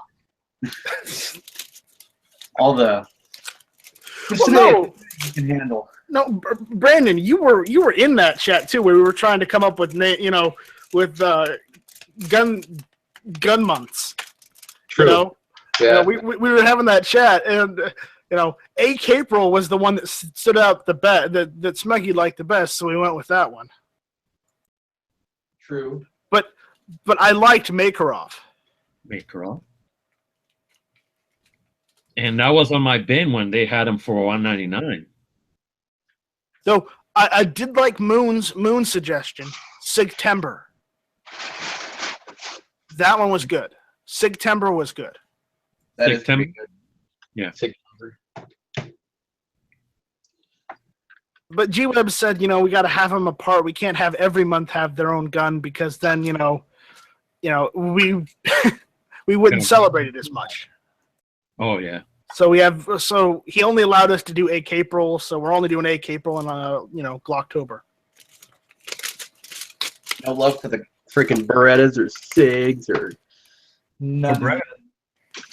Just your commie guns, huh? Fine, see how it is. Makarov. Just rocking your Bernie Sanders 47. Yeah. Says the guy who only buys guns to look at them pretty. Hey, at least I can appreciate a good gun. I'm diverse. I stand for gun equality. Yeah, well, all I have to say is this, Brandon. I don't buy AR-15s. I build them. Yeah, ain't nobody got time for that. Since when did you turn into Flippy? Dude, Flippy's my long lost brother. Yeah, your long lost younger brother. Right. Oh no, my NRA membership expires in January. What do I do? You know, I'm on a fence about that too because mine's up for expiring, and I'm kind of pissed at the NRA to tell you the truth. I am too. You know why? Because in South Carolina this year, there was a bill that could have basically made permitless carry in South Carolina. And the senators, completely swept that under the rug, and the NRA only backed the one that was doing reciprocity with Georgia. They only backed the reciprocity with Georgia. They did not back the permitless carry. And that pissed me off. Because I watched that whole thing, and that was offensive. Yeah, we don't need Moms Demand Action. We have the NRA. The problem is Moms Demand Action was there too. It's just like the NRA used to actually believe in protecting gun rights, and now they're all like, we need more money so we can get our freaking politicians in. Like, yes, I understand it's a big part of it, but, it's just like, man, why don't they spend some time, like, actually trying to defend gun rights? And I know I'm going to be shit on, by a lot of gun owners about that statement, but, like, really, like, they've just kind of dropped the ball on a lot of things. They called my house a bunch of times during the election and sent me one postcard. And did Oh, you join? they'll send you freaking ACU bags full of nothing, and dude, I have so much junk mail from the NRA, like enough to fill up my house. And Don't lobby Congress.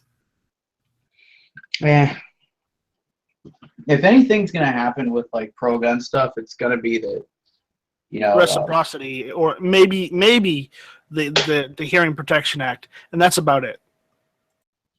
Because they're pushing the national reciprocity pretty hard right now, and they're saying they're just waiting until January when everybody's in for them to do anything. Because if they do it right now, the Democrats will waylay it in committees for years.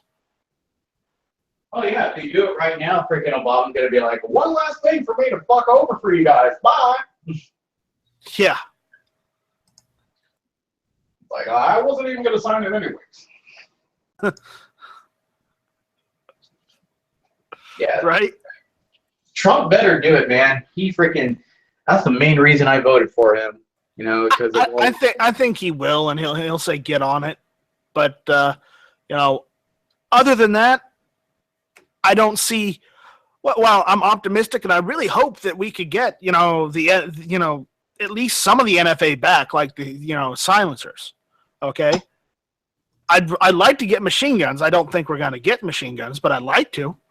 Or what did Sean say? What did Sean say? He said it's going to take like 60% of Congress. Yeah, and here's the thing: I would love to get SBRs and SBSs taken off, because in Canada, they're not allowed. They're allowed to own machine guns, but they can't use them as actual guns. They're just display pieces. You know that, right? Yeah, that's how it is in New Zealand. My buddy lives there. Telling me you can actually go to the store, buy a fully automatic saw, but it's just on your mantle. You can't do anything. But what's cool about that though, shit ever hits the fan, you are freaking set.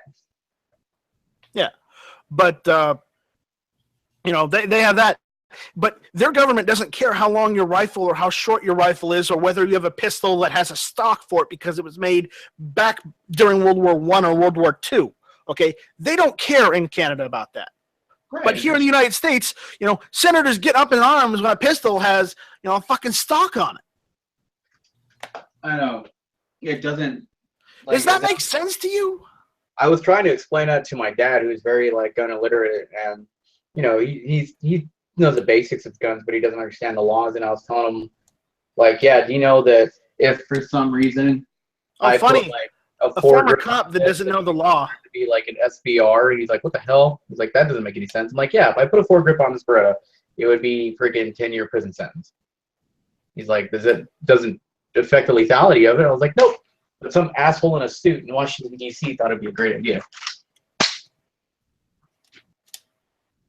Yeah, so honestly, I would be happy if they could just get national reciprocity, Hearing Protection Act, and SBRs, SBSs. Well, if they could take that off and do that and take care of that, then I would be happy.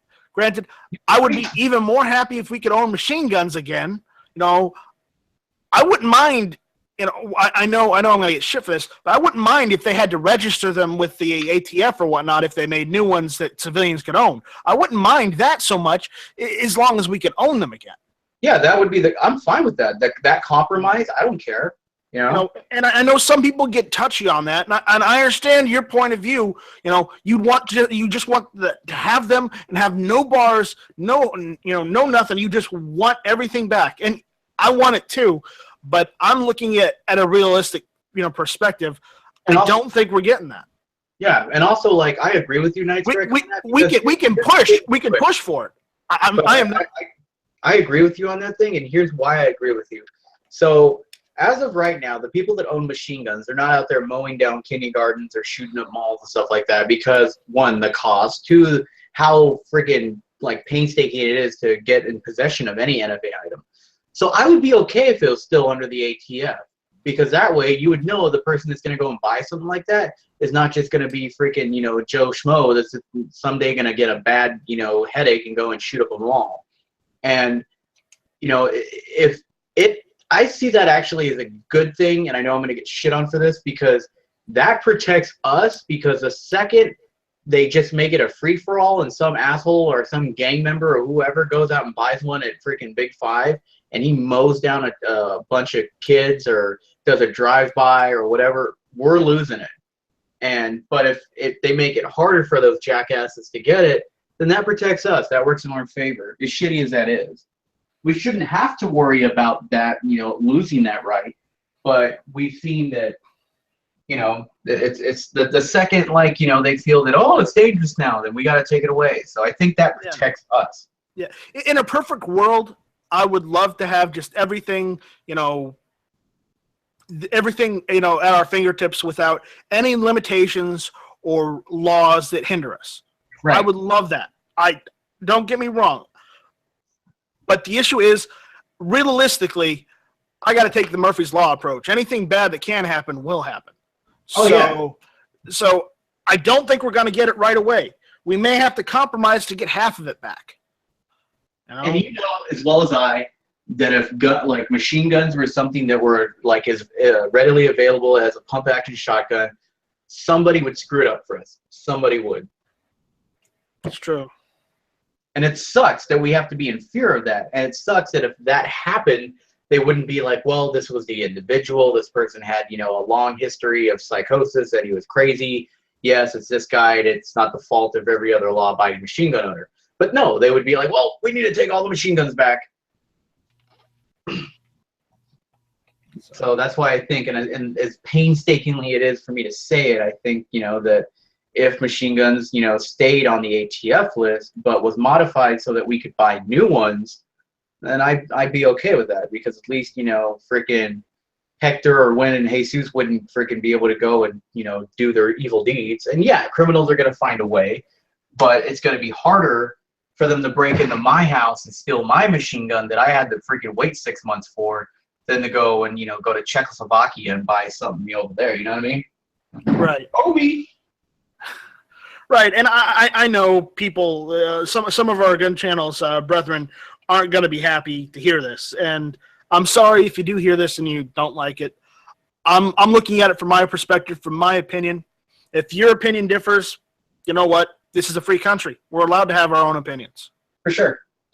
So, but that's what I see right now. We'll get maybe half of what we want back. You know, if we get all of it back, you know, and no, you know, we get rid of the NFA entirely. Hell, I would be happy as hell. Yeah, there's no reason why we need the National Foot Association. You mean the National Firearms Act? That too. Like it was made. It was originally made as a creative, like, it was racism. So to keep people from poverty lines and stuff from owning, you know, freaking high-end guns, and then also it was made to like keep away freaking, you know, the bootleggers from getting their Tommies and all that stuff and their typewriters and whatnot. But now it's like transcended into a thing. Well, if you're super rich, you can afford it. So they talk about.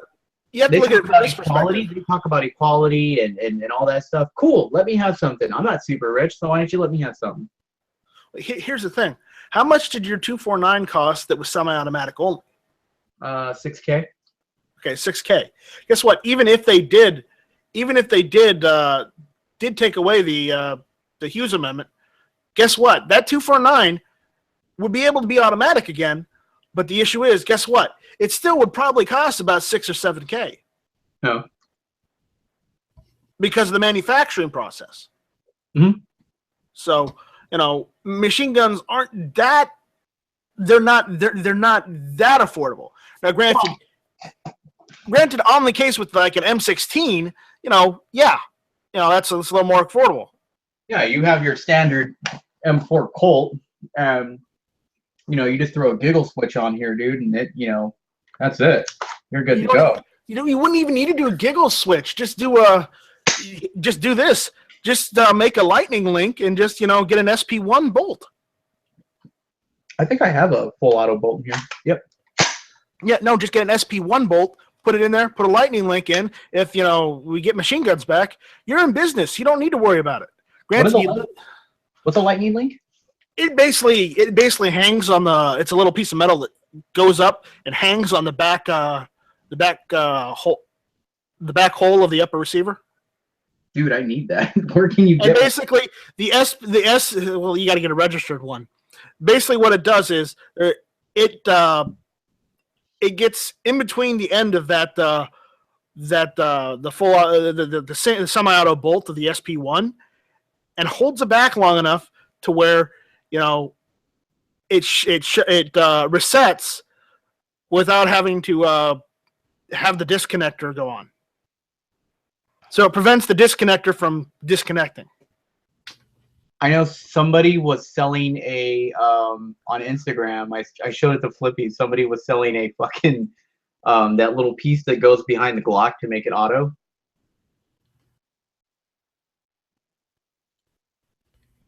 You know what I'm talking about?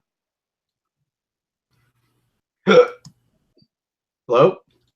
Which one? On the back of a Glock, there is like this little piece. It's the back plate that allows it to go in the full auto. Well, yeah. This company on Instagram was selling them, unknown that in this country you can't buy them. So it was based in Switzerland, I think. Because they can have full autos in Switzerland. Right. And that's the one thing they can have that we can't have. So, even though they're like third or fourth on the list of countries with good gun laws, we're number one, by the way. Number one with what? Good gun laws. Even though ours kind of suck. Yeah. I mean, there's a lot of things I don't like about the United States, but I wouldn't rather. I mean, I wouldn't want to live anywhere else. Yeah. Well, yeah, but unless Hillary becomes president, and then I'll fucking go wherever, dude. I'll move to Bosnia. Yeah, that's not happening because Michigan said no, we're not letting you do a recount. Jill Stein, dude, she is like Kaiser Soze. She did the greatest mindfuck yet.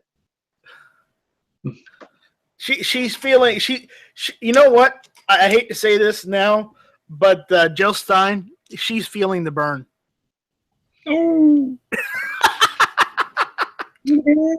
Yeah, but she's filling it with $4 million in her pocket. She Well- fooled all those progressives, dude. Well, But yeah. she's in the Green Party.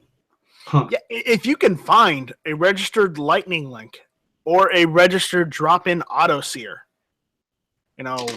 you could literally turn, one of your ARs into full auto. Unless in order to buy them, you actually have to register one of your firearms that has to stay with those individual things. So, because I remember a while back that they were going for the registered drop-in auto sears when you could find them, and the Lightning Links were going for like 5 to 15K. Nice try. Can you imagine if somebody owned like a fully automatic AR with a registered lower, they're firing and crack? I'd be like, no! Oh, no. Oh, the whole receiver cracks? Oh, dude, that's $30,000, dude. That's just like throwing a Bentley in a fucking like a meat grinder. That would be so sad, dude. I think I would cry. I'd be so upset. That's why I could never bring myself to buy a full auto, dude. I could not imagine spending that much money on one.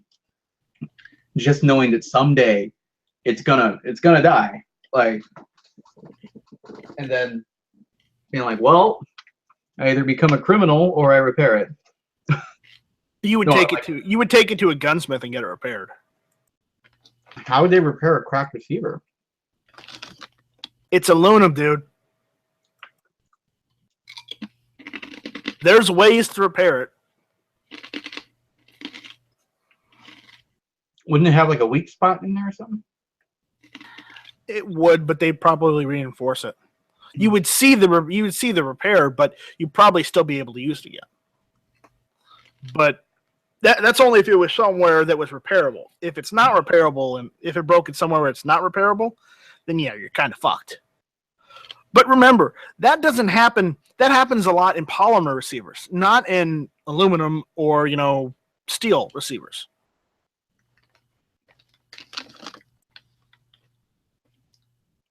So you don't see that in aluminum.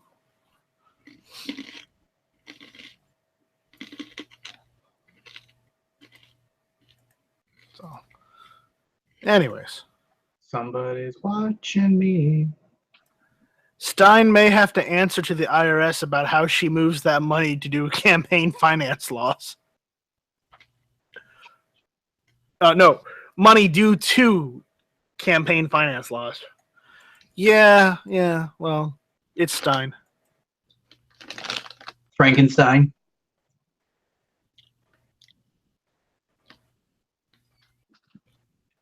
I thought she was going to go to jail because she broke some machinery at that water protest thing. Jill Stein was there? She was arrested for defacing equipment or something like that. She spray painted some of those bulldozers with something. Who did? Jill Stein. Excuse me. When was this?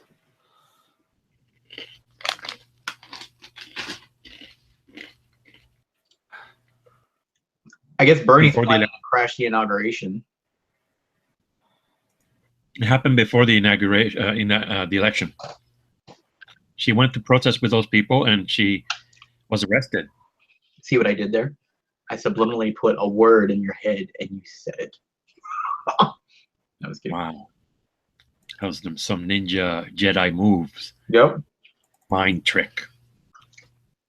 No, it's called the power of suggestion. It happens. Like, if you're looking at a word or you hear a word and you're about to say something, it puts that suggestion in your head. And sometimes it works, sometimes it doesn't.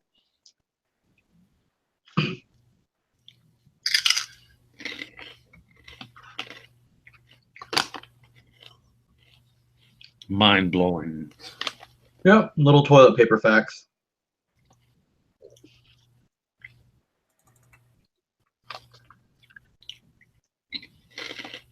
So where is that little furry panda at? Who knows where the Flipster is? I think he's been playing Siege with Pro Steel. probably is. Well, we also did not put the link out there for people to jump in, so Oh. let's do that.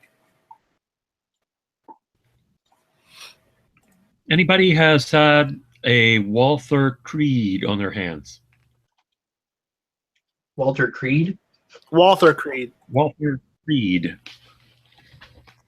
It's like a PPQ.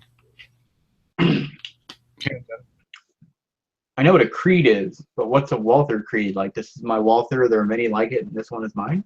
No, not that Creed like that one. Like this is my life. I know that one, but no. I will handle it like I handle my life or something. It's like the PPX, the PPQ, but they came up with one called the Creed. This is the Walther Creed, right here. That one. This one. Can you see it now? See? Look at it. Look at it. There it is. Look at it. There it is. It's pretty. It's nice. And it's a large photo. Jeez. There it is. See? It's a big photo. Brandon? Mm-hmm. Brandon's not even looking at the screen, so. What? This is the Walther Creed, right here. Fucking Facebook. No, not the Apollo Creed. Oh, okay. Yeah, this one. You see it? Gotcha. Yeah. That's what he wanted. There we go. All right. I know the name is kind of goofy. Fuck this shit. Dude, I haven't liked Walther in a long time. Ugh. Eat more, eat slower. Right. Let's see what two poor bastards of my friends got engaged. Wow, that's kind of scary. Wedding party. Dude, Free food. Facebook is like Big Brother now. Wait, what? Facebook is like Big Brother now. How do you figure? They like know everything.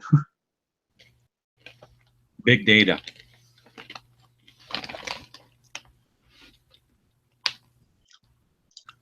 I lied to it. I told them I work at the Church of Frog.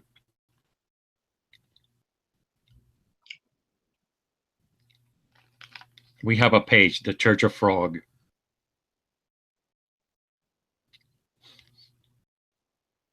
I just don't tell them the truth.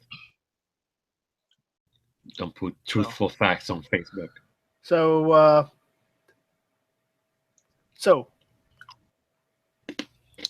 Ruff, what's the date? Lie to become. You haven't told us. 8th. What is the date today?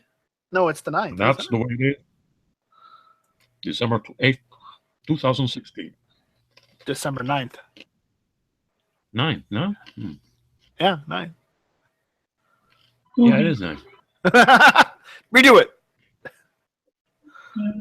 That's the way it is. December 9th, 2016. Okay, good. Vice President Lyndon Johnson. What, Johnson? You know, I went. Was that when Johnson killed Kennedy? Yeah, Johnson killed Kennedy. You know, I went to a place called Texas. And there, you know, it was right around the place where Johnson lived. And I swear, man, that the waitress that was helping me eat, you know, taking my order, looked exactly like a female version of Lyndon B. Johnson. It was frightening. Might have been related. Yeah. Oh my God. You know, the jowl, the ears. It was Lyndon Johnson in drag. All right, it's Knives. What's going on, Knives? Boobies. Chocolate? Chocolate. All right, guys. I'm gonna go watch some From Dusk Till Dawn, this series. Gotta catch up on some good TV. All right, Brandon. Later, man. Later.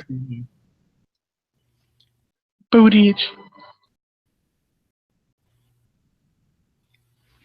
I'm bored. So Knives, did you hear? What? Raphael got a he bought an AK. Don't tell him the model though. It's a secret. Dude, I earlier asked you, did you get a firearm yet? He said no. I've shot AKs before. I never shot a handgun. I shot rifles before. Hmm. I miss my shotgun.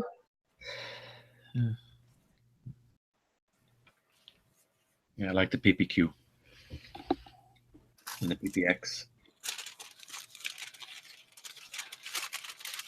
Are you still saving up money for the handgun or the course? I already took the course. I gotta save money for the trip and the ammo. But it's in April. I'll have time. Did your dad gonna buy a handgun too? Something bubbles up. Is your dad gonna buy an M1A? My computer, no, I don't have that kind of money. Man, you know, I'm all lawns. You should know. There's not that kind of money in this. Hey, Yeah. mowing lots is big time money, dude. All the white people are taking it. California, but not here. He's taking all the Mexican jobs. I'm taking your jobs away. I'm making All the America. white men taking all the Mexican jobs and shit. Trump's American now. He's taking all the good Mexican jobs, like, you know, landscaping, dishwashing, and picking fruit. So I'd eat the fruit. I don't see people washing dishes. It's don't bad. see- I've seen white people mowing lawns. I've done that shit before. You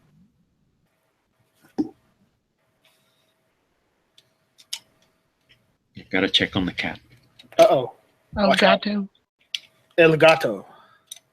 He jumps on people.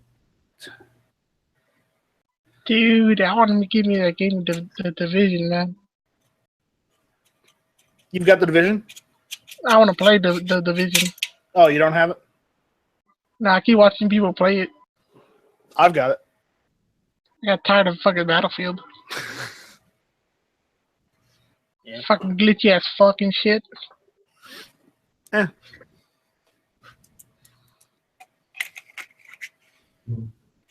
Oh, well, you got it on a PC, huh? Yeah, I've got it on PC. I'm a PC gamer, you know. PC Master Race, yo. I'm broke as fuck. My AMD piece of shit won't run on that shit. Well, you'll get there eventually. AMD's for 4 people. And it still sucks. While you say that, guess what the funny thing is? Intel's gonna hook up with AMD. No, the funny thing is, I have a 6-core AMD processor. Yeah, but mine's old as fuck, dude. What do you got, like an Athlon? Yeah, I got the cheap ass $500 bills that you get off of fucking the stores.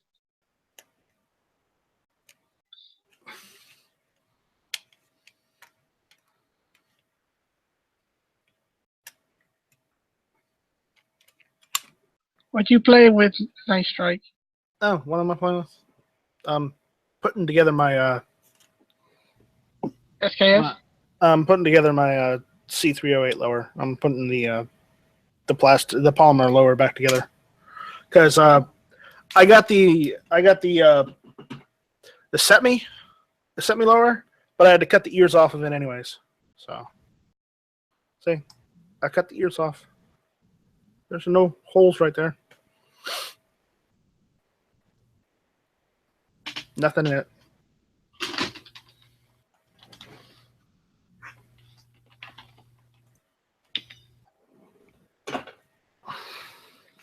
So that's what I'm messing with right now. So I'm putting it back together, seeing if it'll stay in. And I think the safety on this is just bad. So I'm probably gonna have to order new safety anyways. May I ask you a question? What's up? What do you guys look up in a oh fuck. For a rifle for long range, 26-inch or regular? Well, it's not so much the barrel length. It's the caliber. You have to look at the caliber, and you also have to realize if you're going for long range, you're going to have to get proper scope, because you're not going to be able to do long range with a red dot. Red dot's more CQB. You know. So if you Because I want, got a thing for fucking bolt action, dude. yeah, what are you looking at getting like a Nagant? No, all I shot was in Arizona was 700, 338 Lapua, Savage, the Savage 308. I forget what else. Yeah, Savages are good. 700's good. Yeah, I kind of Um, like the Savages better than the 700 for some reason. Yeah, I'm going to tell you right now, the Savages are probably more affordable than the Remingtons are. So, just on that note, anyways. But honestly, I myself am not really a bolt action fan. I mean, the only bolt action bolt action rifle I like is like 100 freaking years old at least. Because my favorite bolt action is the Krag from, what was it, 1896, 1898? Yeah, I like those old school ones. All wood. Yeah, it's all wood. It's got that ridiculous magazine. That's. I like the OG stuff too. So, I like the Krag. yeah, the Krag's a good rifle. I was thinking, Charlie Chaplin uses it in the movie Shoulder Arms. I was looking at it right now. Oh, really? He was using that? Yeah, that's what he used in the movie Shoulder Arms. Krag Jorgensen. Yeah, And in fact, his squad is using it. I looked it up on IMFDB here. Cool. Really interesting. Krag. I wonder if they make the same rifle as the one from Quigley. Quigley down under? Yeah. Quigley down under, right? Yep. Oh.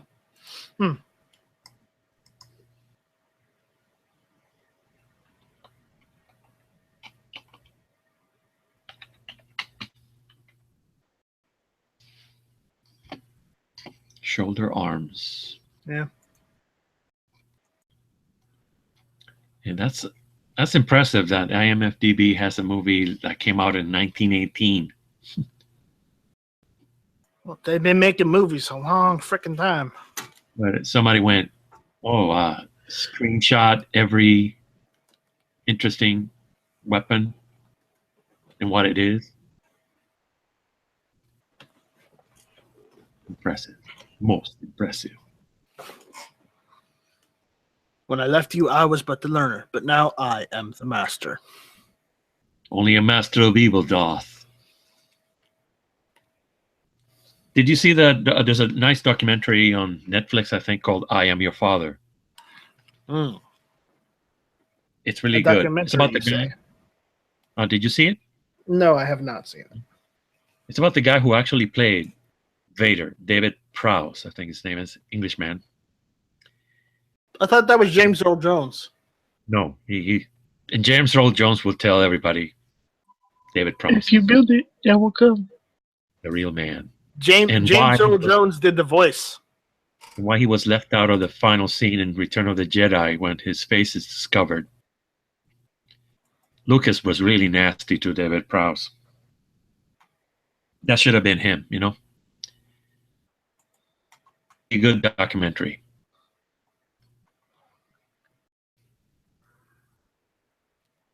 Really cool.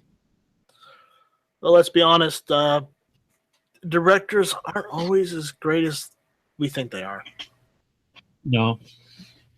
They can be downright assholes when they want to be. Oh, yeah. Oh. And The Phantom Menace and the other two are terrible movies. There, I said it. Bleh. They're horrible.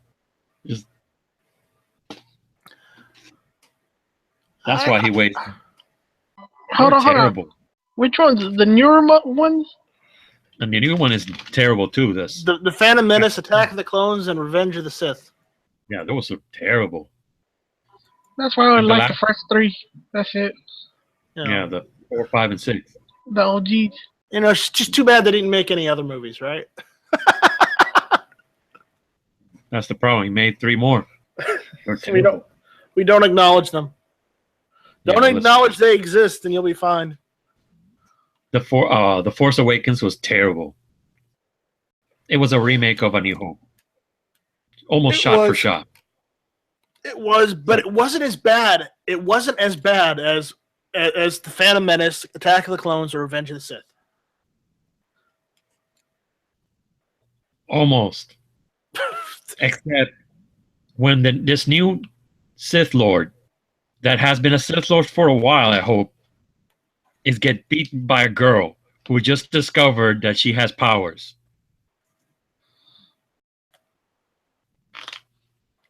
It doesn't make sense. And here's the thing: the second movie, while it was not great. Yes, Jar Jar created the Empire by saying we should use these clones. He's a master of evil, that Jar Jar. Spoilers, but it's been like at least 10 or 15 years, so get over it. No, and here's the thing: that the end of that movie kind of made watching it almost worth it. You know how you see the old Yoda, who's old and decrepit and whatnot, and no, he's not young. He's still pretty damn old. He's old with his walking stick and everything. And Dooku's like, "You can't stop me," and he's like, "Oh really?" He pulls out the lightsaber and starts jumping around. What now, bitch? That old man strength. That made watching that entire movie in the movie theaters worth, that made it worth it for me. It was all the laughter and the whole audience. Like, oh my God. Yoda just opened a can of whoop ass on the Sith Lord. Oh. Well, yes, the movie wasn't great, but that part made the movie, watchable. Yoda kicking butt. Admit it, you weren't expecting Yoda to open a can of whoop ass and just start jumping off the walls with the lightsaber. No one was expecting that. Just go get the movie. Fast forward to Yoda does some whoop ass, and that's the best thing. That's the best part of the movie. And then turn it off. There you go. That's all you need to know.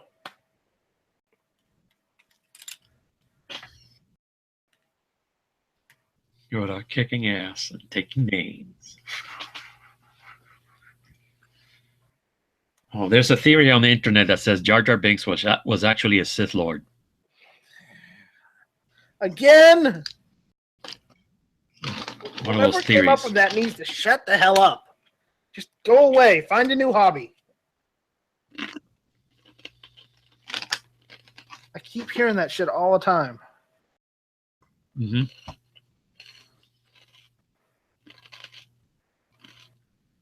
No matter how many times you say it, that doesn't make it true. Let those movies die, please. Well, there's going to be another Star Wars coming out. Rogue One ain't so bad. I hope not.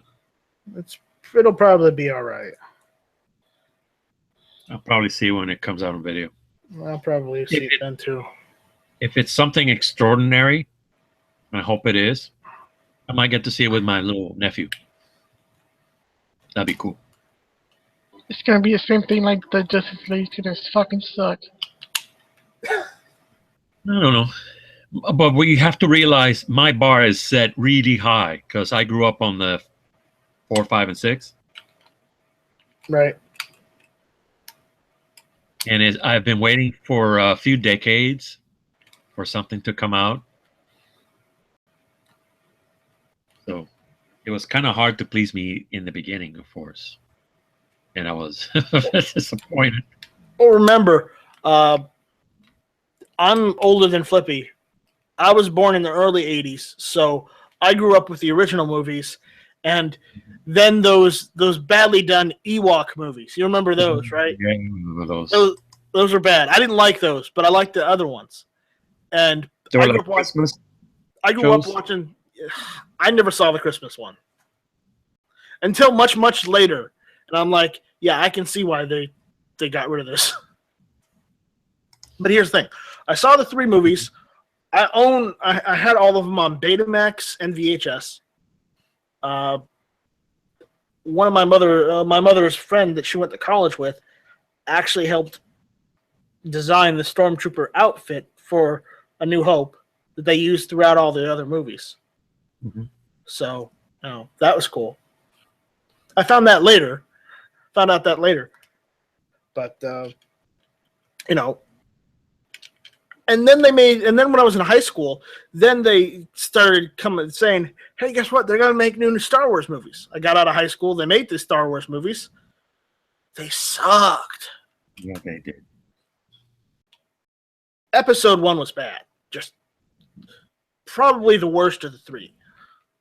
Attack of the Clones, it was bad, but it had that Yoda ass-kicking moment, so I can't say it was that bad. Revenge of the Sith, all I have to say to that is no.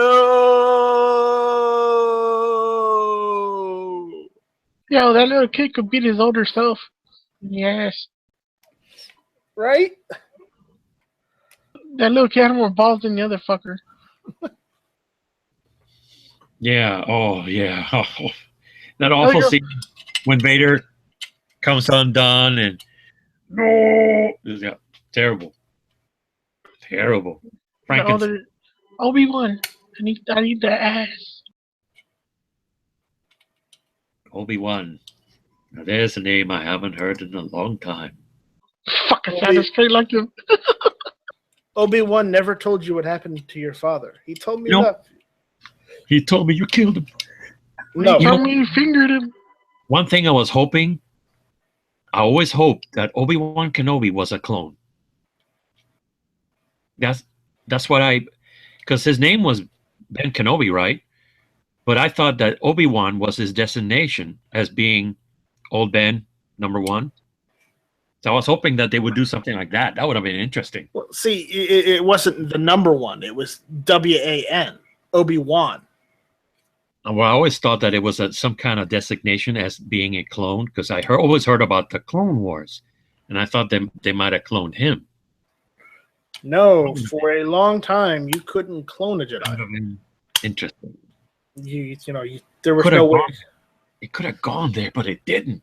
There was no way to clone a Jedi, as far as they were concerned. Yeah, maybe they attempted, and maybe it worked. But if you ever played the game The Force Unleashed, you found out that Darth Vader.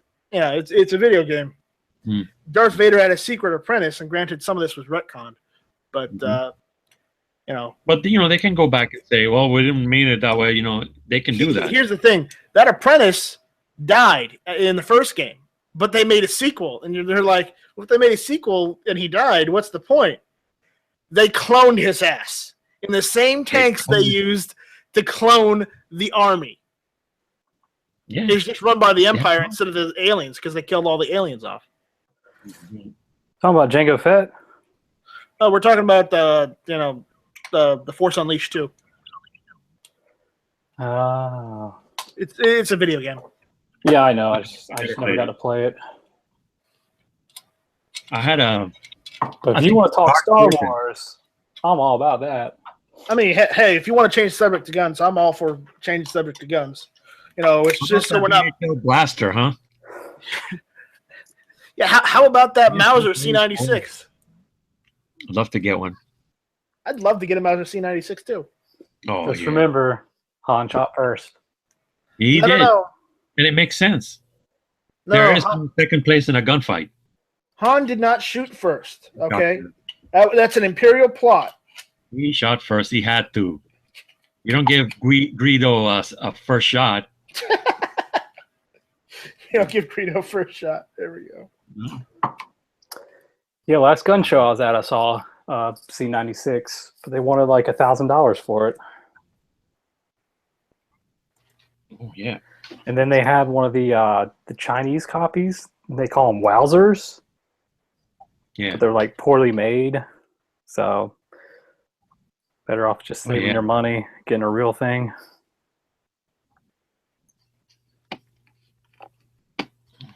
Where's the mouse when I need it? You can get a replica Mauser. They're kind of cheap. So yeah, but you get a replica, but you can't shoot it.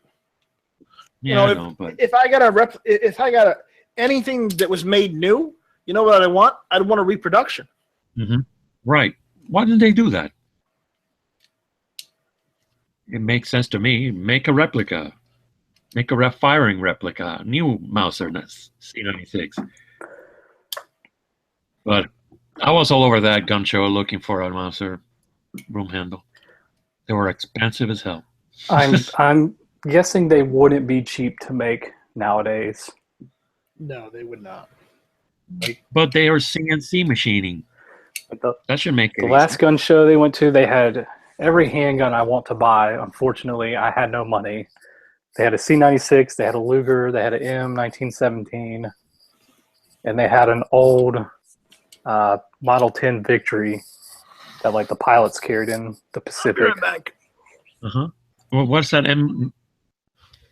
The M1917, it's a 45 ACP Smith & Wesson revolver. Mhm. It's essentially it's the gun Indiana Jones uses, but with a longer barrel. If they actually made Indiana Jones's gun, I would buy that in a heartbeat. Mhm.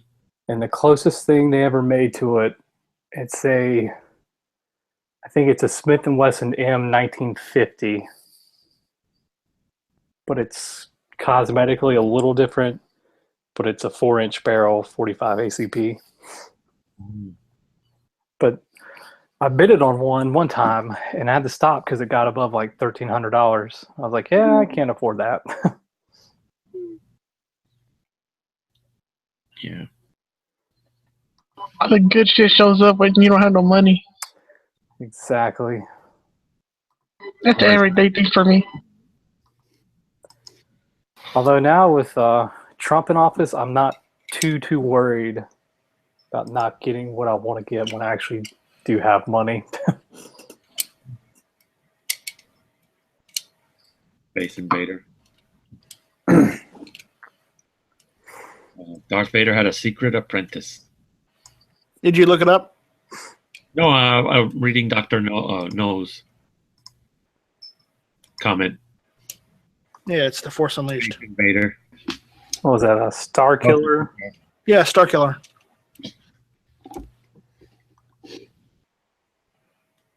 That was Skywalker's real name in the first drafts of Yeah. Star Wars, right? Yeah, Yeah. I think so. Star Killer.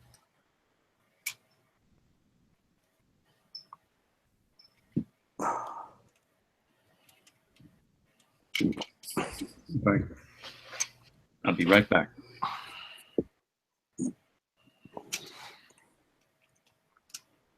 Thanks for the warning. Yeah, so I ordered these mags on Black Friday from Palmetto State Armory, Uh-oh, not from Palmetto State Armory. and they are AK mags, and they, in the description, it said they had handling marks on them, so they're discounted. I think they were like $7 a piece.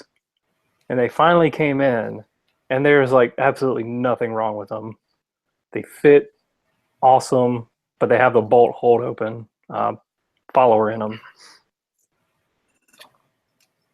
Thou shalt not blaspheme the name of Palmetto State Armory. That's what I got. But HVS ordered 20 of them, because if you ordered 20 or more, it was free shipping. He was like, well, shit, it's going to cost a fortune to ship them to Hawaii, so I might as well get 20 of them. Brand new in a bag. Yep. Croatian. Well, that's where they're from, huh? I think so. Made in Croatia. Yeah. I got the same one.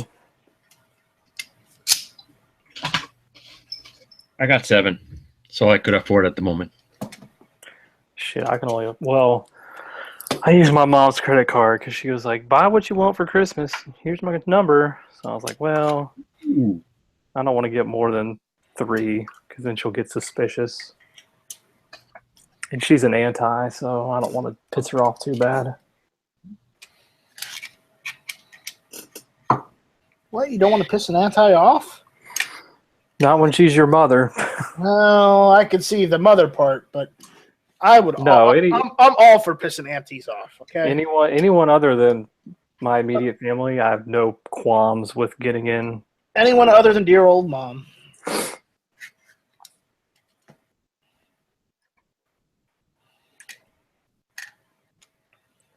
It's sometimes nice arguing with the antis because once you go throw facts in their face, it's nice to see them just try to like come back from it, and they can't. So they're just like, "You're racist," and storm off.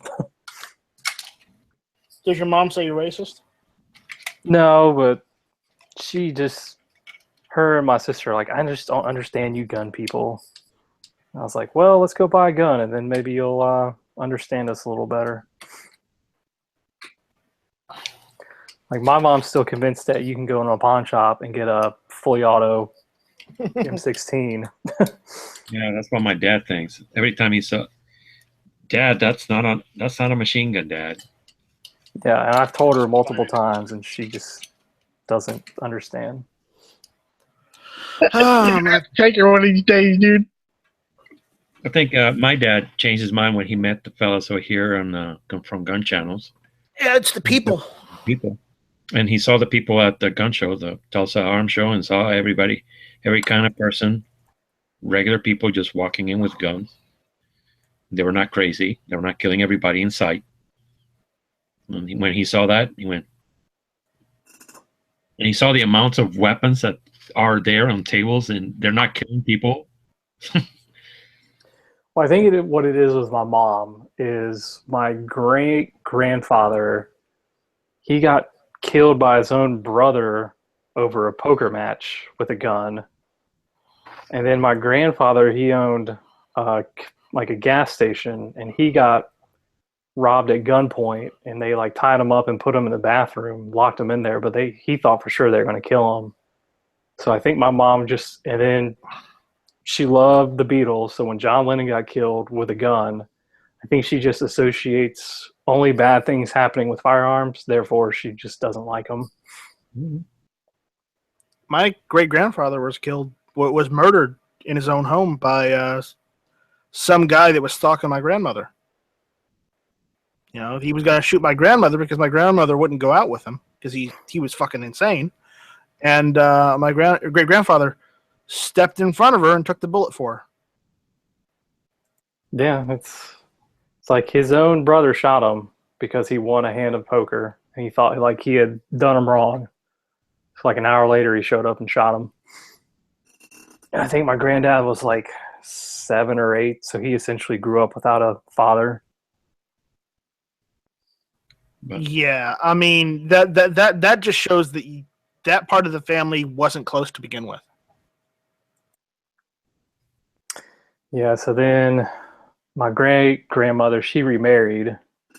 So then he had 2 stepsisters, half-sisters, I guess.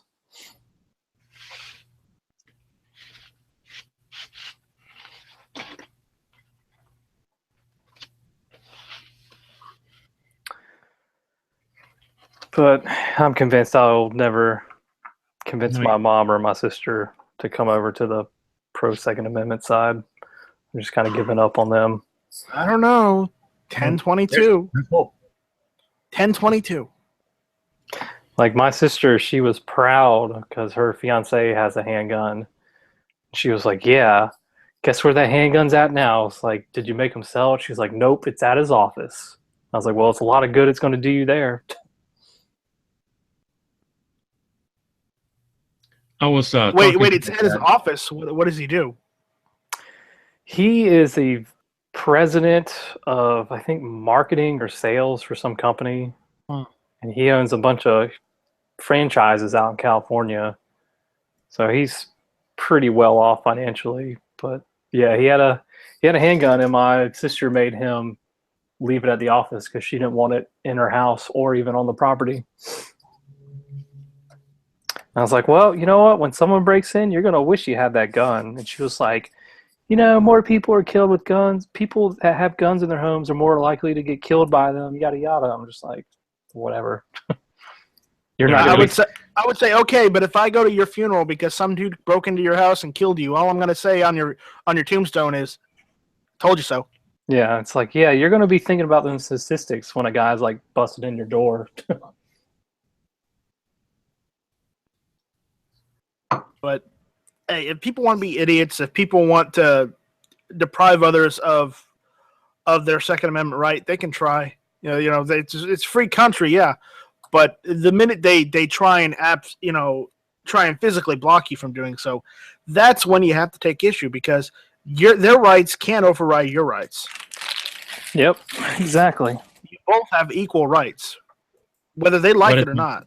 What is that phrase that somebody has said? A gun in the hand is better than a cop on the phone. 2 on the phone. Yeah. Yeah, was it when seconds count, the cops are minutes away? Mm-hmm.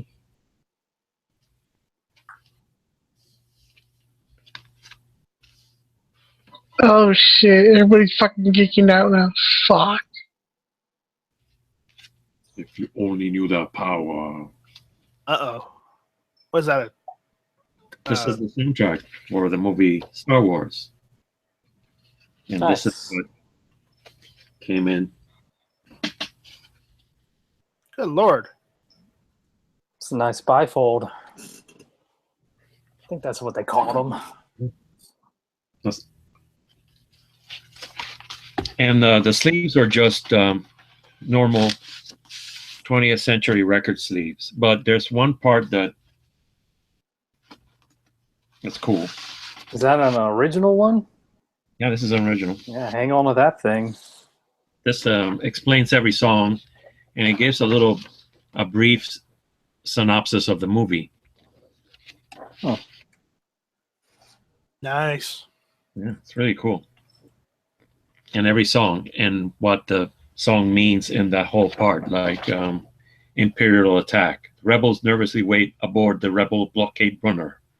Suddenly, Imperial stormtroopers break in, and a laser gun battle begins. So every song has it tells you a little bit what was happening in the movie during that time.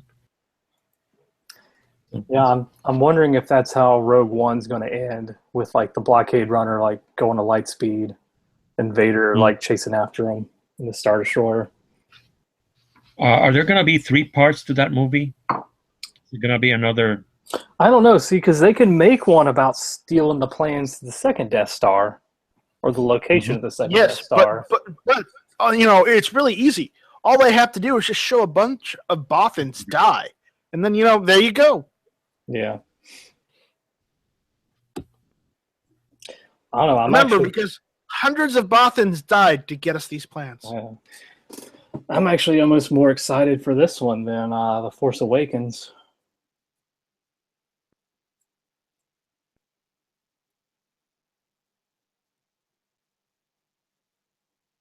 Because this one's going to be more oriented on fighter battles and capital ship battles. Yeah, like when I first read the description, they're like, "Yeah, it's Star Wars meets Black Hawk Down." I was like, "Well, that's gonna be fucking awesome." Hey, nice Latino Flippy, dude. Oh God, you're the Latino version of Flippy? No, I found the Latino version of Flippy. Oh, where? That link I showed you? It's a brown panda. He's the only brown panda in the world.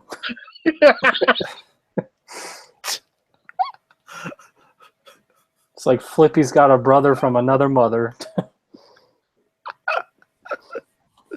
Quick, someone make a sad drawing of that panda so someone can get so Nice can get it tattooed to his arm. You tattooed on my ass. Shit, my mom found out I have a tattoo. She'll fucking kill the guy who fucking tattooed my ass if we're peer pressuring me on doing it. And then she'll kill me. Fuck.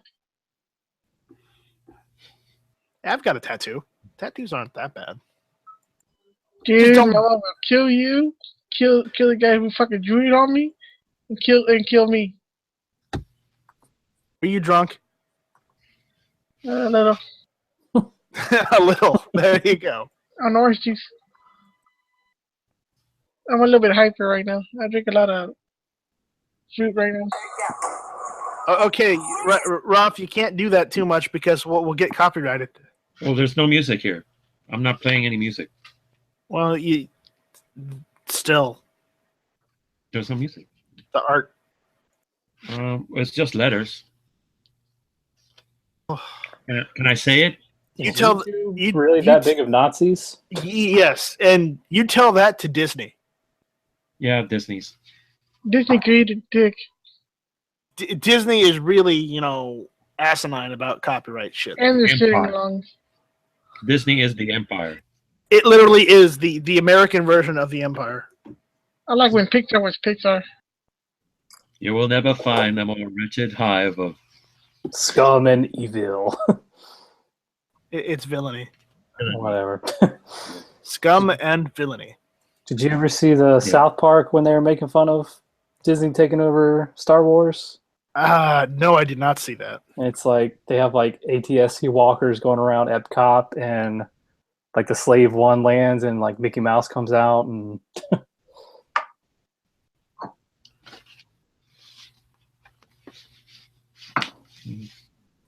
But Hey, I you have to guys, say that the merchandising for these movies is a whole lot better than Lucas. Some of the toys are really awesome. hey, you guys remember that? I remember like a few weeks ago, you guys were talking about fucking lightsabers, and you guys remember that Herbert the pervert from Family Guy with that lightsaber, with the lip lightsaber? oh yeah, Mr. Herbert. Yeah, with that fucking shitty ass lightsaber. Yes, I want to get one of those. The lip one.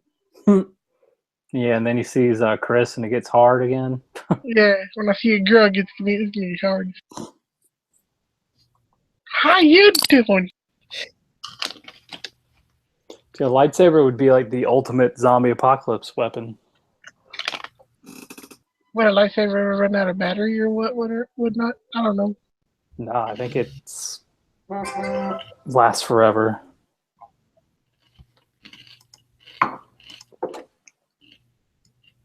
Tactical light. Tactical lightsaber. There you go.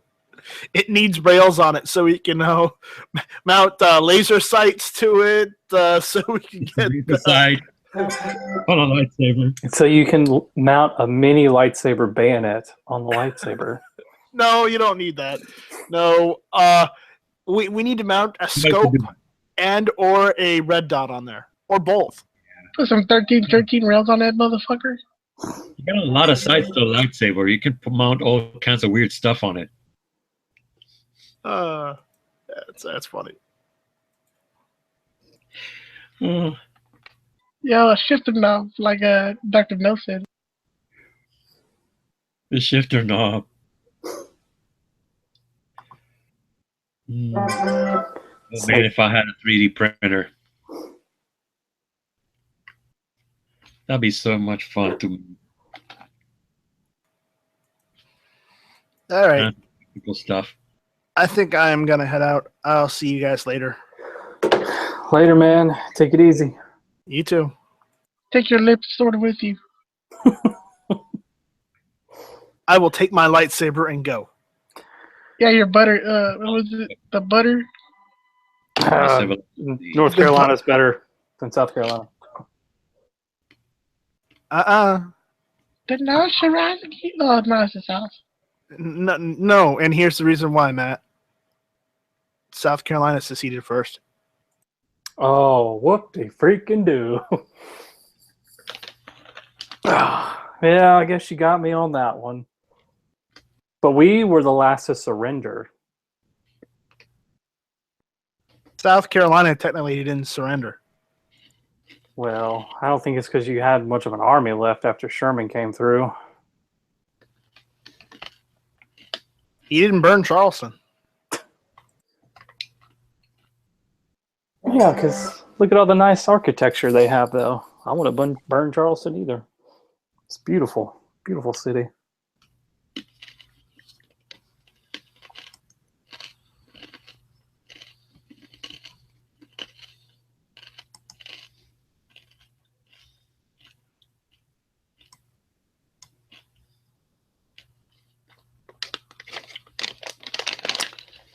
So the program is brought to you by Rico's Pork Cracklings. Pork rinds. And I'm out. Later. Later. See ya.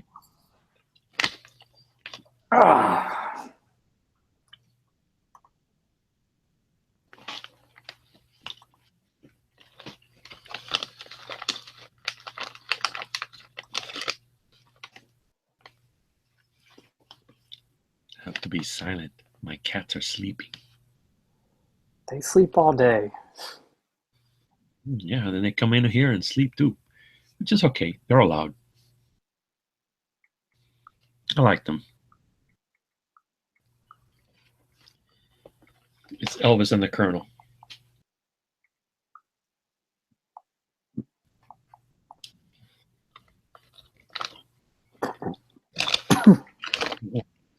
Oh, check this out. Did you see my shooting from last Wednesday? I did all right. That's pretty good. What were you shooting? What was I shooting? Yeah. Walther PPX. Oh, This nice. is at 7 yards. I got one here and here. That 9mm. Yeah, 9. One right there. And the rest right here. You can do better. You just need to practice more. Maybe, I'm not sure. I think this is as good as I get. No, I you have can get, over here because you can get a lot better. my sight was aimed right here. That's when I got this, because if I aim over here ways, I get this. So I did all right. I don't know. It's a very small pistol, so it's kind of. I don't think if it was longer barreled, I think I probably could do better, maybe. But I think I did okay. Well, I only have one round. from what I've heard, and I might be completely wrong, but barrel length doesn't matter more so than sight radius does. Like if longer barreled, yeah. Like a Glock 17 in theory should be more accurate because you have a better sight radius than say a Glock 19 or a Glock 26. Not because of the barrel, just because of the length. Yeah, length of the sight radius. Yeah, that's what I understand. That's what the instructor told us. It's like that's why an AK, other than loose tolerances, isn't as accurate as, say, like an SKS, because the SKS has a slightly longer sight radius because the barrel's a little bit longer. Because I've seen, I can't remember his name, but he was hitting golf balls at 100 yards with like a snub nose 38. But he knew how much to, aim above the target. So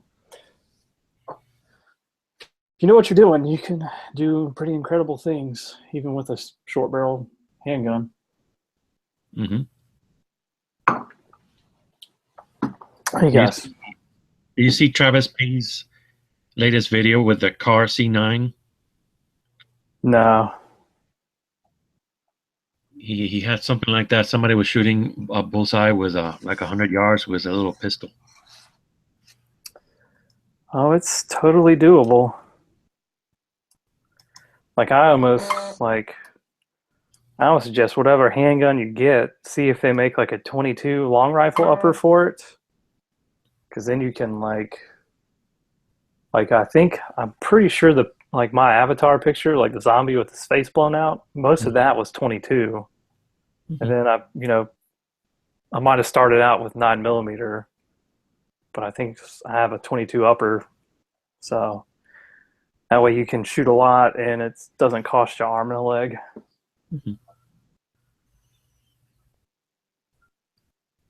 I think once you get down to fundamentals, especially with like a pistol, like if you can shoot a pistol accurately, then almost any, like a rifle or shotgun is going to be no problem because you actually have 4 points of contact compared to 2 with a handgun.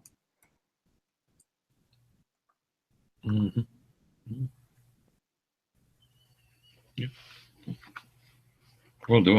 I'll definitely get a lot of practice soon. Yeah, practice makes perfect. I had one round that went sailing somewhere, and the instructor said, you need more practice because that round is very important to get on the paper. You have to be accountable for every round. Oh, yeah. If you're carrying. It's true. I don't know where I went. I went high. See, another trick you can do is if you go to the range with someone, you can have them load a snap cap in the mag. Like if you're shooting like the Walther, it's got a magazine. To have him randomly put in like a snap cap or two, so that way you can tell if you're flinching or not. Because if you're flinching, you'll know it when you pull the trigger and the snap cap goes off, whether you flinched or not. Because he can have you just watch you shoot, or you can like videotape yourself shooting, and that, you can go back and look at that and see what you're doing wrong or not. Mm-hmm. Cool. We'll work on that. I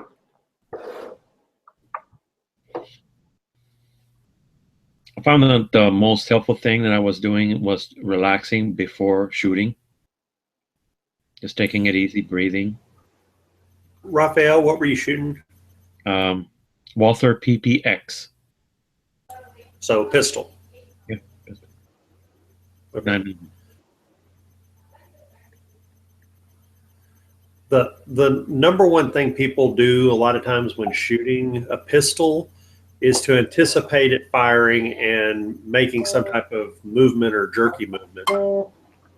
And there's a trick to get around that. You can aim and just pull the trigger real, real slow, holding it on the target until it goes off. And then just do that repetitiously to where when it goes off, it surprises you and you shoot really well. And then you see that you shoot well and you have confidence, and then you can start speeding up, and all of a sudden you're not scared of the sound anymore. You've gotten used to it without even realizing it. Yeah, I got okay with it once, because the first shots are over here. Yeah. And then I started coming over here, and I did okay here. That's good. It's good progression. This is when I started to relax, and I started aiming right over here somewhere. Okay, so you corrected your sight picture and you were more relaxed. So the nice thing about it's the being tense and anticipating the shot that makes you jerk, and being relaxed also avoids that. Plus, whenever you squeeze the trigger, like real slow, and you're like, like you learn not to do that. You just do it real slow, and then you're like, afterwards. I was doing that just kind of teaches you. I was taking the slack off really slowly, and then when I felt it right there, I would push it all the way slowly so I wouldn't move. That's the trick. Yeah. And then the last thing I would do was to put the finger on the trigger instead of aiming. I went and I took up the slack, and that's what I hit. I did better, and I relaxed, and I pushed myself forward a little bit, more towards the balls of my feet, and I had a little bit of give. I did better there, but I need more practice. No, that's awesome. Yeah, there's nothing for putting rounds down range. The funniest time that I find when I'm shooting a pistol and I shoot well is when I get bored and I start thinking about other things. And I'm just sitting there shooting and I'm thinking about other stuff, and then I stop and I look at the target and went, holy cow, look at what I did. Yeah. I was concentrating like on everything that the instructor was saying, the range officer. He would say, all right, load the magazine. And I would point it forward, and then I would go and I would step back. Make ready.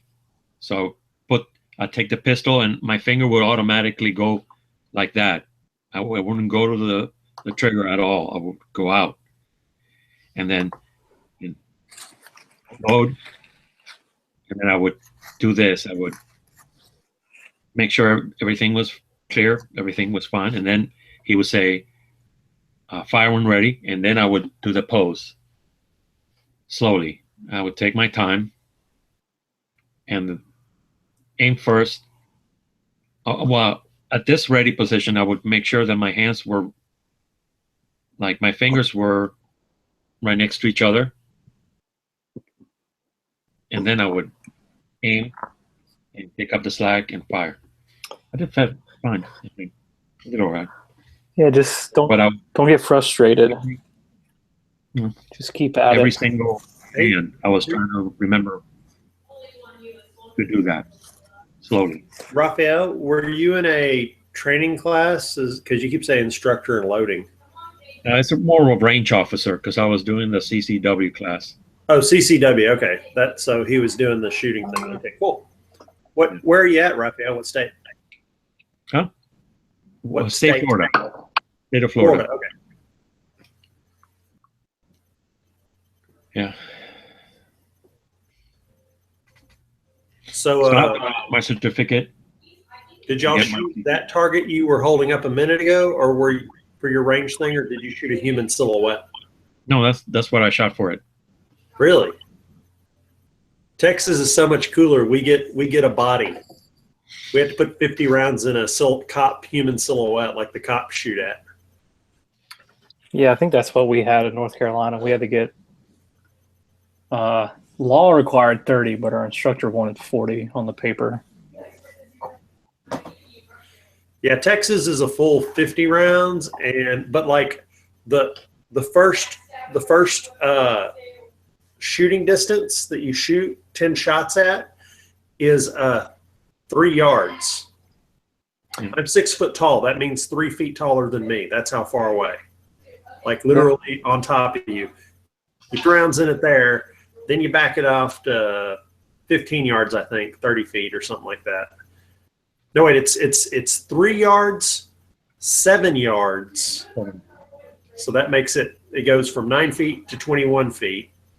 And then the very last, they back it all the way up to 15 yards, I think. Wow. Oh man, we must have poor standards because ours was 10 shots at 3, 10 shots at 5, and then 20 shots at 7. This is my 3 at 3 yards. I did that. And then the other one is at 7 yards.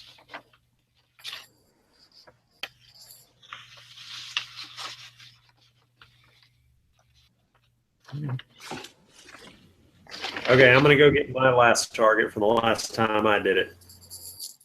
I'm trying to save them on a date so I can see if I'm getting better, and I think I'm progressing. I used to put mine up as art around my apartment. Mhm.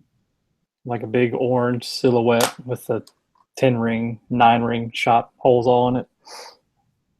I have a file drawer. I'm going to start putting them in there. I don't think I saved the last one. Last time I went to the range, I don't think I saved mine. I didn't shoot all that well. Like when I took my CCW class, we got 6 months free range time. Mhm. So I was going to the range 2-3 times a month.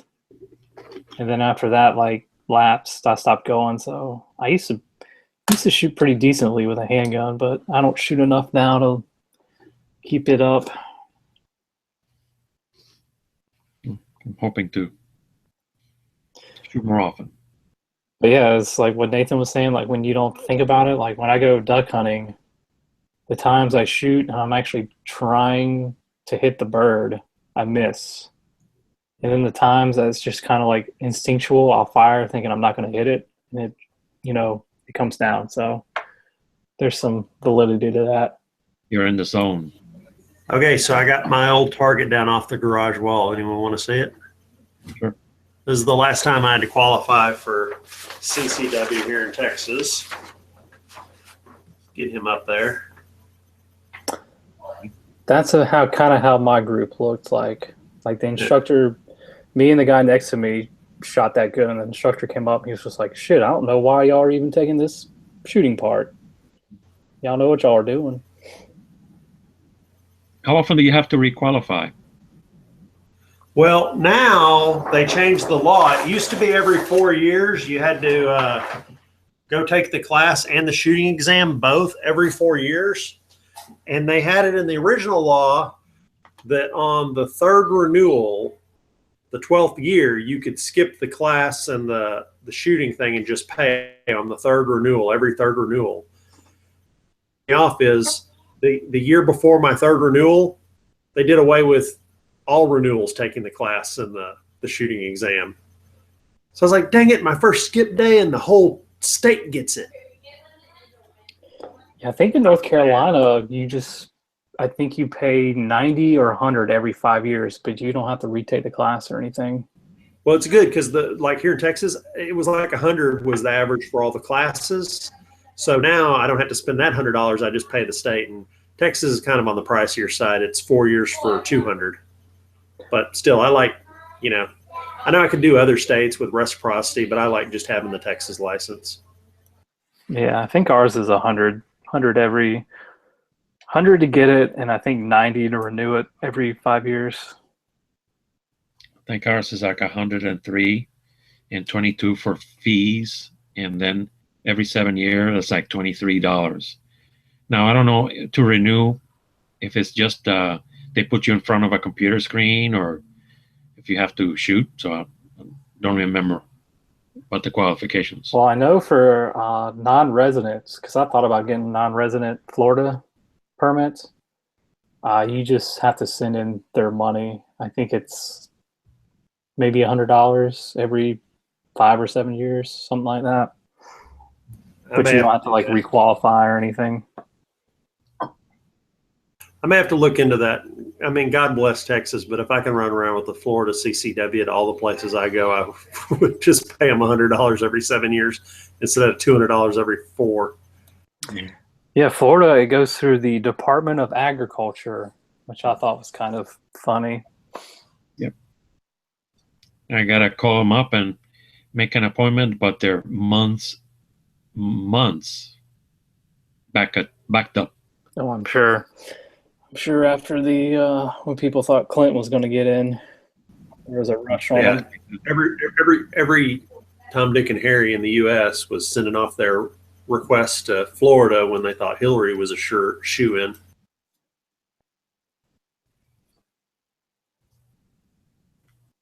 Mm-hmm. Oh, dodged that bullet. No pun intended. Mm-hmm.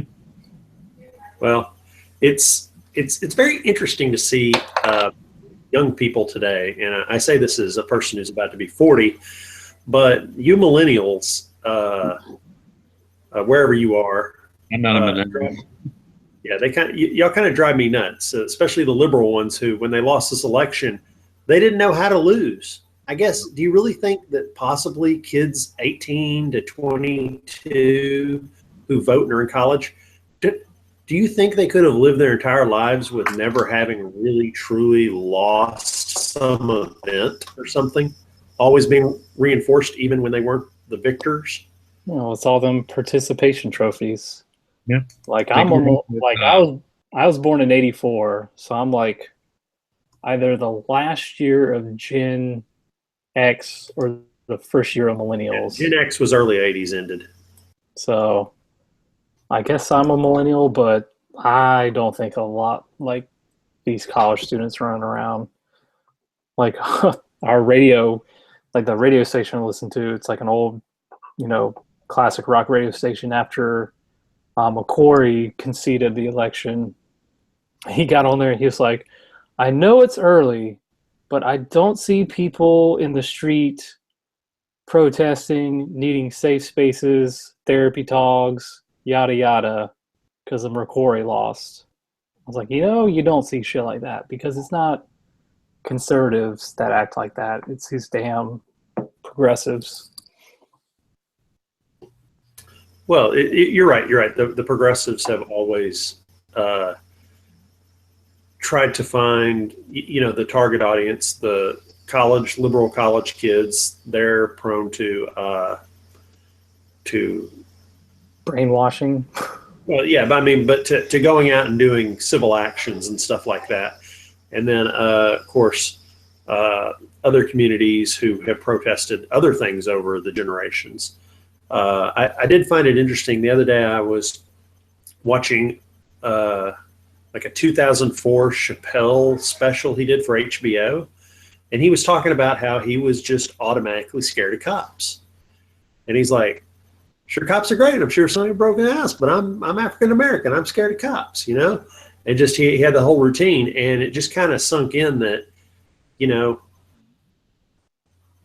when you're raised in that environment, when you're raised to think that way, when you're told that by people all around you and stuff, it's interesting perspective here in America of how inner city African Americans who are always around crime, criminals, people telling them this and that, the cops are bad. How do we change that? Like, what can you even do? I don't think there's much you can do. I mean, that's a tough sell. The only way I see it is having more neighborhood policing. If people from the neighborhood are hired like police people, then they would say, hey, that guy is, I know that guy. I went to high school with him. Maybe that'd be the only way. To make the police more part of the community so they can say, oh, that's one guy that he lives out somewhere else and he comes in here. He's not one of us.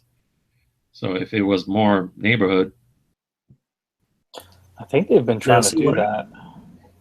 I was thinking the only way to change their opinion is to get them out of that environment and intermixed with the rest of America. I would say this, I dare to say this, America is truly at this point a melting pot.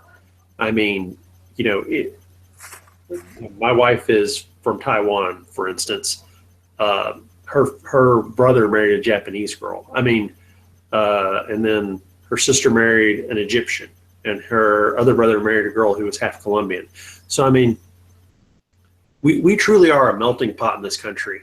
But it seems to me that there are certain sections, like in the inner city, where they're not a melting pot. They're a boiling pot, and they stick together.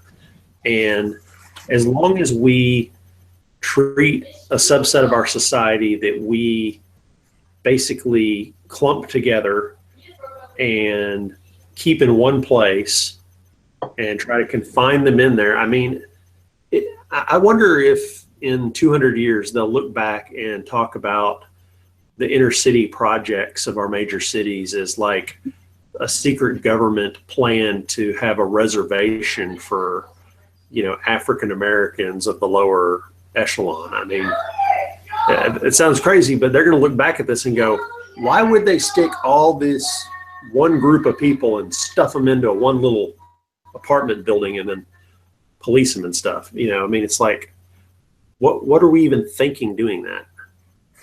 I mean, I don't doubt that for a second. Just look at the Tuskegee experiments. It's like people hear that and they're like, why would the government continually ejecting poor African Americans with syphilis to look at the results of it when they had the cure for syphilis like 20 years ago?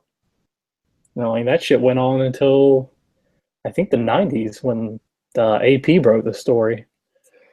So I wouldn't be surprised if it's some government conspiracy or government, you know, project. The whole urban renewal movement,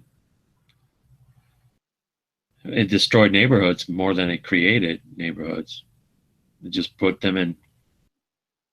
See, what I want to know is why people like living in the slums of Chicago who have been under Democratic rule for 100 years haven't wised up and been like, hey, there's something wrong with this picture. Could it be perhaps the Democrats aren't looking out for our best interests? But they'll say, well, if we vote Republican, they're not going to help us either. They're stuck.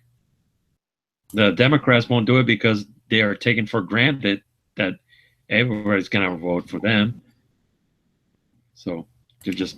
Well, some of the most racist stuff I've ever heard has come from Democrats, not Republicans. Mm-hmm. Because they're taken for granted. I want to say this. You know what the best job in the world is? I'm going to go to Chicago. I'm going to become a Democrat. And I'm going to tell everybody that I'm going to get them awesome stuff, whatever they want. Oh, yeah, I can handle that. Yeah, I'm going to work on that.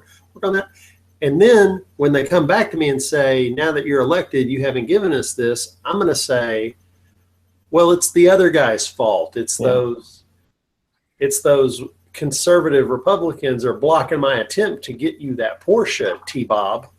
And not T-Bob, I meant to say Tyrone T-Bob. Anyway, so I mean, it's funny, but you ask, how can the Democrats be in power in Chicago for decade after decade? Because they blame the other side every time. It's never their fault, and they're always going to help you out. And when they fail, they blame the other side. Yep. Get me reelected, and I will fight even harder this time to get you that Porsche, T-Bob.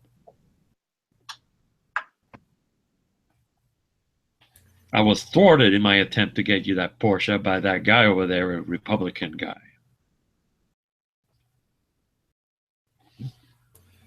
Have y'all ever seen the Key and Peele's substitute teacher skit?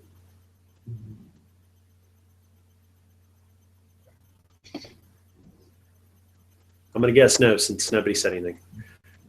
So it's hilarious because he's a African American substitute teacher, bald, just hair around here, and he's up there and he's calling roll, and he's a substitute from the inner city, and he ended up in the suburb school, and so every Caucasian kid's name he's calling out, nobody's answering him until they figure out it's him. So he's like,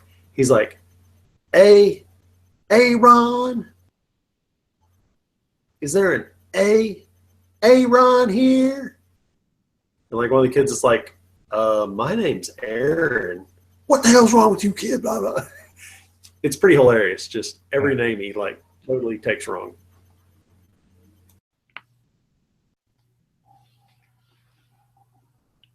Peele, what is the name? Key and Peele, and then type in substitute.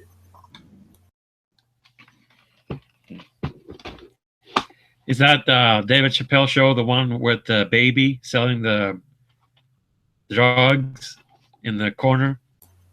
The Chappelle show I watched, it was the one with the baby selling weed and sneaking in. Oh, that's great. That's one of his best. Yeah, your baby. And I saw a hit. It was a baby coming out, and he says it was the same baby for that project. He said, I snuck in the club. You want to buy some weed? Oh, it's hilarious. I love that one. I still think my favorite's the Prince one.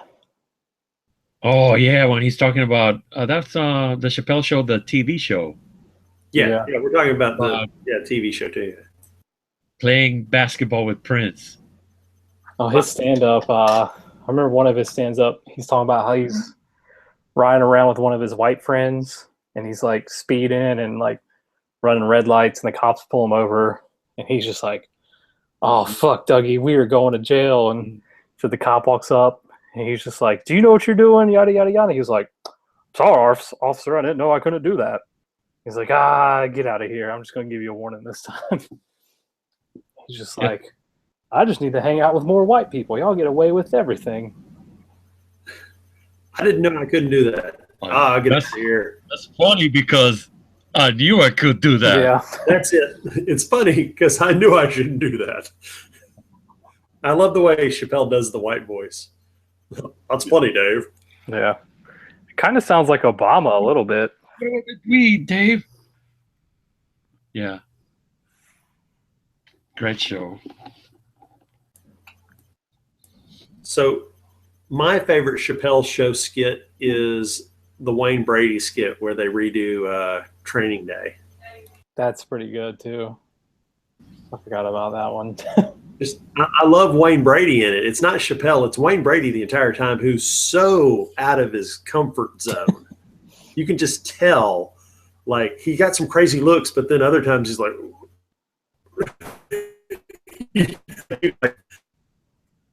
Well, if you watch the outtakes of that, like, he had a huge problem saying, "Is Wayne Brady gonna choke a bitch?"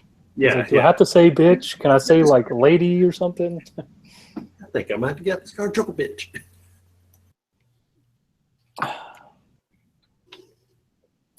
Oh, I miss him so much. Those people at Comedy Central are retards. And I even loved how he made fun of them with like doing the Hollywood thing and all that. Remember when that crackhead does that Fear Factor? Tyrone Bigsby was the black-white supremacist. Oh man, Tyrone Biggums. Bigums, yeah.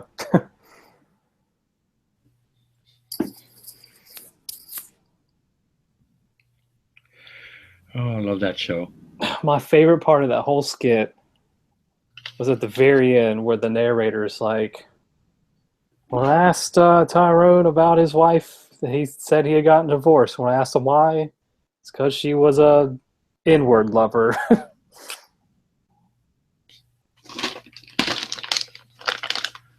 Oh.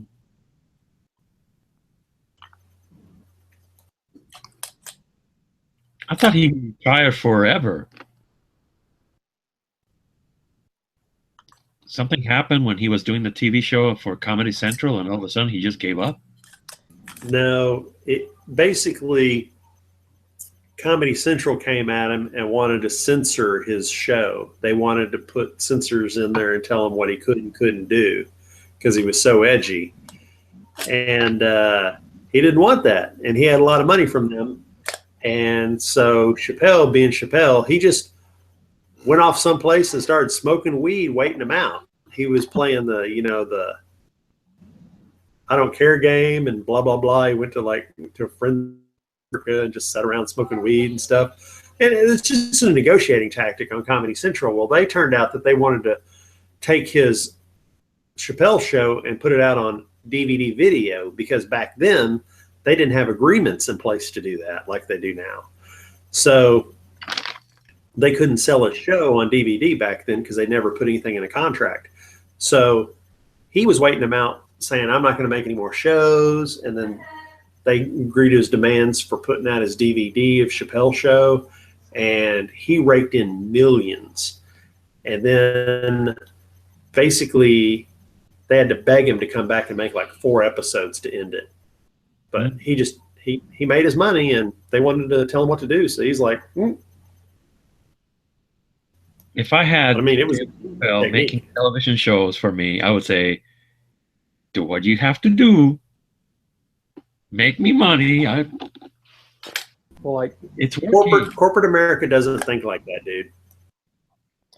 Like my dad was the one that told me about it. He saw the first episode with the black white supremacists, and he called me. He was like, "You need to watch this show on Comedy Central. It's the funniest thing I've seen since Richard Pryor. You need to watch it." Oh yeah. I mean, Eddie Murphy tried to be Richard Pryor, but it didn't work. I would definitely agree with you. Chappelle is the funniest thing since Richard Pryor. Definitely. But Eddie Murphy had a little bit of the edge, and he lost it. He went Disney. Yeah, because Chappelle got him. His name's Charlie Murphy. Yeah. Charlie Murphy. Darkness. God, that's just a classic skit. The thing about that one skit is the first 2 times I think I saw it, I didn't know who Charlie Murphy was. And so I'm like watching this and it's like funny, I'm laughing and stuff. And then another episode happens and I see the Eddie Murphy, Prince, and Charlie Murphy, and I hear him say, Eddie, Eddie, Eddie. And I go, is that Eddie Murphy's brother? And I had to look it up on the internet. And then I watched it again, the Charlie Murphy with Rick Brown punching him in the face and kicking him into a mirror. Oh, it's so much funnier now that I know that that's Charlie Murphy, who that is. Yeah, on the DVD on that season, and it's not really a blooper, it's an extra. They're interviewing Rick James, and he talks about the basketball game between like Eddie and Charlie, and he was just like, I was so embarrassed for Charlie, I didn't talk to him for 2 years. He just rails on Prince. He's like, yo, this 4'9" doesn't know what he wants to be, purple suit wearing.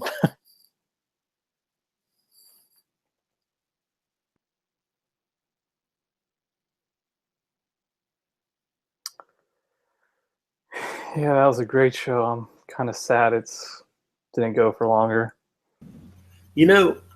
I'm thinking, this is just my opinion, and that's worthless, but I'm going to make you listen to it anyway. My thinking is on the subject is when Chappelle got all that cash and had to give the caveat of making 4 more episodes to let them put it on video, and that's how it all worked out, and he got all that cash. Like, I don't know, maybe he got like $20 million, something like that. I just think he's like, I probably don't have enough cool ideas to keep this going.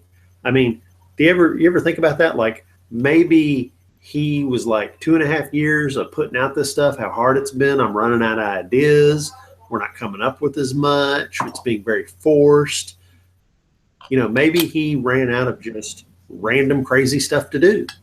Maybe he said, I better go out while I'm on top. It's possible. I mean, maybe he thought he was going to take the cash and leave on a high note, you know, like super quarterback retirement all in one. Like, I always think about that show with Seinfeld. Like, Seinfeld was funny for 7 years. Like, how did he come up with those ideas for like 8 seasons is beyond me.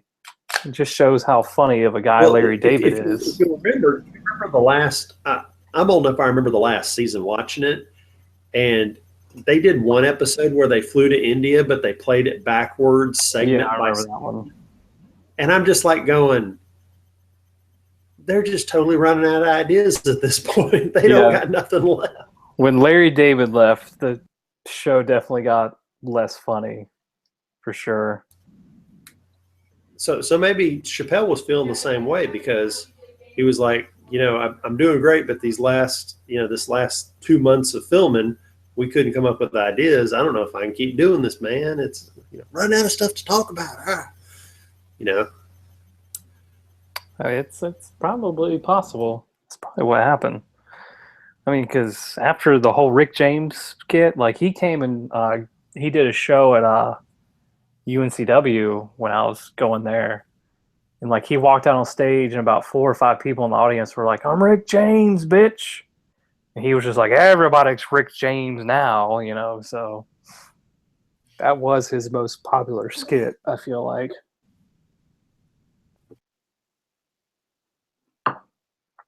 well, there are certain. Let me put it this way: there's certain call signs, and screaming something in a bit and then being able to scream it in person, that's a cool combination, especially in a club, right? Because Rick James was in a club.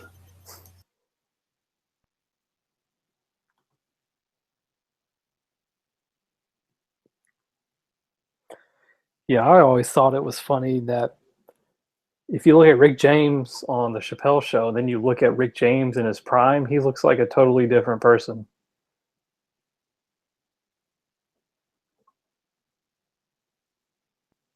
I'm just glad that after the first season he stopped. I mean, that is just a ridiculous old school kind of Soul Train type of thing to put it into your show, ain't it?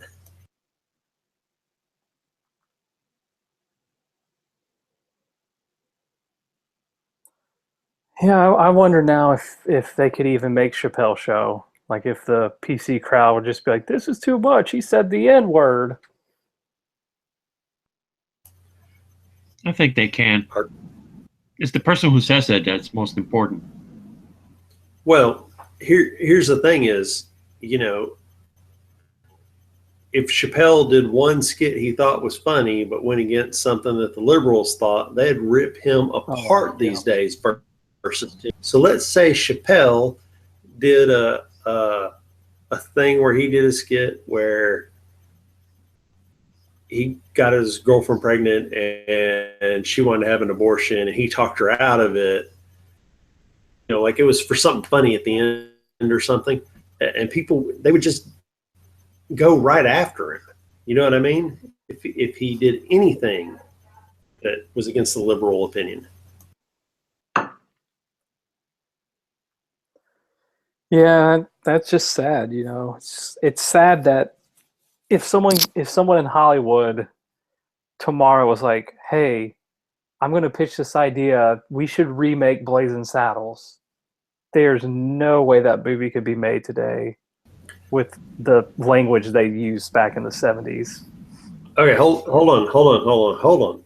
I like this idea. I like where this is going. We're going to make this happen. Now, Dave Chappelle as the sheriff in Blazing Saddles, correct? Yeah, that would probably work. Okay, now Dave can do that. Dave can say the things he said and worse. This is going to be great. Now, Gene Wilder's character. Oh. Does it have to I know be? I know he's a little old, but I think Mel Gibson has the compunction to say the lines correctly. Oh man, Hollywood would just roast him as soon as he said the least bit racial thing.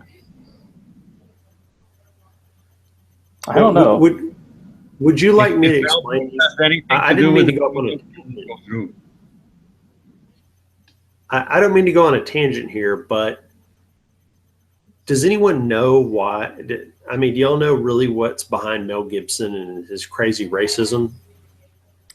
I know alcohol or drug use. Okay, Maybe. so no, it's worse than that.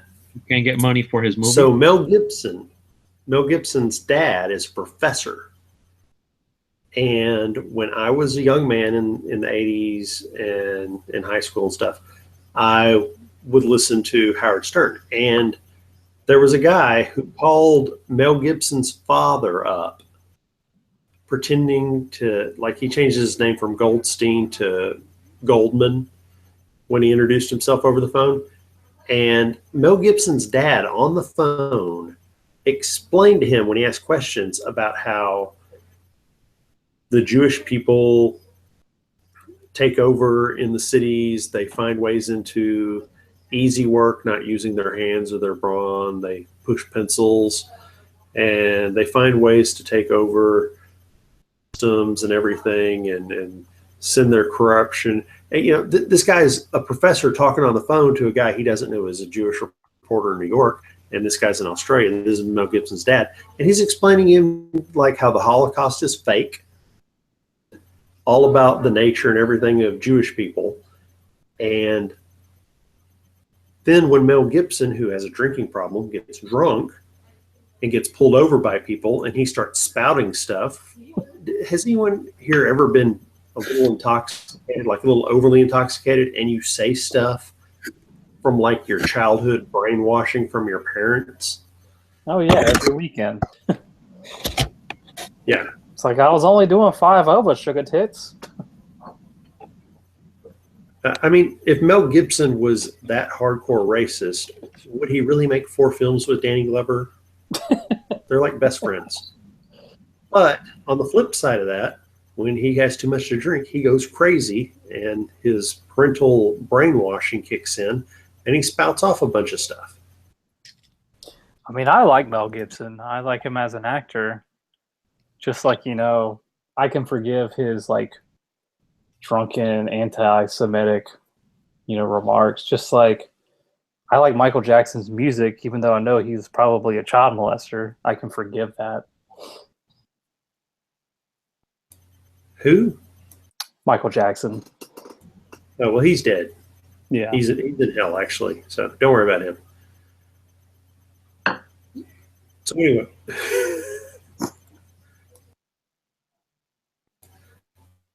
I'm sorry, I lost it there. Okay. So you got me totally off track with Michael Jackson. Talking about Mel Gibson, Blazing Saddles. Mel Gibson, yes. Great actor, very religious, totally racist father who raised him. You know, I mean, that's who he is. And the biggest problem Mel had, and I'll tell you this, is he got so rich and famous that he done left his wife with their like 8 kids after 30 years of marriage to chase some royal, divorced over it, and went and had a kid with the Russian model girl, and then lost his mind because guess what? He had his career, he had his money, he had his wife, he had all his kids, threw it all away to chase a piece of Russian model tail that took him for like half his wealth and ruined his career temporarily because the American public has the memory of a goldfish. So that should be a cautionary tale to Trump. Oh, whoa. Trump? Don't let Melania take all your money. No. Understand. Trump, he doesn't enter into any type of agreement without a contract, silly. So you don't have to worry about that. And Melania, which she was a betting girl, she's kind of on the low end of that, but so that's the upper end of that. So hey.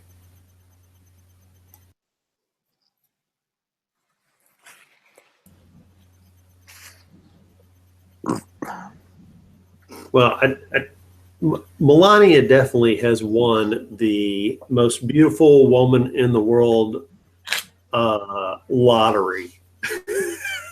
You know what I mean?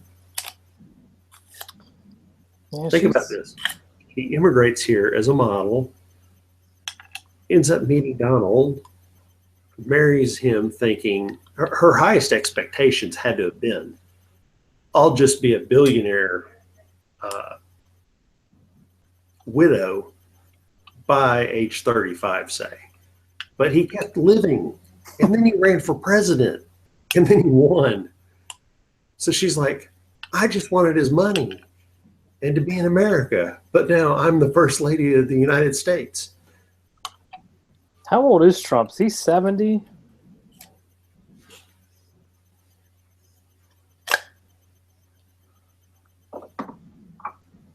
You know Melania did the math when she married him, right? 70.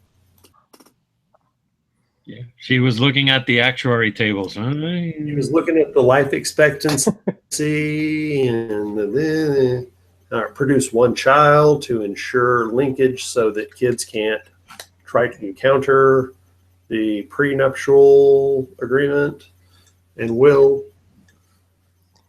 Well, she forgot the whole he's half orangutan because that's how he got his orange hair. And I think they live a pretty long time. Well,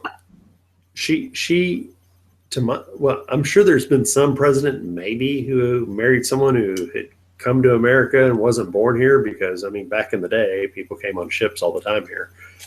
But definitely for the past 50, 70 years, she's the first non-American first lady.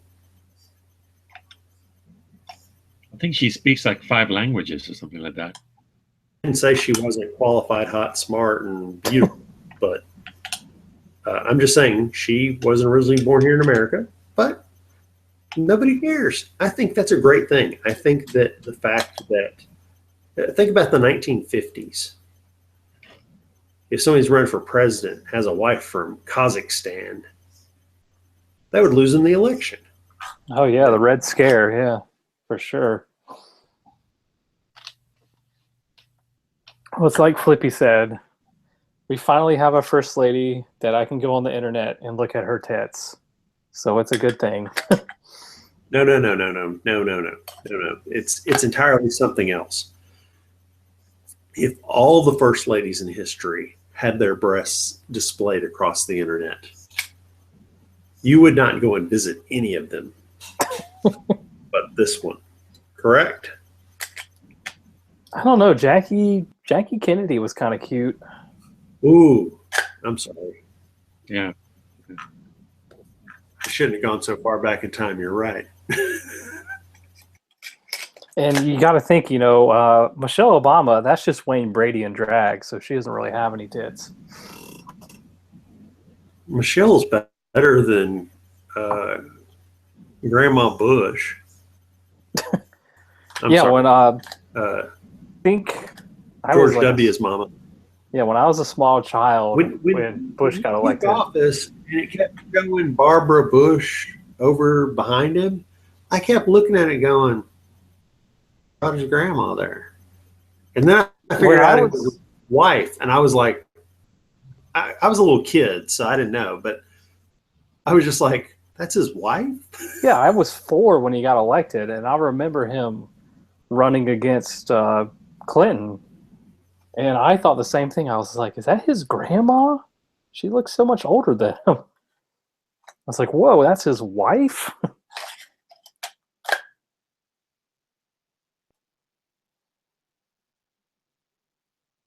See, I had that experience when he first ran for president. You got it when he ran against Clinton and lost because he only was a 4-year president, the first one.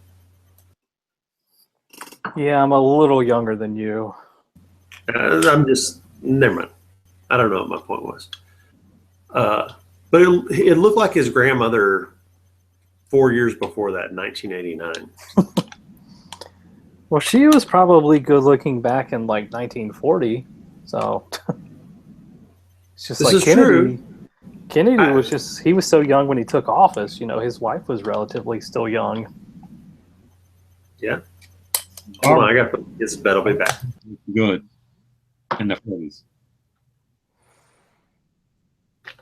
You got cats all over the place.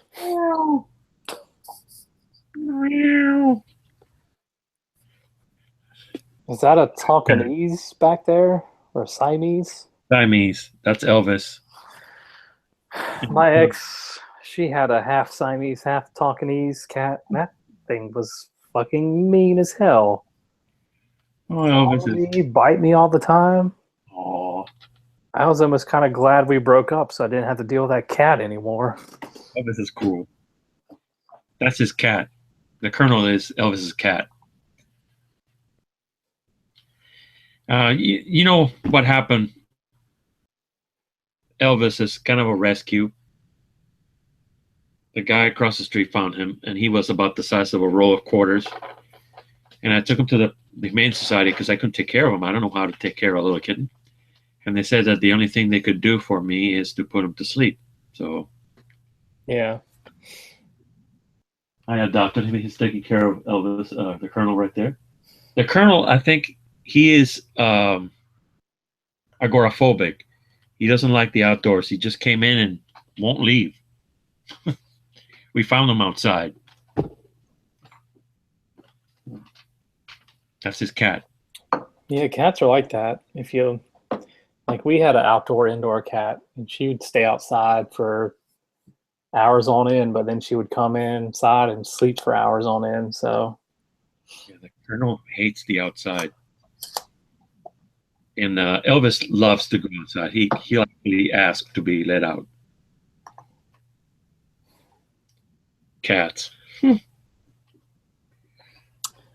weird bunch, those felines. Yeah, he likes the mags. He likes the cardboard box.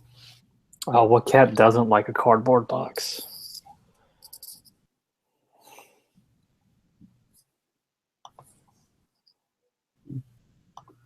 Cat channel. That's down deep. Yeah, it's like 5 Sam Adams in. Picked up a winter Yeah. variety pack from them today. All I got is Natural Light and Angry Orchard. Angry Orchard's not bad. I don't think I've had a Natty Light in 12 years. Yeah, I only have it because a bum left it. Yeah, when I was really, really poor in college, we would drink Natty Light, but I try to drink micro brews now. Mm-hmm.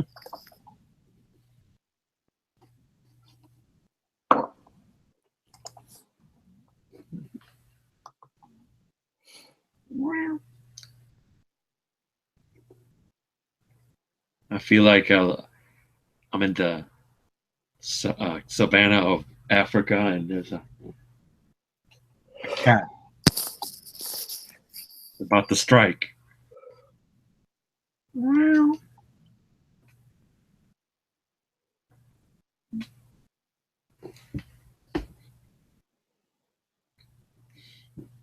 Predator.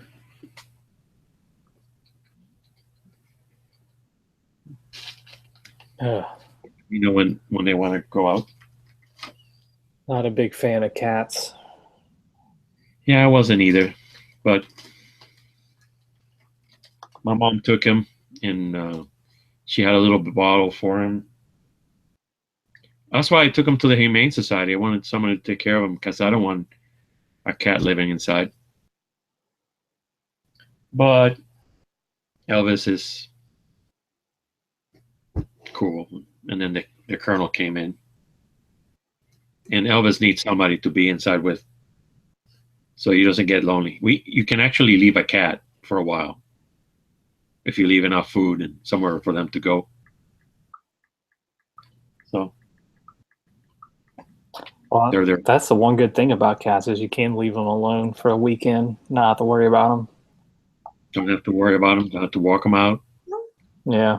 They do their thing. They're pretty. They take care of themselves. Self-cleaning.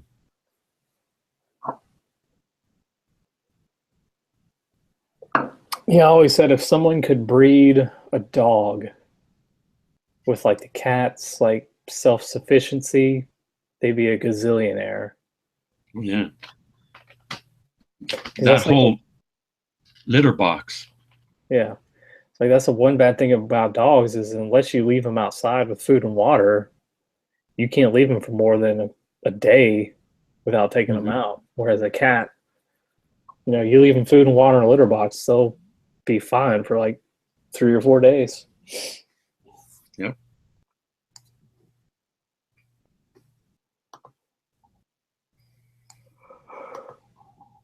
Yeah.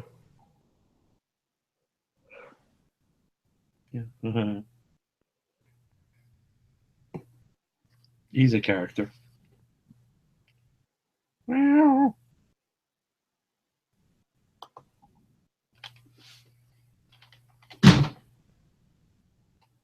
He jumped on my toolbox.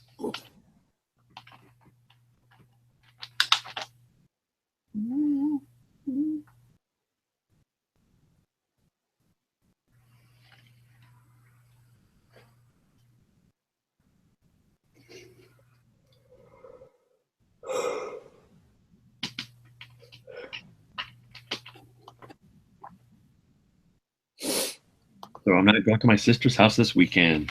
Gotta find something to do. Sure, Jacksonville has some cool ranges. No, You go see a Jaguars game. I'm sure the tickets are pretty cheap because they're terrible.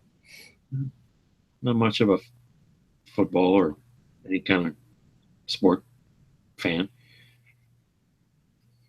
And I'm in Tampa, so I'm not going to drive over there for that. I gotta find something to do for my old folks too. Somewhere they like to go. It's kind of hard because my dad doesn't walk a lot, and it can't be a store because my dad buys a lot of crap. So I gotta figure out something. I went to Tampa one time in July, and it was so damn hot. I don't know how y'all do it down there. I know I have to work in the heat, and you can take your clothes and do this, and sweat will come out. Yeah, like I'd take a shower in the morning, and I go out on the front porch, and there's big ass lizards and big ass like insects, and I'm like sweating already. I was like, damn, just took a shower. I feel like I need another one. Yeah, I've done that. I've had that happen in the morning. Doesn't have to get into the afternoon before you feel the heat and the sweat, and you have to take another shower.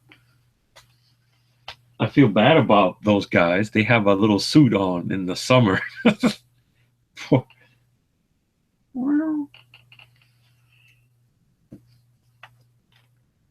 Oh, Yeah, I'd rather live someplace cold than someplace really hot.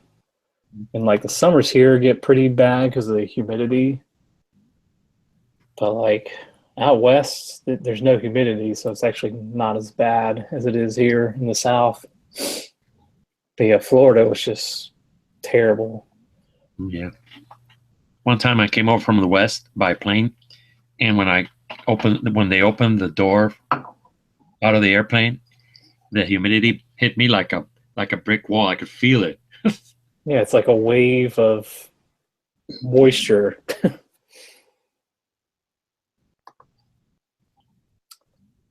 Had really nice beaches in Tampa, though. I'll give them that.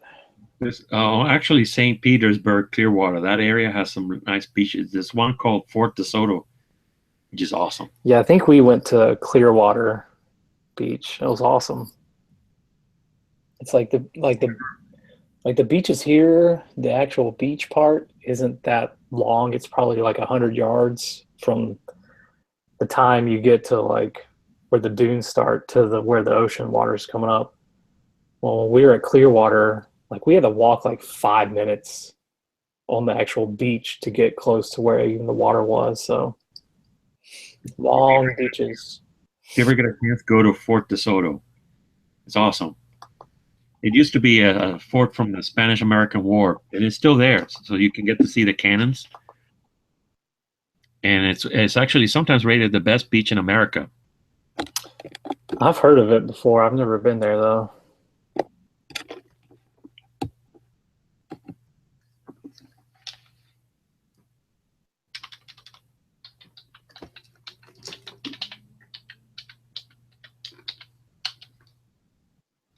Sorry, my cat tried to kill me.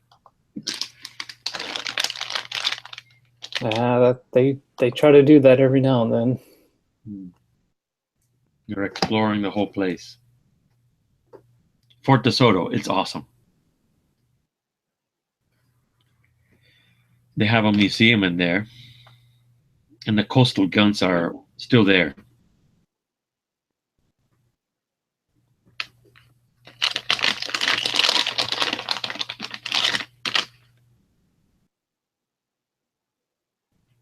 It's nearby the Sunshine Skyway Bridge.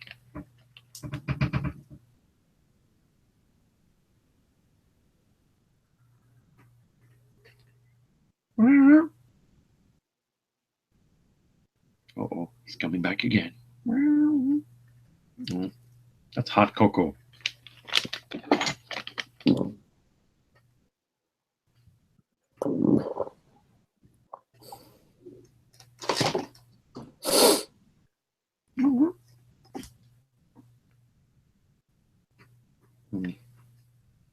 Elvis wants to leave. Be right back.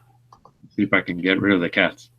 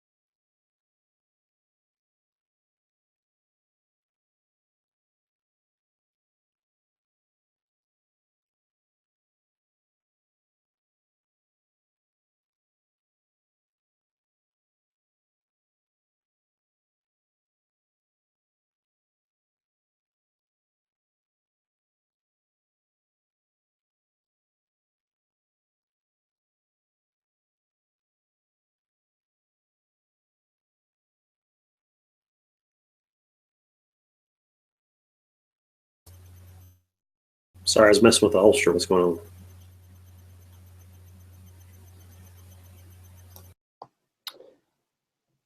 on? Ralph was taking out his cats, or one of his cats.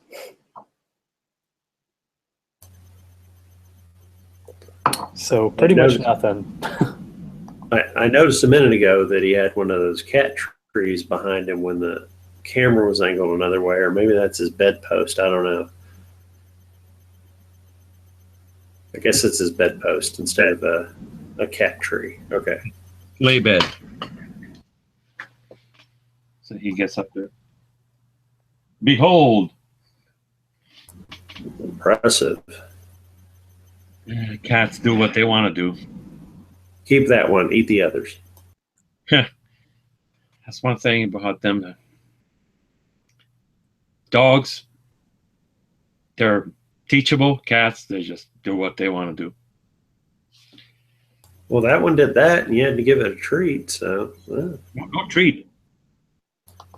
Yeah, I mean, what reward did it get for jumping up there when you asked it to get up there? Because I've had cats, and they'd look at me like, "What, up there? No, not you asked me. No." Well, I think he was going to do that anyway.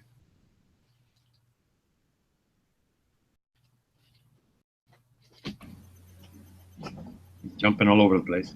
I'm allergic to cats. They make my eyes swell shut. So I think they're swell, but not in a good way. Yeah, I'm allergic to cats too. Sucks. But I don't care much for cats, so being allergic to them kind of works out. Yeah, same here. If I was allergic to dogs, I'd be miserable. Oh, that'd be sad. I like dogs, but I just ended up with cats.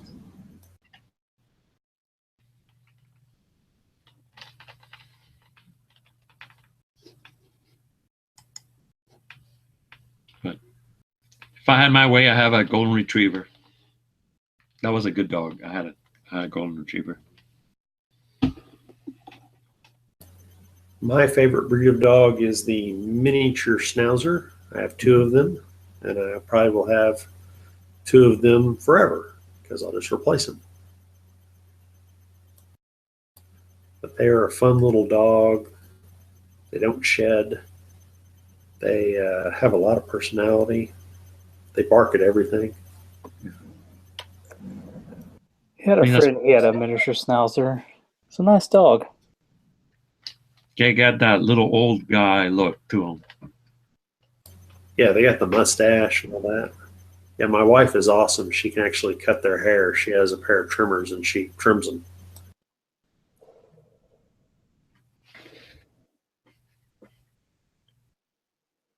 Okay, so get rid of the cat. Let's turn to something more manly. Favorite carry caliber? 9. 45. I had a 45. I had to sell it though. I was really disappointed. What type of 45 did you sell? It was an old West German 223 or 220 with like the European heel release. Really didn't want to sell it, but I kind of had to. What type of 9 do you have? I've got a Glock 19, a SIG SP 2022, and an old West German 228.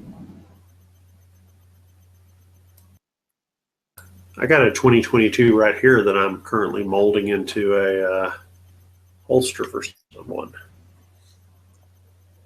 Yeah, it's a nice gun. I haven't shot it that much.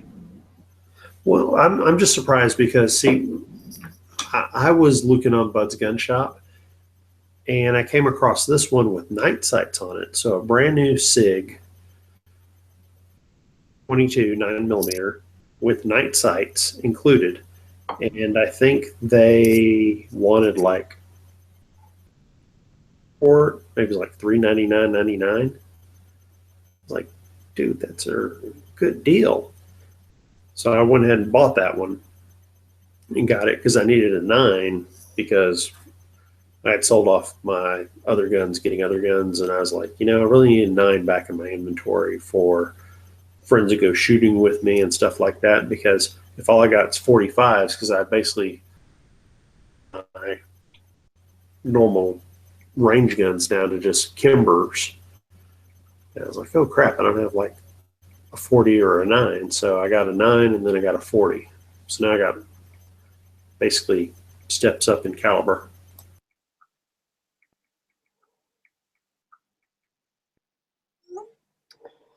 Yeah, I heard before the SP 2022 got popular, you could get one with night sights for under 500 all day long. But I think the price has gone up on them since then. Yeah, it probably did.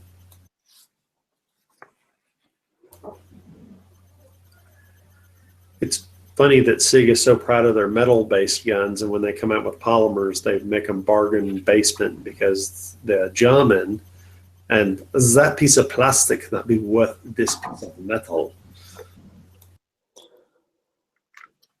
Yeah, it's a good gun for the price, though. You can't really beat it.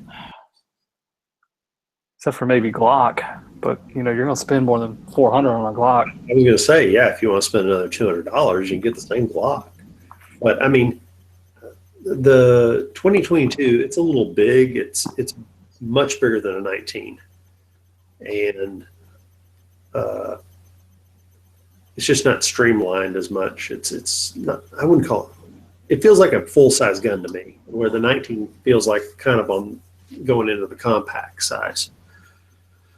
So it's a decent carry gun, but I like it just because, you pull it, it's a good price. It's got that double action trigger, which again, you could cock it back if you chose to and then start firing from there. So it gives you, that decocked trigger thing with it protected. So it's got a lot of good characteristics.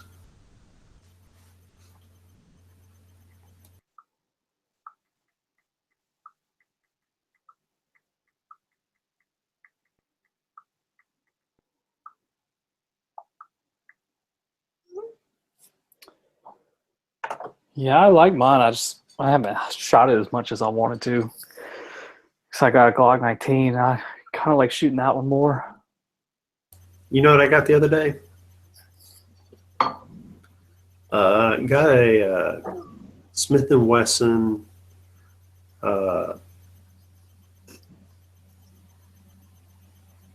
was the M&P. Smith & Wesson M&P. The 40 caliber one with the cops carry.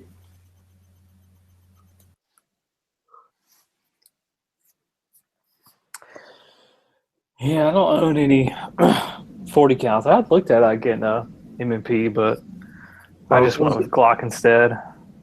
Okay, that's good that you got the Glock. I love Glock 19s. I've had 2 of them. The cool thing about this M&P, it was a cop trade-in on Bud's Gun Shop, and it had night sights on it. So it was an M&P 40 full size, 5-inch barrel, and it had night sights on it, and it was for $299.99. Damn, that's pretty good. With free shipping. Damn, that's really good. Yeah. I mean, considering what night sights are at least $50-$60. I don't know where you live, but I've seen 80 on the low end, 100 average for night sights around here.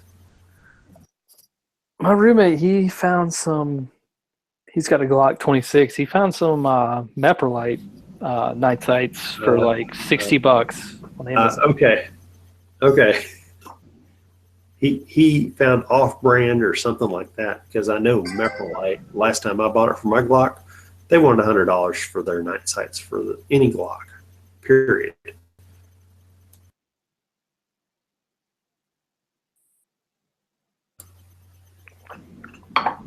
But yeah, it's just tritium. So, there's got to be Chinese companies cranking out stuff that's just like what we have here, like what Meprolite or Trijicon would do. So that they got to just be some.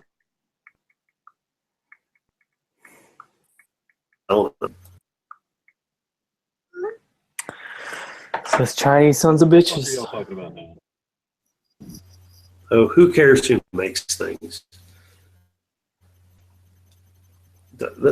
I say this: if you're going to get a handgun and you're ever even going to think about carrying said handgun, you should have night sights on it or some type of illumination. But it's ridiculous to think people are going to carry flashlights, hooked on their guns. There's like very few people who do that in the world. And, laser sights are good. So, yeah. So, like, people would have to choose between night sights and laser sights. But gun, guess what? In the planet we live on, in the United States of America, people get jumped at night more than during the day. So it's ridiculous to think you don't need night sights or a laser that comes on as soon as you grab the grip. Because the number one problem you're ever going to have is being attacked or approached or surrounded at night. Yeah, well, before I got my CCW, me and my girlfriend were walking back from a bar one night, and we lived downtown. And this guy on the corner, like across the way, this was probably at like 12:30 at night. He was like, "Hey, can you come over here? I need to ask you something." So I told her, I was just like, "You keep walking." And I took my keys and, I put them in my fist to kind of make like, cheap brass knuckles. I was like, if this guy follows us, if he gets behind us, I'm just going to swing, try to aim for his face, his eye socket. I just want you to run and call the police. But luckily, he didn't try to follow us. So I'm assuming he was just trying to like sell us like drugs or something. But walking downtown at night, downtown Wilmington could be kind of a scary place.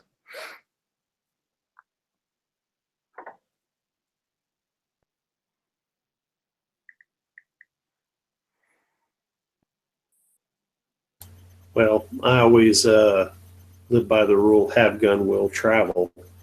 So if I can't go there with my CCW, I don't go there. Yeah, that's a good strategy for sure. Don't go to New York City. Don't go to LA. But every state I drive through, I got reciprocity with. Carry my firearm. Yeah, I've been to New York City once, and I don't care to ever go back. Once is enough. Well, I've driven through the place that looked like where the hills have eyes. I had a 44 Magnum, so I just cruised on through.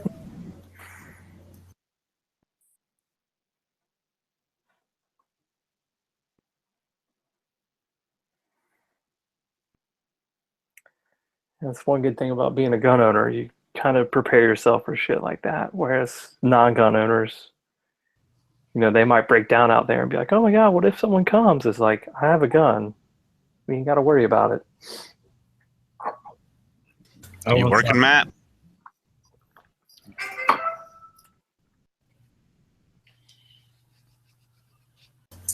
Looks like he's working on it. No, but that's right. Think about how many people in our world, in the let's just, not the world, but the United States of America. Think about how many people have lived their entire life with almost nonstop electricity, refrigerated food, clean water, safety, not worried about anything bad happening to them, lived in this cocoon of civilization, and then watched a generation of TV who grew through this generation, then refeed them the beauty of it. It's almost like people think that we're going to be like Star Trek, where we're like International Federation of Planets, and everyone loves each other, and there's never a conflict, except when we fly a spaceship into a place not like us. Forget the Star Trek reference. That was totally off topic. I'm gonna go grab a beer. I'll be right back. You mean that the future shall be love and peace and understanding forever? Utopia. Yeah, it's just this. Some people in this country think that everything's got to be perfect and good, and nobody can comment or say anything bad, and everything's gonna be great, and blah blah blah. And by the way, don't tell that woman that Honey Boo Boo is gonna need a heart transplant by age 12. We're buying in this political correctness so deep that there's going to be a rejection of it. And so many times throughout human history, people, when they've gotten fed up to a certain point, have rejected things. And I think that's kind of this PC stuff. And then the election of old Trump there, I think that's almost like a backlash. Yeah. Use of all the, this guy says the things I think in my head, and I love it, and I wish I could say it. You know? Yeah, that's what my dad says. That and the whole Brexit thing. It was a backlash. Yeah, people force something on you, you know? Just basically just kind of like putting a pillow over your head, slowly is good for you. And then you don't expect a reaction? It's crazy. But the fact is, they were totally surprised by the reaction because they didn't see it coming. They thought they were on top of it. I didn't see it coming. I went to bed thinking, he's going to lose it. Florida was going back and forth, and my dad stayed up till like 3 a.m.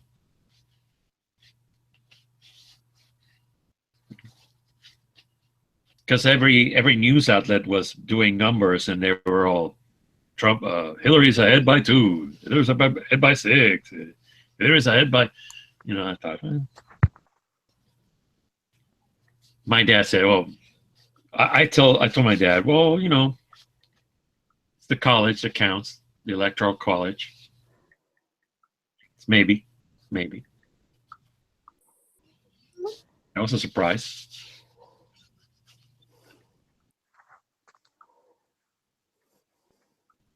So it's a backlash.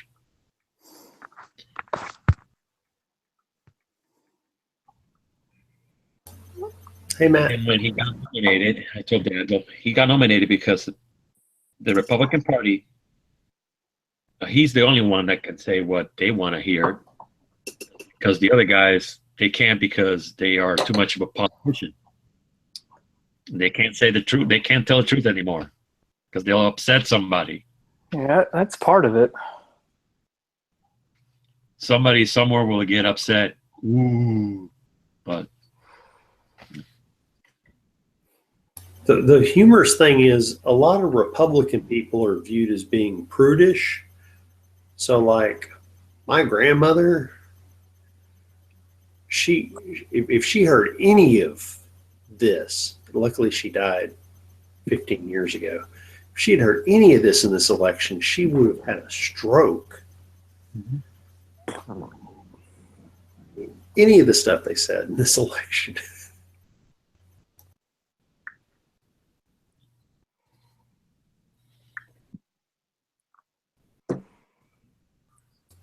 My grandmother took me to Gremlins, and then afterwards she explained how she could smell that everyone in front of her had thrown up during the scene when the Gremlins hatched.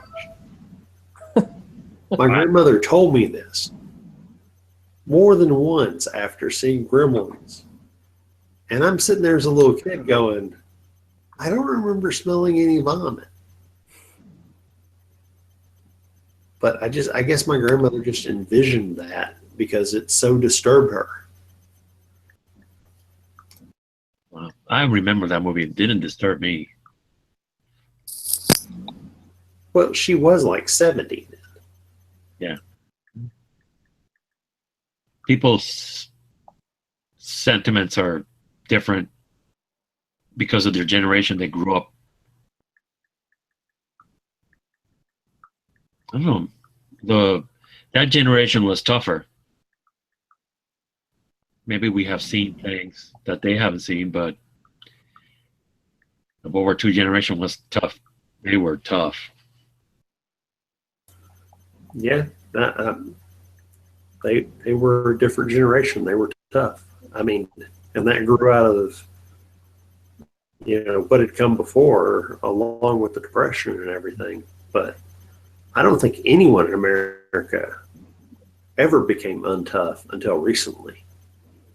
Yeah. I mean, Yeah, that's the way I see it. up until after World War II, in the 50s, that's when the salad days were, as they say. Great for everyone, relax, everything like that. Before 1950, nothing was easy in this country, ever. Maybe that's why that generation knew how tough it really is. So they wanted the kids to grow up more protected. So they kind of softened them up a little bit. And I guess they softened up generation from the 60s. They had their kids, so they softened them up some more. Yeah, it's a progression. Yeah. Not to go too back in history, but due to Sunday school, I mean, if anyone go to Sunday school, but they came up with us reading parts of this Old Testament, and in this book of Judges that I read, the Jewish people would basically be obedient. After 4 generations, they would be so disobedient, God would punish them, and they would go in captivity, rescue them, and they would come back up and be good to God again. And 4 generations later, it happened again. Later, it happened again. And 4 generations, it happens. And they continue this for 1,000 years or more, where they just keep this up and down cycle of being blessed because they respect God, and then rejecting him, and then they get enslaved. And so direct consequence to behavior over generational gaps. And we have to realize here in America, we've had comfort, more comfort. Comfort is expected, entertainment is expected. Comfort, entertainment is acquired, is forced, and me is put out there into it too. And I'm going to Snapchat and Facebook and do all this stuff. And so monkeys that have the power of the internet and instant communication, and we're going wild. And the old control factors through our governments and everything else are going, I don't know what to do. These guys are all crazy. And it's interesting because they want to control this aspect. They don't want us talking like this. They don't want us disseminating information like this. So, I think sometime in the near future, this might all be taken away from us. I see Google turning this off when they say, well, we don't, not a lot of people used it, and it's cutting into our profit margin, or they get bought out by some other company.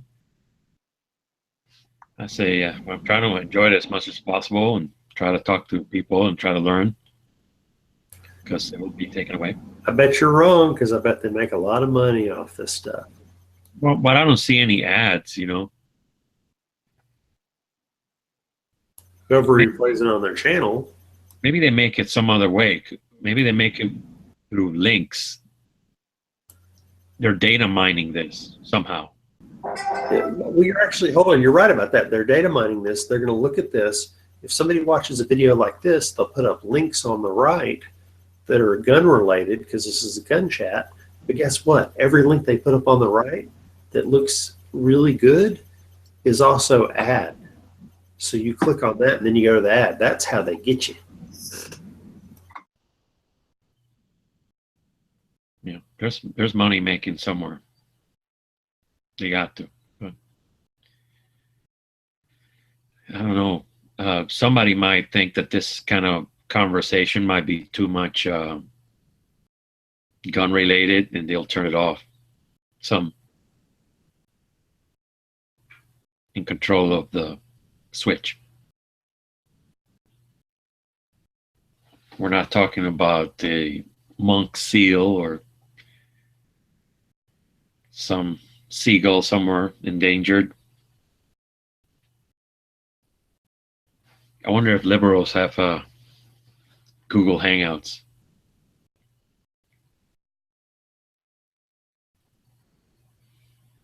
Oh, I'm sure they do. Whale channels.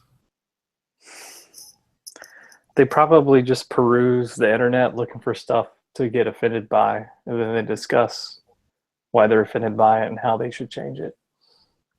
Which is weird because their name is liberal, so should be liberty. Well, I always found it funny that for someone who prides himself on being like tolerant, Yeah. they really aren't tolerant to people that they don't agree with. Mm-hmm. Like as soon as you say like I'm pro-gun, they'll be like, rah, rah, rah, rah, rah, you know. Hold on, you don't understand what tolerance means. Tolerance means you accept, love, any gender reassignment, any sexual orientation, and that's acceptance. And if you don't accept that, you die. See, that's acceptance. You need to die. That's how it works.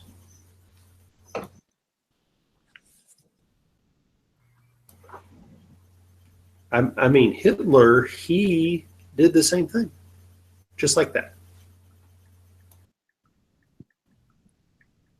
Mm-hmm. He built up hatred of one people. He said his people of his country were like some type of Aryan god descendants, and that this other people was the devil. And he got millions of people behind this idea who did what he said and acted on it. Amazing. We talk about the biggest scam job in history. And it's not the fact that he believed it, because he was clearly insane, but the fact that he could convince 23 million other people to believe it was amazing. But he probably did it just by getting that segment of a population that was crazy like him to believe, and then the rest went like, well, let's not make any waves. Let's go with this and see where it goes. Like I was watching a documentary on the Third Reich, and it said something like, howl with the wolves. That was their quote in there. Better to howl with the wolves.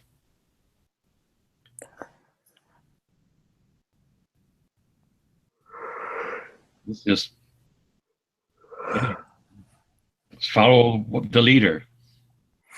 I saw something the other day. It was pretty interesting. It's called Godwin's Law.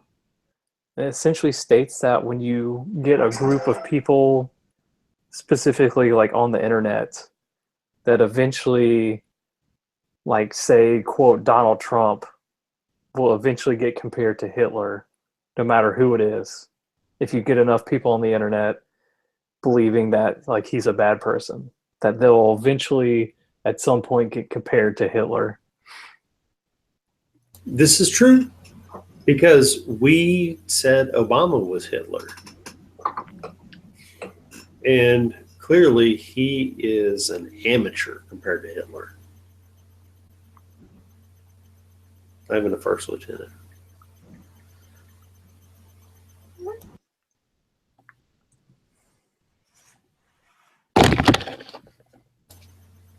Good God, Raphael, what the hell did you just do to your computer? I just shook it because I hit it by mistake. I went like that. I was trying to lift up my shirt a little bit. Take the anger out on the cats, not the computer. I was afraid that like a cat had ripped through his back and come out his stomach and rammed into the computer at that point. Very frightening. Like alien. Cats are up. Cats are good. When I walk that way, they'll follow me and go out most of the time. They're all right. They don't stick around here. They don't live with me. They live over there. I'm sorry. Do you have stray cats you're feeding and coming into your place? Cats live in the house, but they're not allowed to stay in my room. They're not allowed. Okay, your room versus the rest of the house. Okay, that's acceptable. I'm just thinking there's like an abandoned house behind his that all the stray cats live in, and I come in here all the time. And then he's like, "Get out, go back home." Cat, you're drunk. Go home.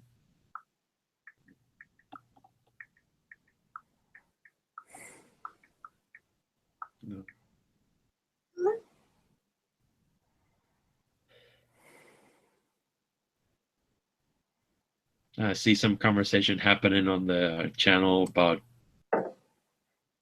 Stop talking about cats. rifles. What's the question? No, they're talking about rifles. I guess they're Mosin Nagants. Oh, Finnish M28s. Yeah. Mosin Nagants, it depends on what you want to do. It's not that cost effective anymore because you can almost go down and get at any sporting goods store something within $100 of it that is a nice brand new rifle with a scope on it. So buying a Mosin Nagant for any other reason than nostalgia or buying multiple ones of them to put in a crate with a bunch of cans of ammo in case the war occurs. Those are the only two reasons people buy those. Well, see, I paid $150 each for my Mosins. I had a chance to get one when they were $99, and I kind of regret it because that would have been another World War II rifle I could have had in my collection. It's amazing. Yeah, the X-Dragoon I paid $154. The M44 I paid $154. Hell, pretty much all of them I've paid $154. Ooh. I just had an idea. Obama blocked the reimportation of a bunch of World War II era rifles, the M1 Garands.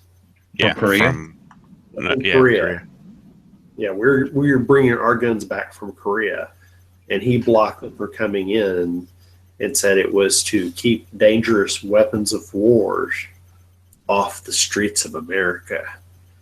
Because I know that a gangbanger once broke in, and he could only get away with my M1 Garand or my pistol or my shotgun or any other gun I had. And he didn't want the M1 Garand because it was too heavy.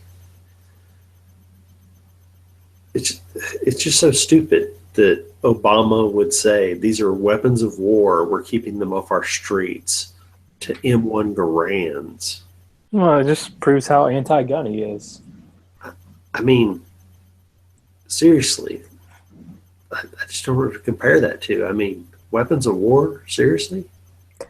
Yeah, like Clint Eastwood was the last guy to use an M1 in defense of his property in that Gran Torino movie. Did you see how powerful he was at 70 plus with the M1 Garand? We got to keep those off the street of America. I have an M1 for that same purpose. In like 50 years, when I'm an old man and some like Mr. Knives looking guys like wrestling around in my yard, I can just go out there and be like, get off my lawn. All I know is Matt is going to, for the last 15 years of his life, dress just like in that movie, like Clint Eastwood did every night, and lay in bed awake waiting for someone to step on his lawn, and then he'll fall asleep all during the day, and they'll steal his shit.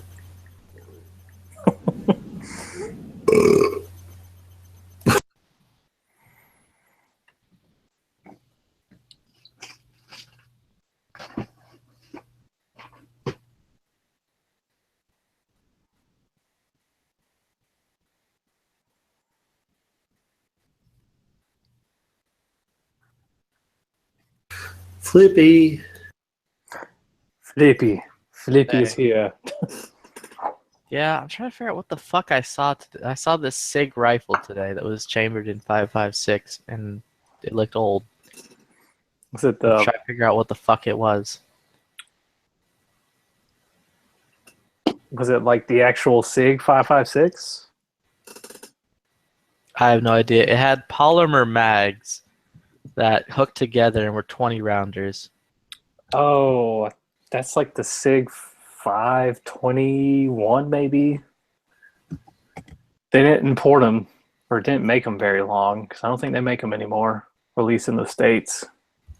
Yeah, according to the shop that was selling it, because they have it on consignment right now, the fellow who owned it bought it back in Germany somehow, and then had to get it like disassembled and shipped in pieces to different addresses here in the States, and then had to get it reassembled in the States.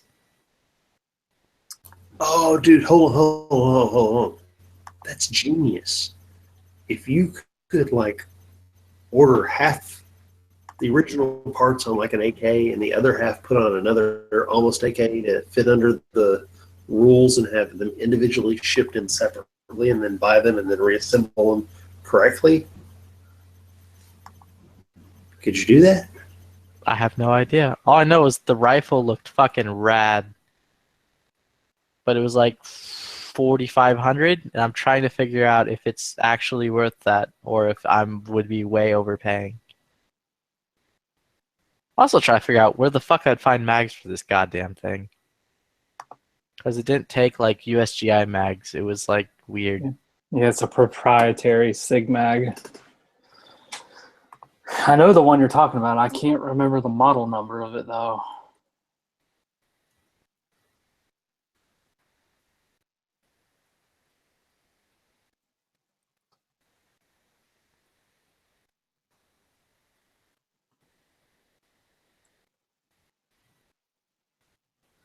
But like, I don't know how old it was because it had a Picatinny rail on top. And like in the Picatinny rail, there was this little nub that you would flip up for the sight, like for the rear sight. And the front sight was this other little nub that you would flip up. Is it this, the SIG 550? It looks kind of like that, but like the barrel on it was shorter. It wasn't 20 inches.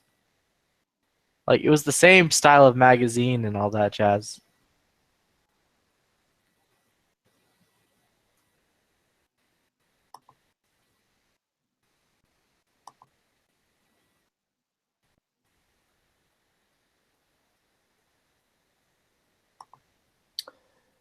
Yeah, I think I know what you're talking about. I think if it's from Germany, I would imagine $4,000 for it.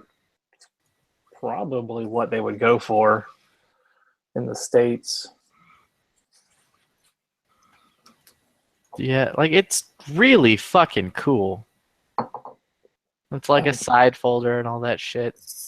Oh yeah, those old SIGs are pretty cool.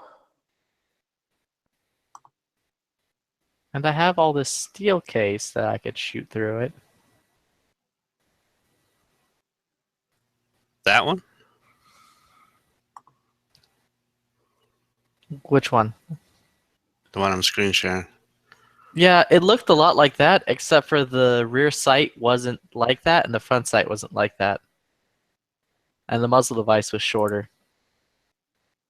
But other than those two things, it was basically that. Because the rear sight was a flip up that was inside the Picatinny, and the front sight was just like a post.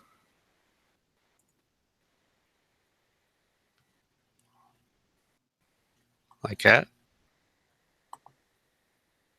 Well, then the barrel was longer. Like it was a 16-inch barrel, but I mean, like the muzzle device was just a regular A2.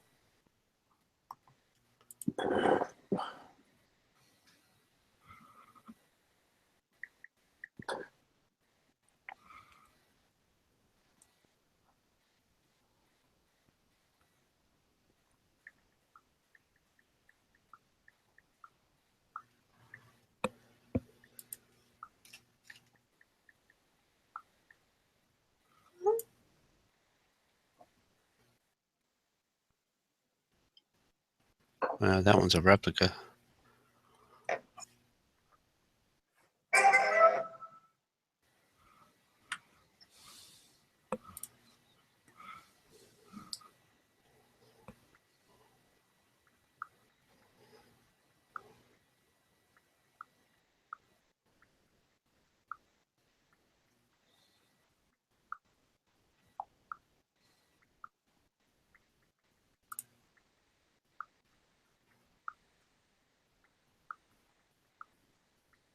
What, like that?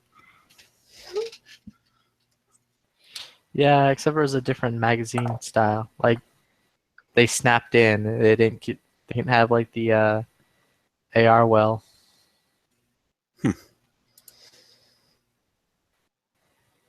Oh, to the far left. Far left, far left. This one? The one that says arms list underneath it. The one with the That one? clear mag. That one. That's the front sight post that was on it. But I It's don't a think it 5.56. I don't think it had that muzzle brake though on it.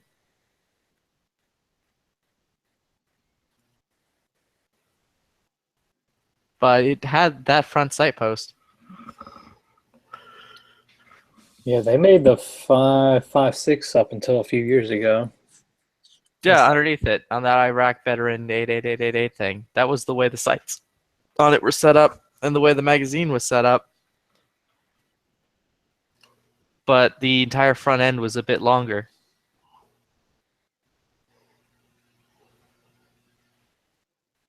Like it was the legal 16 inches and all that jazz.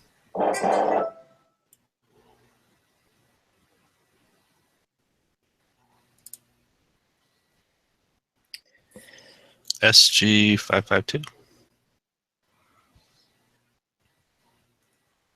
The SIG Commando, isn't that what they used to call those?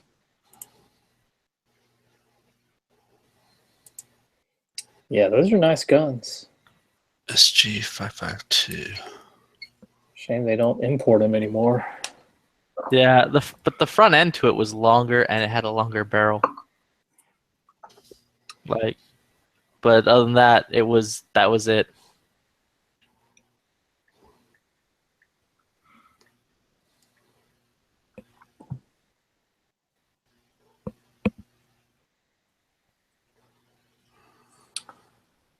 Yeah, I feel like Mac Military Arms Channel did a video on. He had something similar to it. It's like that same setup, but it was like the 16-inch barrel one. That's airsoft there. Yeah, like it was really cool. And again, the dude was apparently parted out the entire thing and shipped it all back in pieces. Smart guy. And then they had the one that takes the AK mags sitting next to it, and I'm like, that's kind of fucking stupid.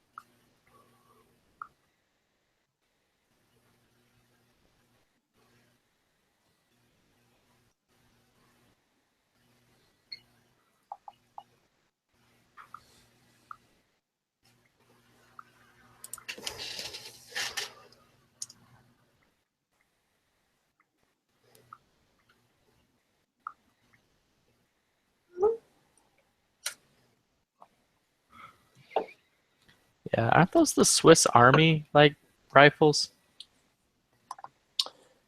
Yeah, the SIGs. Yeah, they use one of the 550 series.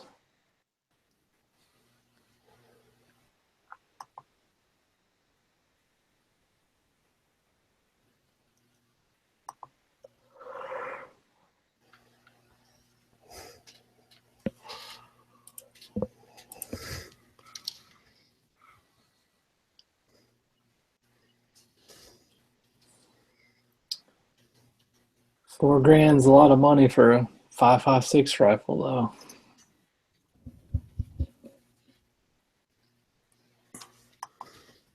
Yeah, but it's cool. I mean, if you got $4,000, then I'd go for it, but I don't have $4,000, so.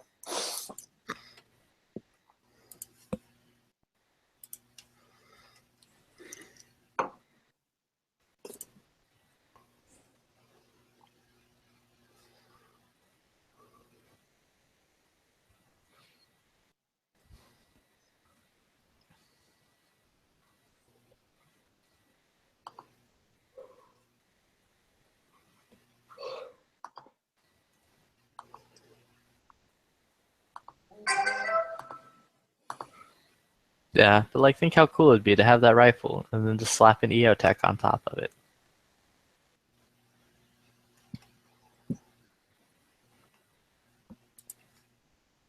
And then I could run all my steel case through it, since I have a ton of steel case that I can't put through any of my other rifles.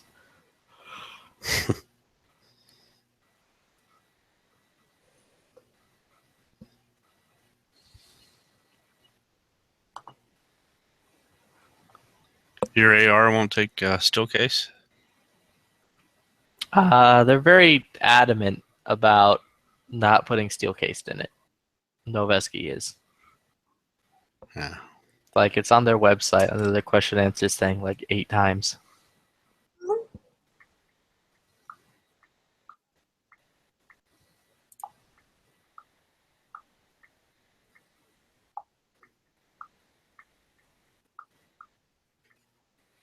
Yeah, that was it. But the barrel was a different profile and it had a different muzzle device on it.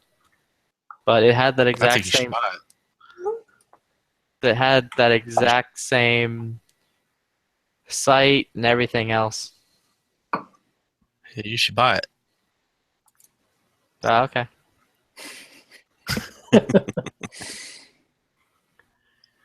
Just buy it. Just buy it. Does that girl come with it? Oh, there.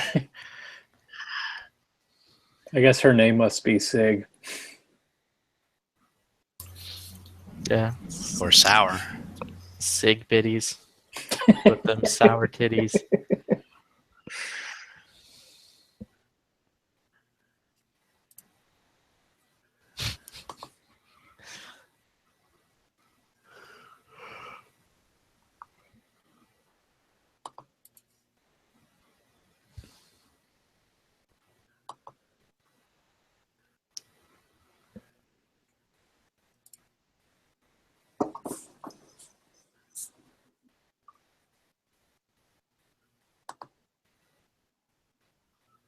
Yeah, my internet's slow tonight.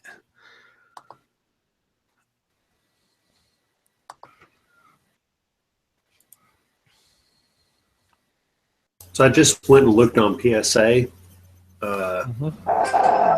and you can buy a full lower with everything on it and an upper with carrier group. 2 pieces together are $420, and then it does free shipping for something over a certain dollar amount. So it's probably free shipping, so it's $420. And then you get it shipped to your FFL, and I have to pay $20 to mine. So for $440, I could have an AR in like 2 weeks from Palmetto State Army. Do you not have an AR now? I got 3 of them now. I'm just saying. Oh. We're at all-time lows on ARs if you want to buy an AR. I mean, now is the time. Oh yeah, of course If you ever ARs have thought like. you're going to have an AR, get one now. Well, of course they are. It's dropped like crazy. There's been this massive buildup for the last couple of months of people buying parts and shit. And then now that Hillary's not going to be the president, everyone's like, well, fuck, I need to get my money back out of this. That's what I told my roommate because he wants to buy an AR. I was like, yo, you can get a really nice AR for pretty cheap now because people panic bought. And now they're losing money on their investment, so they just want to get rid of it. Mm-hmm.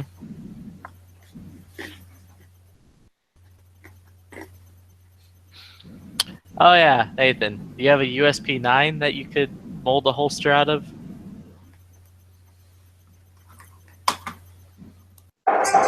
Nope, not this time. Oh, okay. Because I just bought a USP-9, so I'll need to add that to the list of holsters that can be interchanged out with that shoulder rig thing.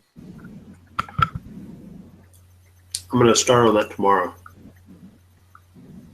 Cool. I got to do a belt tomorrow.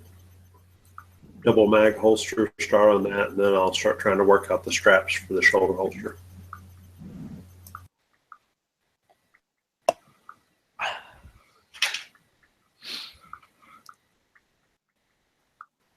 Yeah. Also, apparently I need to buy a Beretta PX4 Storm. I saw an advertisement for that on my Facebook. I had a Storm, but I sold it.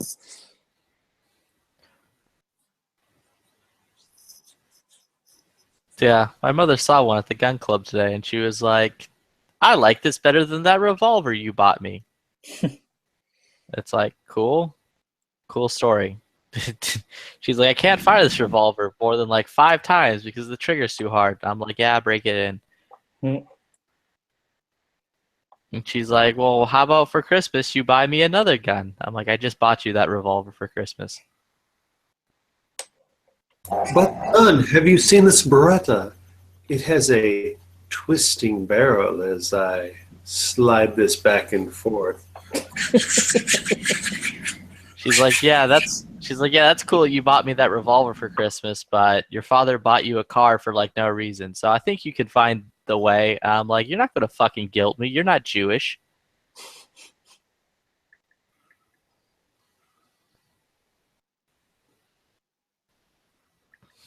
And next week on the Anti-Semite family, But apparently Flippy is because he's hoarding all his money. Flippy tells his mother to stop trying to pry that penny away from those 2 Jewish maids. They're going to make wire in the end.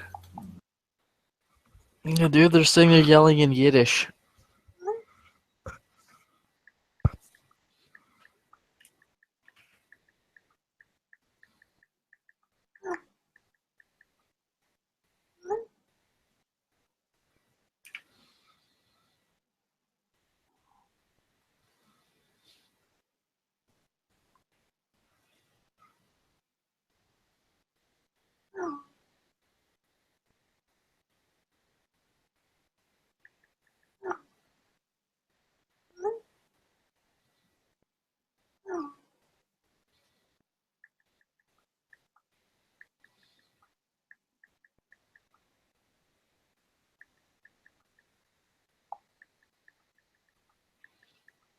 But all in all, I don't know shit about that gun other than that it sucks massive dick in the Division. What gun's that? The Beretta PX4 Storm. In the Division, it's like fucking terrible. The what? The Beretta PX4 Storm. But Division what? Yeah, the video game The Division. It's terrible in that. I didn't know there was a video game called that. That's why I was confused. Sorry. No worries. Yeah, there's a video game called The Division. It's one of them Tom Clancy games.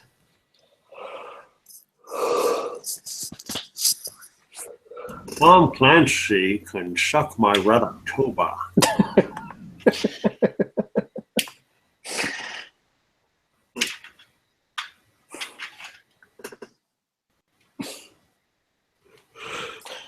Oh, I love that movie. If it's on TV, I always stop what I'm doing and I'll watch it. What, Red October? Oh yeah. Dude, I don't think I've ever even seen that movie. Sunday, Bloody Sunday. While we conduct missile drills. What's up, you dastardly motherfuckers?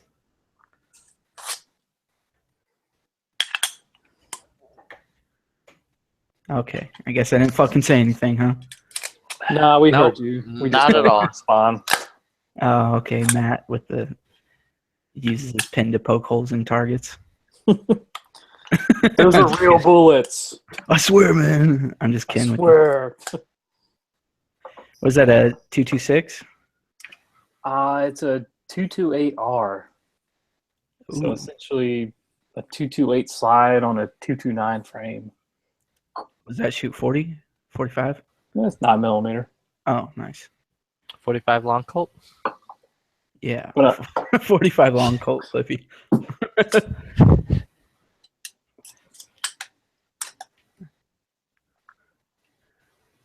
Flippy, are you on the game? Yep.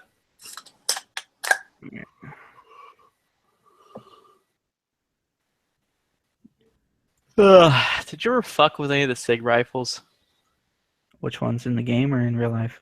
in real life?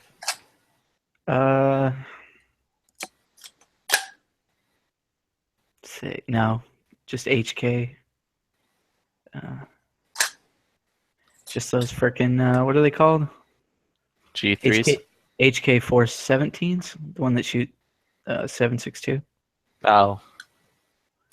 That's Other than- fucking awesome. Yeah, other than like regular service rifles. But those fucking who was it?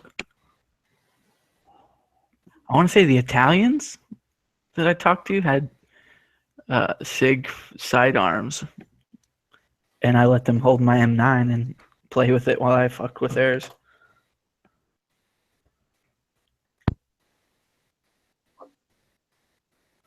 Okay, Giddy.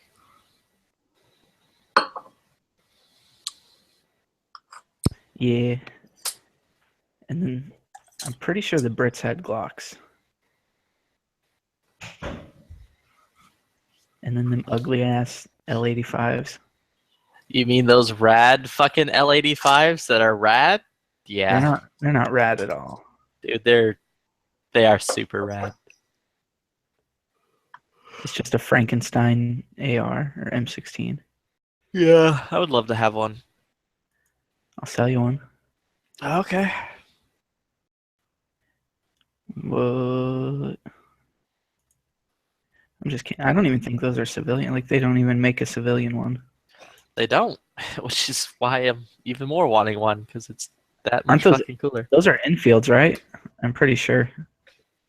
I think I don't know. I don't think they're Enfield. It's like some jet company that makes them. Oh, shit, dude. I'm going to be Margaret Thatcher.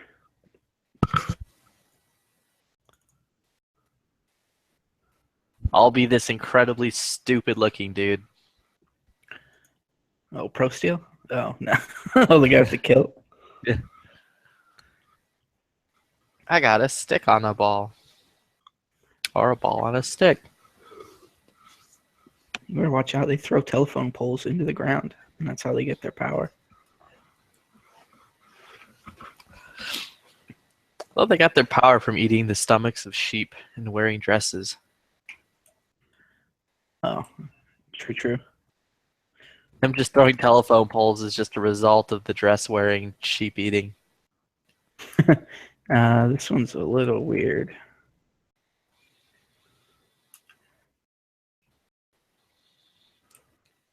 It didn't go all the way up to the roof. Aren't these made out of like Chinese food containers? Food containers. Is this a breakable? Where's a breakable wall? Right here. Oh, wall? I don't know.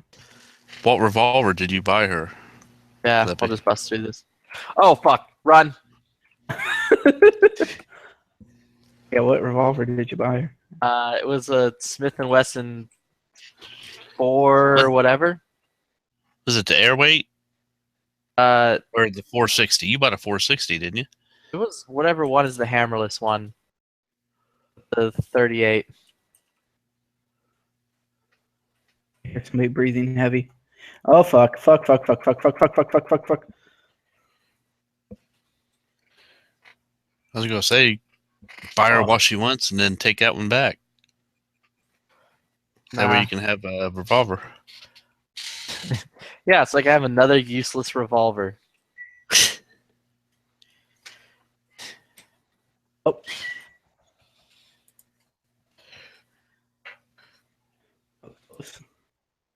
Don't like revolvers, Flip? I'm not a fan of it.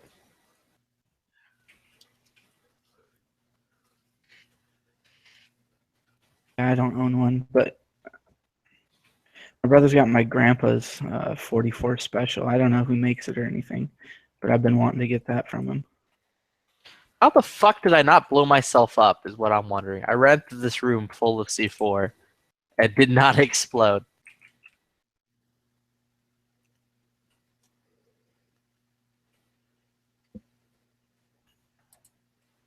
Oh! Dude, I could bust up the floor. Check it. I didn't know this. Nice. Fuck this floor. Floor's made of chopsticks.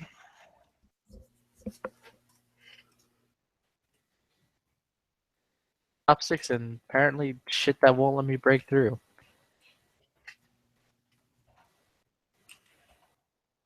This is a bulletproof TV. It's a ball and stick proof TV too. Thanks. You buy any guns lately? No, not lately. You own an AR, right? Yeah, I built them. Build them. I heard yours are better than dead horses. I doubt that. I don't. I should say I assemble. I assemble them. Build the lower, then I haven't built a upper yet. Oh fuck.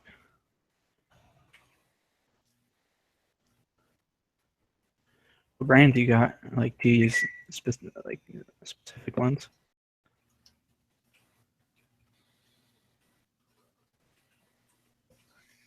They're under the floor.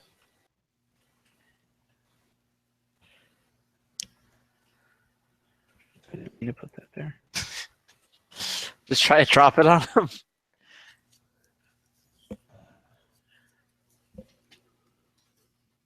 Thanks. Do you use like any specific brand, like, or was it just all Frankenstein?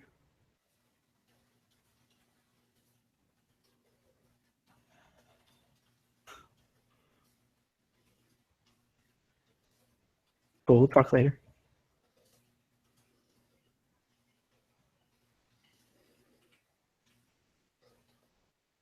Real. Word. We get tooted. I gotta. What the fuck is that like weird stompy noise? My dick sliding across the ground.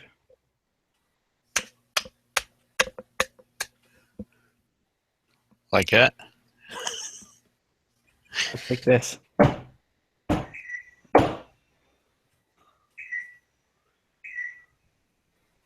Dang, dude, I'm getting so many whistles right now. Oh, god damn.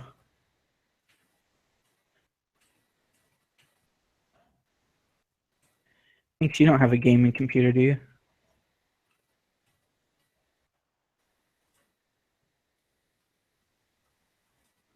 Or we'll talk about that later, too.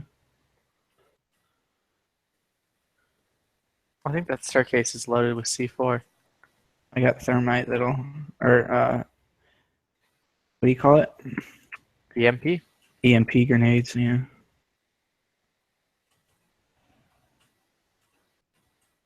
There's one. Could you hear me at all? No. Nope. Oh shit! I said I got one, but I think I need to replace them. I think I need to replace the motherboard and the video cards. It blue screens on me all the time. Oh shit. That's just Windows trademark saying, "Yep, you got a Windows."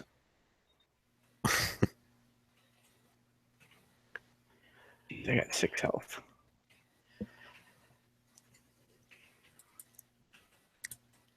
You got like 20 health, Flippy. 31.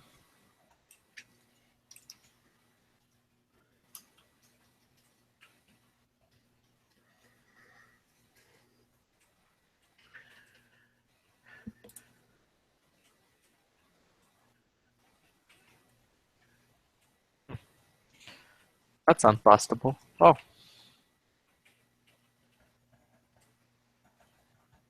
Can't see that dude. got him.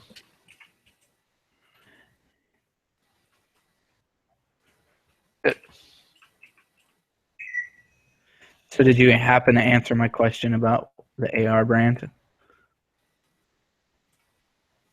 Do what now? Shit, down 2 health. But yeah, you're right there with me.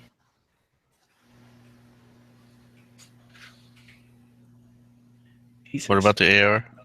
No, I asked you if there's a specific brand you used when you were building your AR.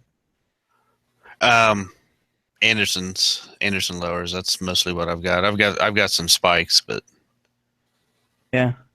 I I had a mostly spikes use rifle. Anderson. I had a spikes and I sold it.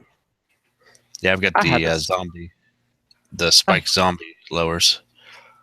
Oh.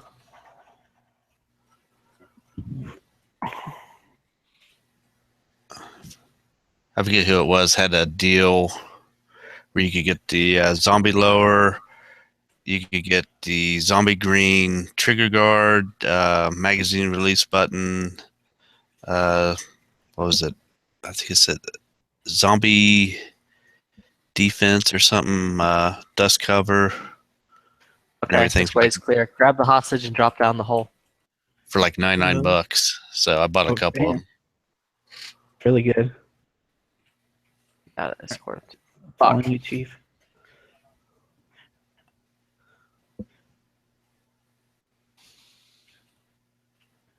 You're gonna make this, but whatever.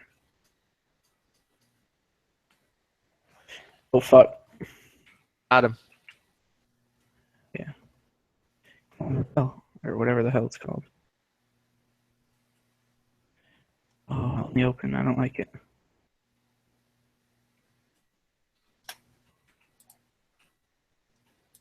I'm just gonna make a run for it.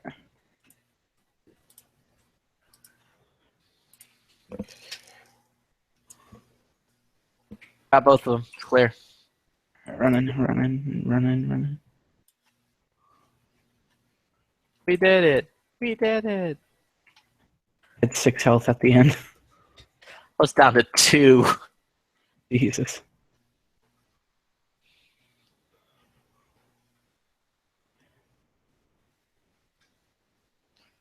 Yeah, I got rid of my spikes for a USP-9 that I took out today to shoot, and it was rad. Nice. Dude, that thing has like no recoil. Well, yeah, it weighs 40 pounds, right? Yeah, it's like 20 pounds and firing a 9mm. I just sit there and just like click, click, click, click, click, click. Don't even have to move. I could be just as inaccurate with that as I can anything else.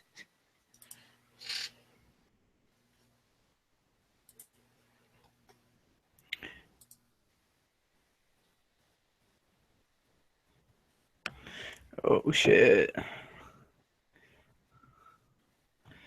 We need you here, Pinks, man. We're taking over a biker bar. Mm-hmm. Do what now? Say we're taking over a biker bar. We need your help. Oh. Dude, Pillage this the freaking- women and rape the fields. Dude, this Makarov has 63 damage. And the AK-12 only has 44 damage.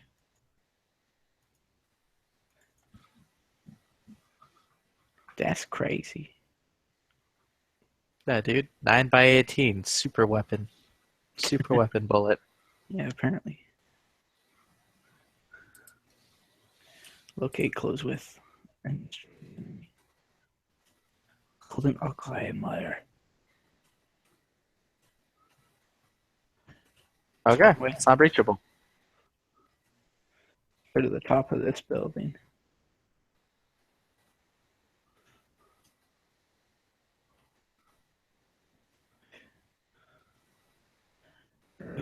There. All right, we're on 2 different buildings.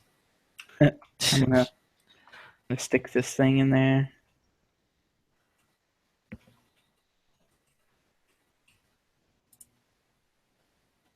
Wow.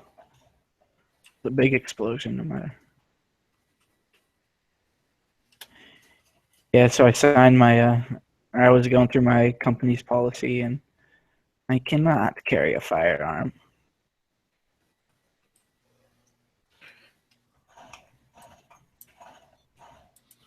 I'm under fire. We'll get over it.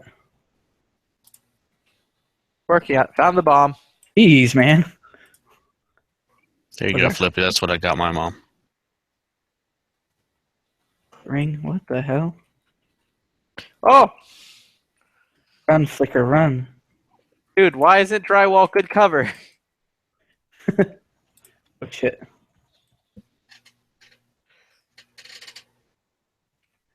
Doing okay, Chief? Oh, now I'm hiding behind a mattress, which I also am assuming isn't good cover. Hopefully it's not memory foam. I'm dropping in. I am going to die. Ooh, there's no way out of here. You're I want okay? to live. Oh my god. Alright. I'm just gonna take out as many as I can now. Dude, it was one of those big suicide bombers. Oh, I hear another one. I dove into the room next to me to try to take cover and to get out. And it was a bathroom with no way out. He just pinned me against the wall. Well, looks like I have to fight.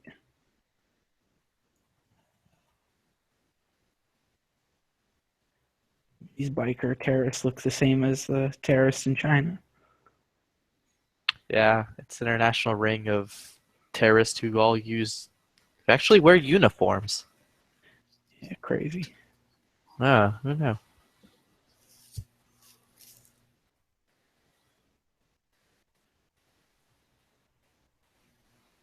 Well, this is a German biker bar.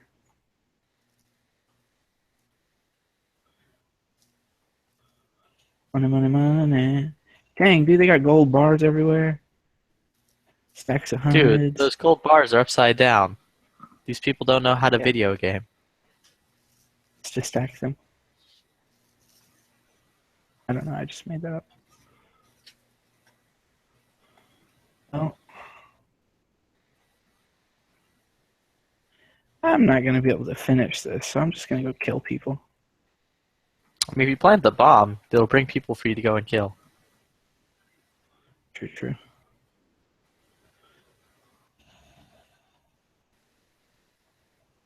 More money.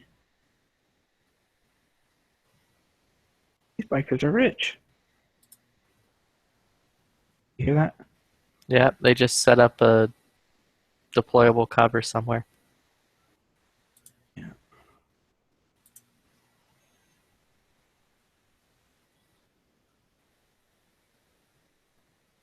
Reaching.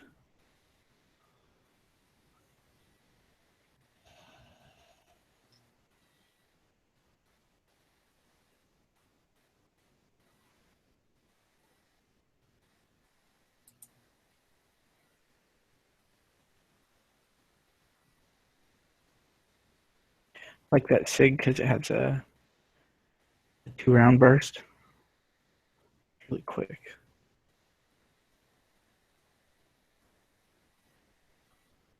Oh, that SIG rifle? Yeah, that Thatcher has.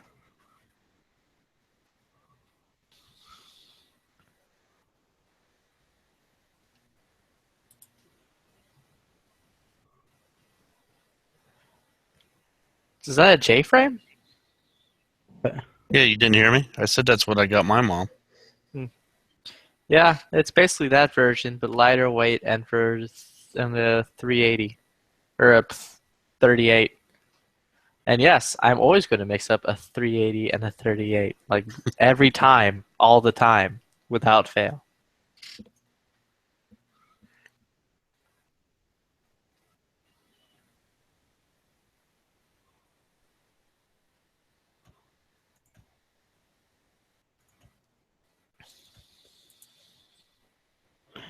That's a lot of freaking beepy thingies.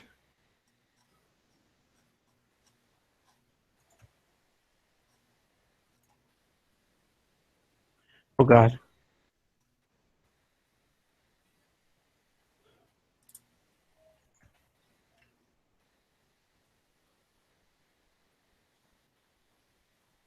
Whoa, fuck. That's what. Oh my god. That's what it looks like now. Oh my god. What? Did Got her the pink something grips. like hit you? What the fuck was that? Oh my god. I don't know, but it scared the fuck out of me. Did you get shot or did something I blow gotta, up? I gotta take a minute in the corner. Holy shit. Oh. Why is it blued now? It's not. It's just the light. You put pink hoe grips on it. Well, that was fun. Now you're down to like 2 health. Yeah. It blew up over here. Oh shit. Oh, hello. I don't even see the guy. Oh. He was in the door. Oh. I didn't kill him though. I just shot. Oh. Yeah, there he is.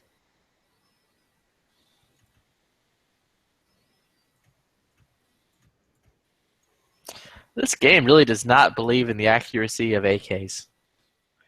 Or the fucking penetrating power. Dude.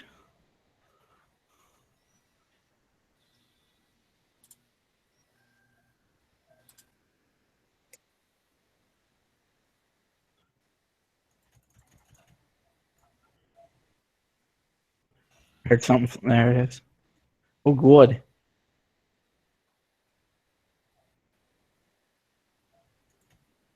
On the stairwell. Yep.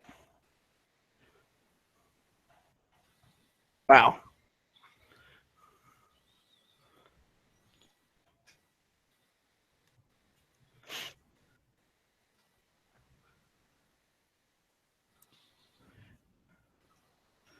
Where's prolapse?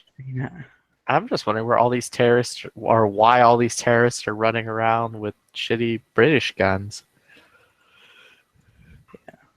They're not guns from failed communist countries. Or old M4s.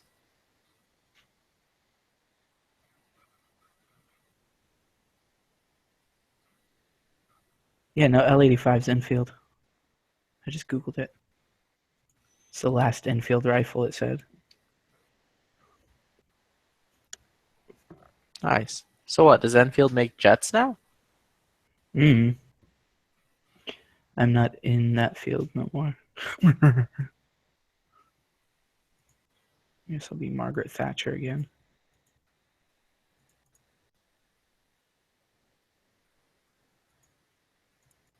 It's kind of lame you can't put a RMR on the pistols. Yeah. It's kind of weird that you have RMRs for your fucking rifles.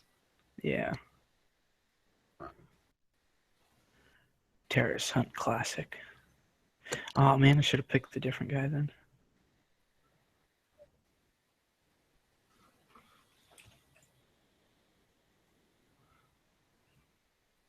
Loaded. Yeah, this fucking G3 knockoff only holds 26 rounds. Oh, wait, is that?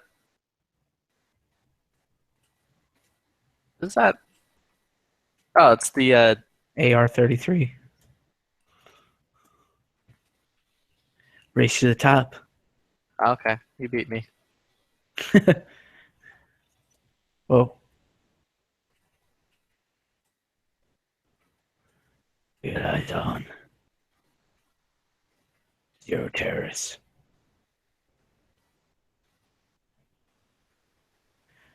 Got a different entry point.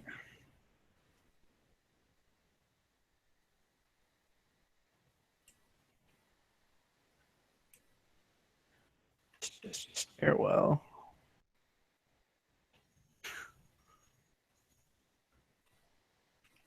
Go check Hello.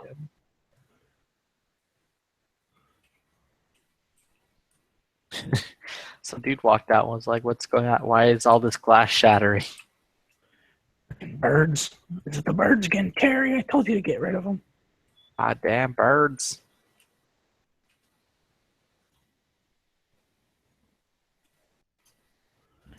I don't see anybody. Spider-Man. Spider-Man. I'll save you, Mary Jane. Oh shit, where you take a power from? I just shot one. Climb up. Oh shit, you're already down. Alright, I'm coming over the edge right by you. This whole repelling function's pretty cool on here. Yeah, the repelling's neat. You ever done it? What? Nah. Rappelling? Nah, never rappled. There's no freaking entry point over here. Alright.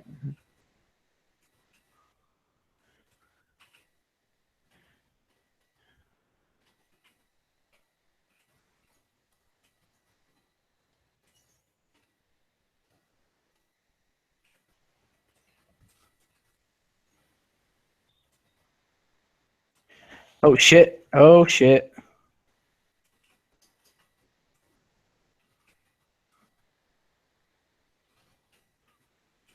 Oh fuck.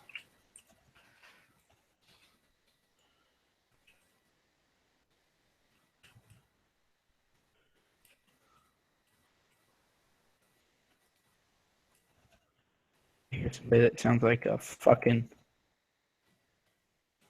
breathing fucking, what are those shits called? Sleep apnea machine. Oh my god, another one. Right behind. He's coming to you.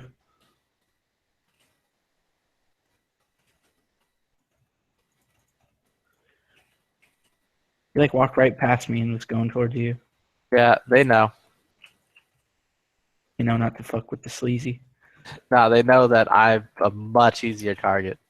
They're like, he's just gonna cry, wet himself, and run away.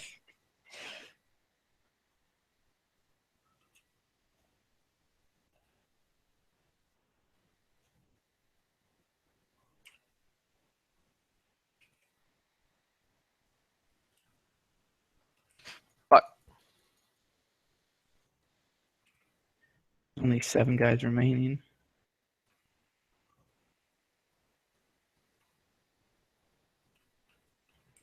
I hear someone somewhere. Ah, what was that? That you? No, throwing flashbangs? No. Up by you?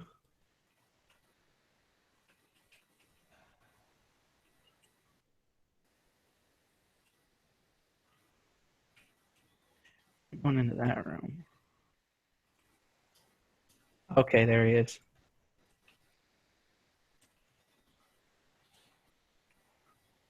Over my. Oh no. What'd you do? I fell into a room full of fucking explosives.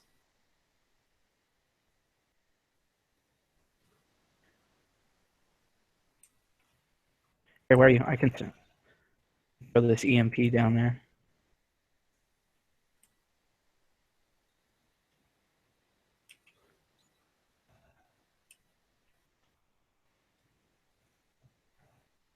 Here you go. That help us? No, still a good chunk of them.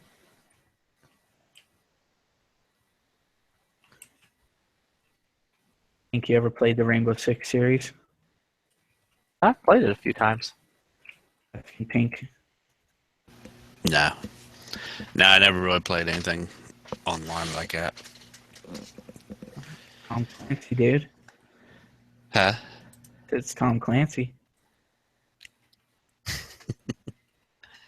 I mean, I think it was, what, over 10 years ago, I finally got a PS2. I played like a month and then put it up. Put it back in its box and all that. Yeah. It'll be worth something, man. Take care of it. Well, it was the second Okay. generation PS2. Don't die. Oh, they're gonna come for us. Let's just hide. Ah, let's haunt him. Fuck.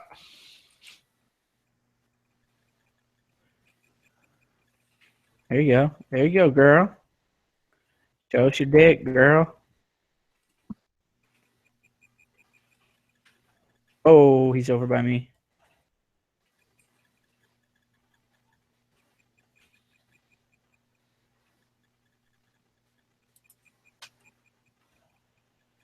Yeah, you got last kill, dude. I'm a dedicated operator. Successful mission. Killed somebody. Just Flippy. Owned. Fig. Oh, and then you still got fucking MVP. Das easy, yeah. Oh, you got 2 more Kels. You want to buy Steep and say what the hell? Nope. Come on. Dude, I can't buy Steep. I gotta throw more money at Ark. Survival Fuck that Evolved. game, dude. What are you Dude, buying? it's Survival Evolved.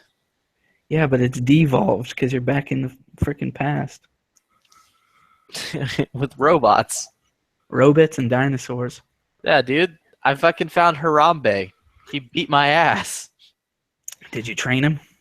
Nah, what- dude. Harambe beat my ass, dude. I couldn't train him.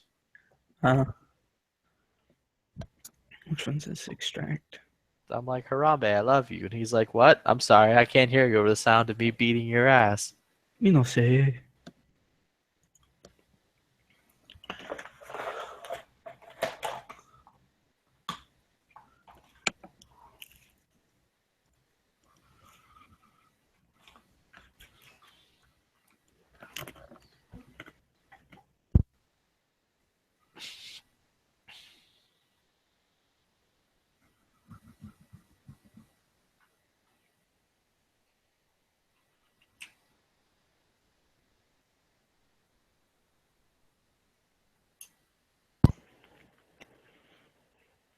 Ta! Ah! Ah! What?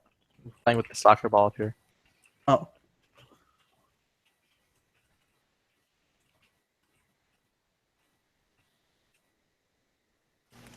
Yeah, plus I've never really had the bandwidth to actually play online games, so that's another reason. Wow. Are you down? No. Just lay down.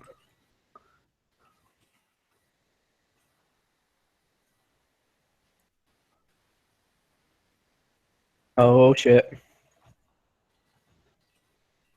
Got him. Got him. It tells me to reload when I'm down to 35 rounds. Yeah, dude. It's not enough.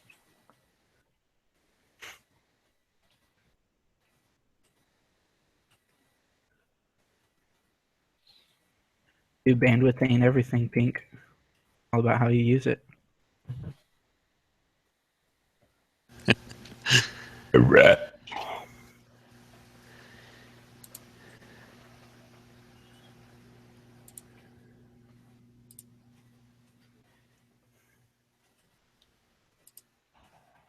In and out 2 minutes. And fucking crab pot.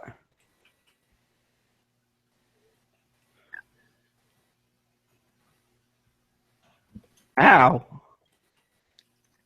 You hurted my ears.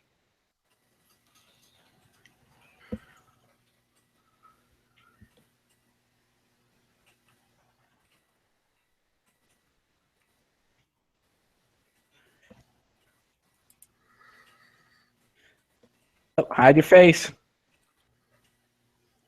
Whoops. I killed the hostage, my bad.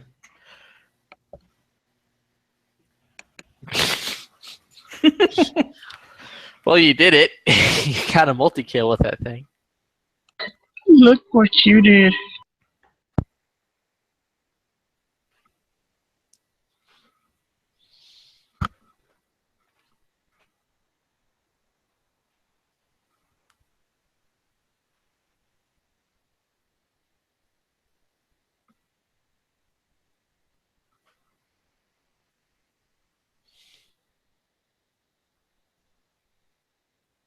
Ooh.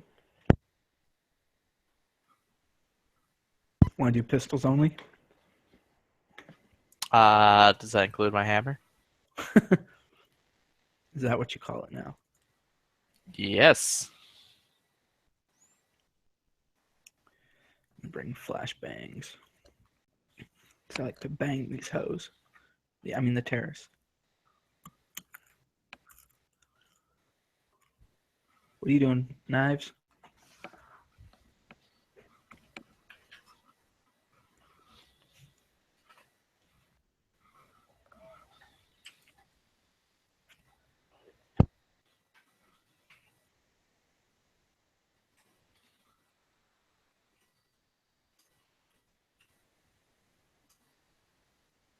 What the? You hear that?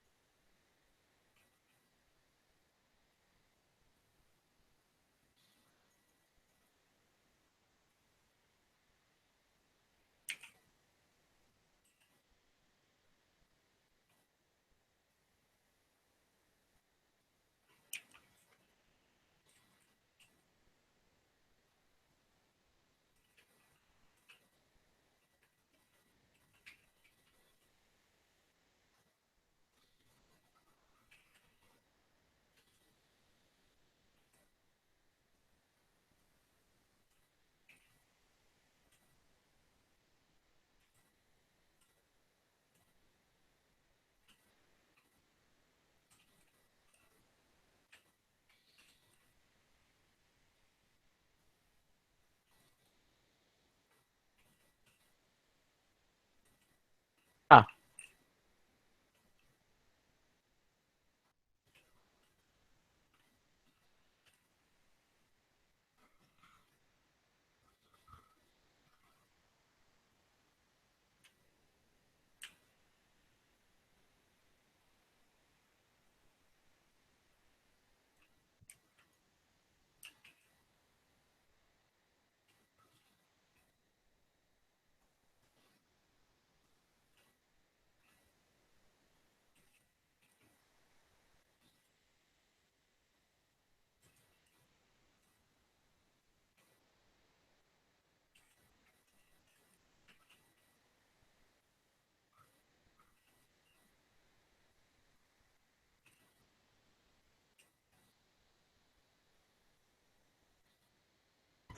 Oh fuck, dude, I realized my mic was muted.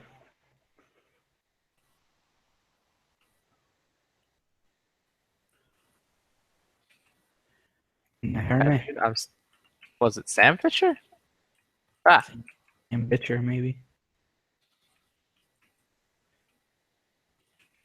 She took my sausage as a hostage.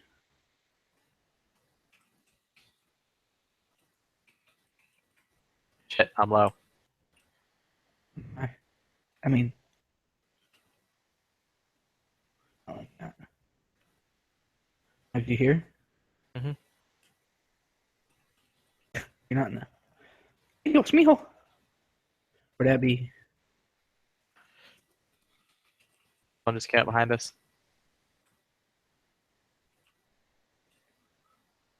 A little fucking camper, dude.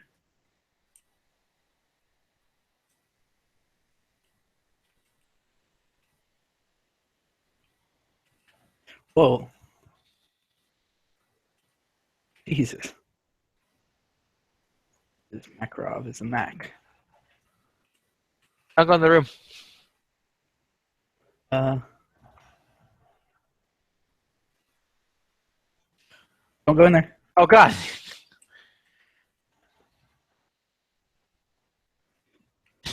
Everything okay now? Oh Dude. shit. Whew, just had to rush that dude. Did you watch all those explosions and shit? Yeah. Decent.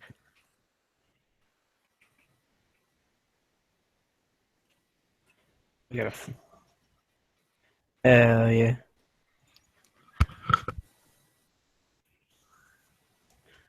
Is that a wood handle fucking SIG?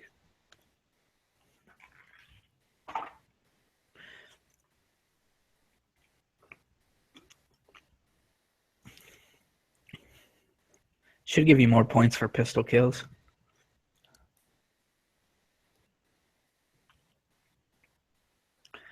You're fucking right. Knives. Open your goddamn mouth, you.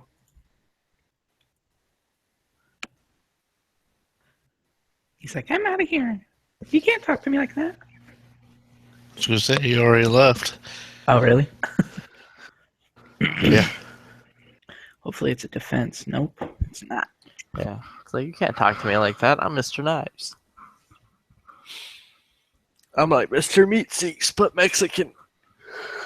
I'll be right back.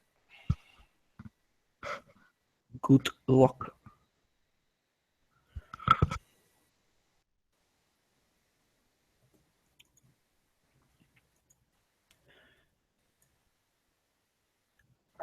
Man.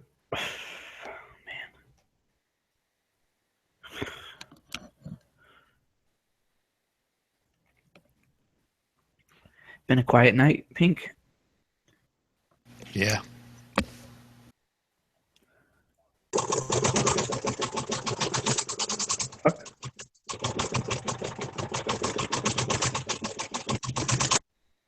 What was that? He was making some noise, so it wasn't quiet.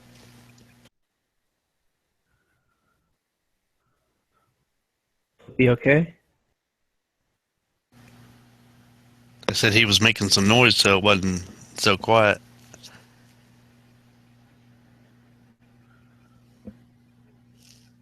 I hope he's okay.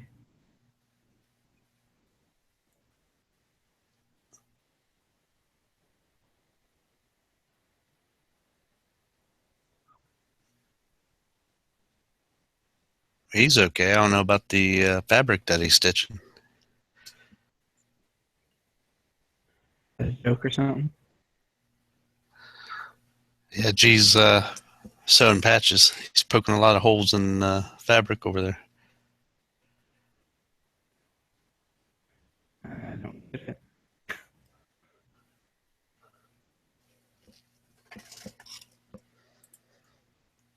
Can you see G's screen share? Oh, no. Oh, I thought it was Flippy making that noise.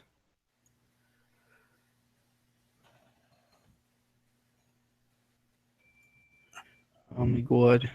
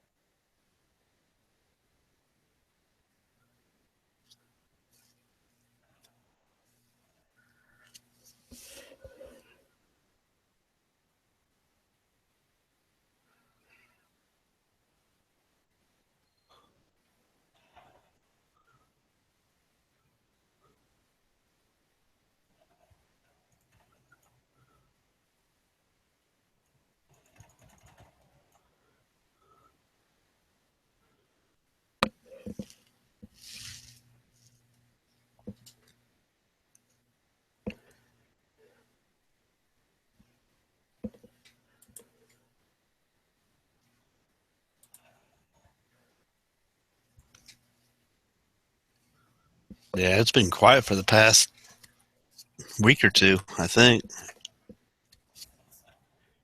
There's nothing to talk about in politics or fucking gun I laws. know. Nobody's worried anymore. Everybody's okay. Everybody's going to sleep early, happy. Oh fuck! Flippy left me. Oh, god damn it. Literally, I just sit down and it's like, you've left match because you've been away too long. Yeah. Herka-durka-durka-dur. I just had 2 Harriet Tubmans come at me. Nice. You looked almost dead. You mean? Oh. You had like no health left. Yeah, I got like 20 health now. Don't worry, I'm not gonna make it past this mission. Even though we're on the easiest difficult, like losing 90% of the time. Well, it's not 90. I'd say it's about... We're winning about 60% of the time.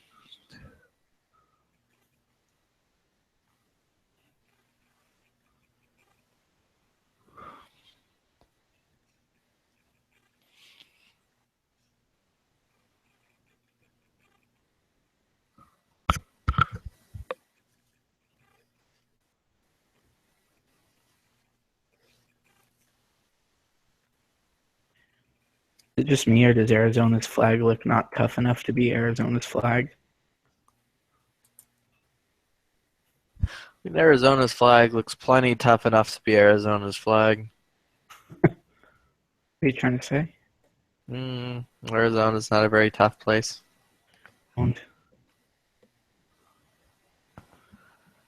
This guy left his sandwich here. Oh. Oh. Oh. Alright, so I was just through here, did that.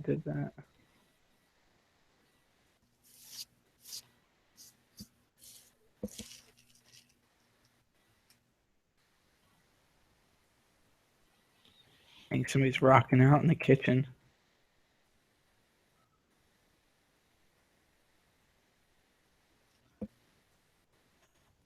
And I'm dead.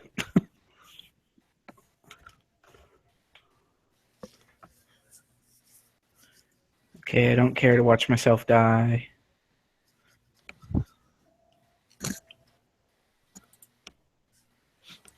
No, you need to watch yourself fucking die. And remember. Diabetes. What do you want to do now? I don't care. Some Boofold? That's like too much of a commitment.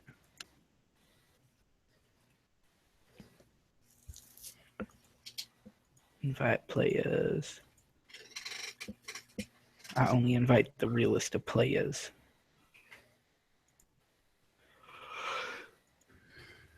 I need to buy a Gigan.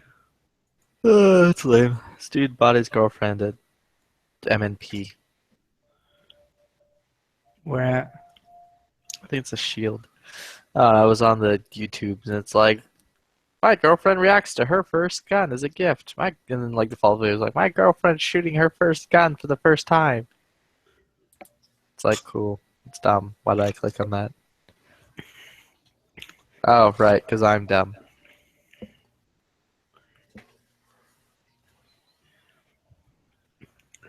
MMPs are to guns what Serpa holsters are to holsters. They'll get you killed. I just made that up, but it sounded cool.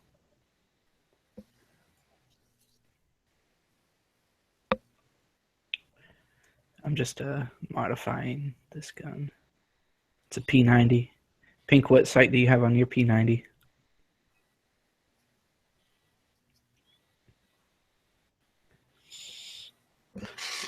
Oh, you mean the red dot? And the silence begins. It's a hollow sun. All right, sweet. I'll put a T1 micro in there. That's about the same. No, the hollow sun's better. Yeah, better bang for your buck, I'd say.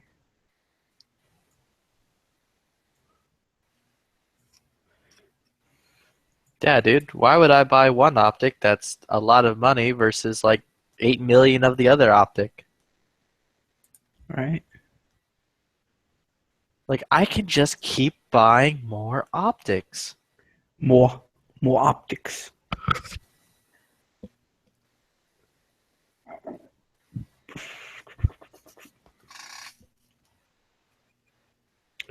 All right. It's about the same with knives.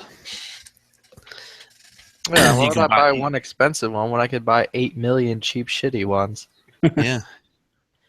Kershaw, dude. The best of both worlds. Yeah, dude. So that way, when you slip and accidentally stab yourself, you don't draw any blood. Why? Oh, look, Flippy reads a review online, and now he's talking like it's fucking gospel. Yeah, Like everybody on gun channels does. all the time.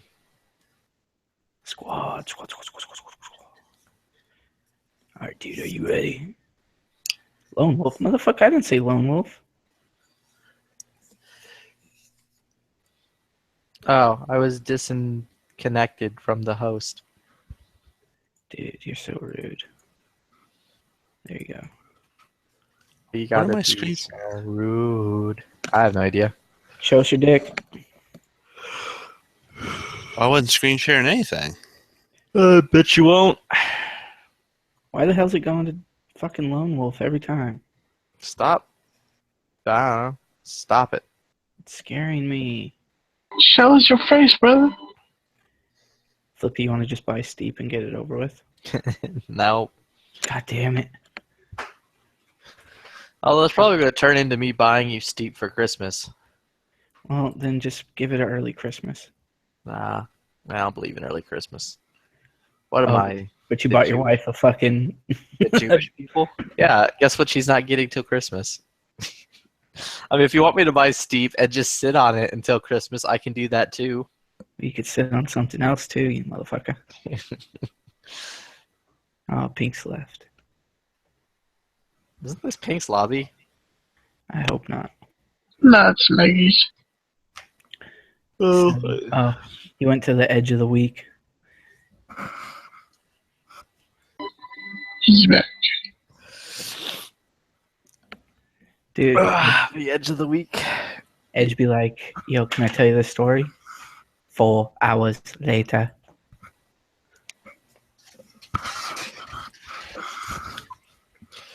There's one cheap Walmart knives that I picked up the other day. Nah, man, the good ones at the 9 store. That's something I've learned about people from Texas. They They just don't mess with them. bang on forever about stories. They can never get to the point. Hey, you don't mess with Texas and you don't start a conversation with a Texan. It's like, we're going to talk about this for like 8 hours. And then, maybe then, you'll understand the point of this. What? Squad. What the fuck? Metal turtle, dude. Dude, a turtle. Turtle's just made growled. of metal. Turtle growl. Shows your war face. Ah! Blargle, blargle, blargle, blargle. I remember they used to haze us with that. They'd be What, like, largles? shows your war face. And then you just basically scream at the top of your lungs like you want to kill somebody. And they'd be like, no, that wasn't loud enough. I shit Show- myself. And then you just fucking keep yelling till your voice starts, till fucking blood starts coming out of your throat. They're like, I want to see veins popping out of your neck. And then Only then. only then do I insert a mother joke.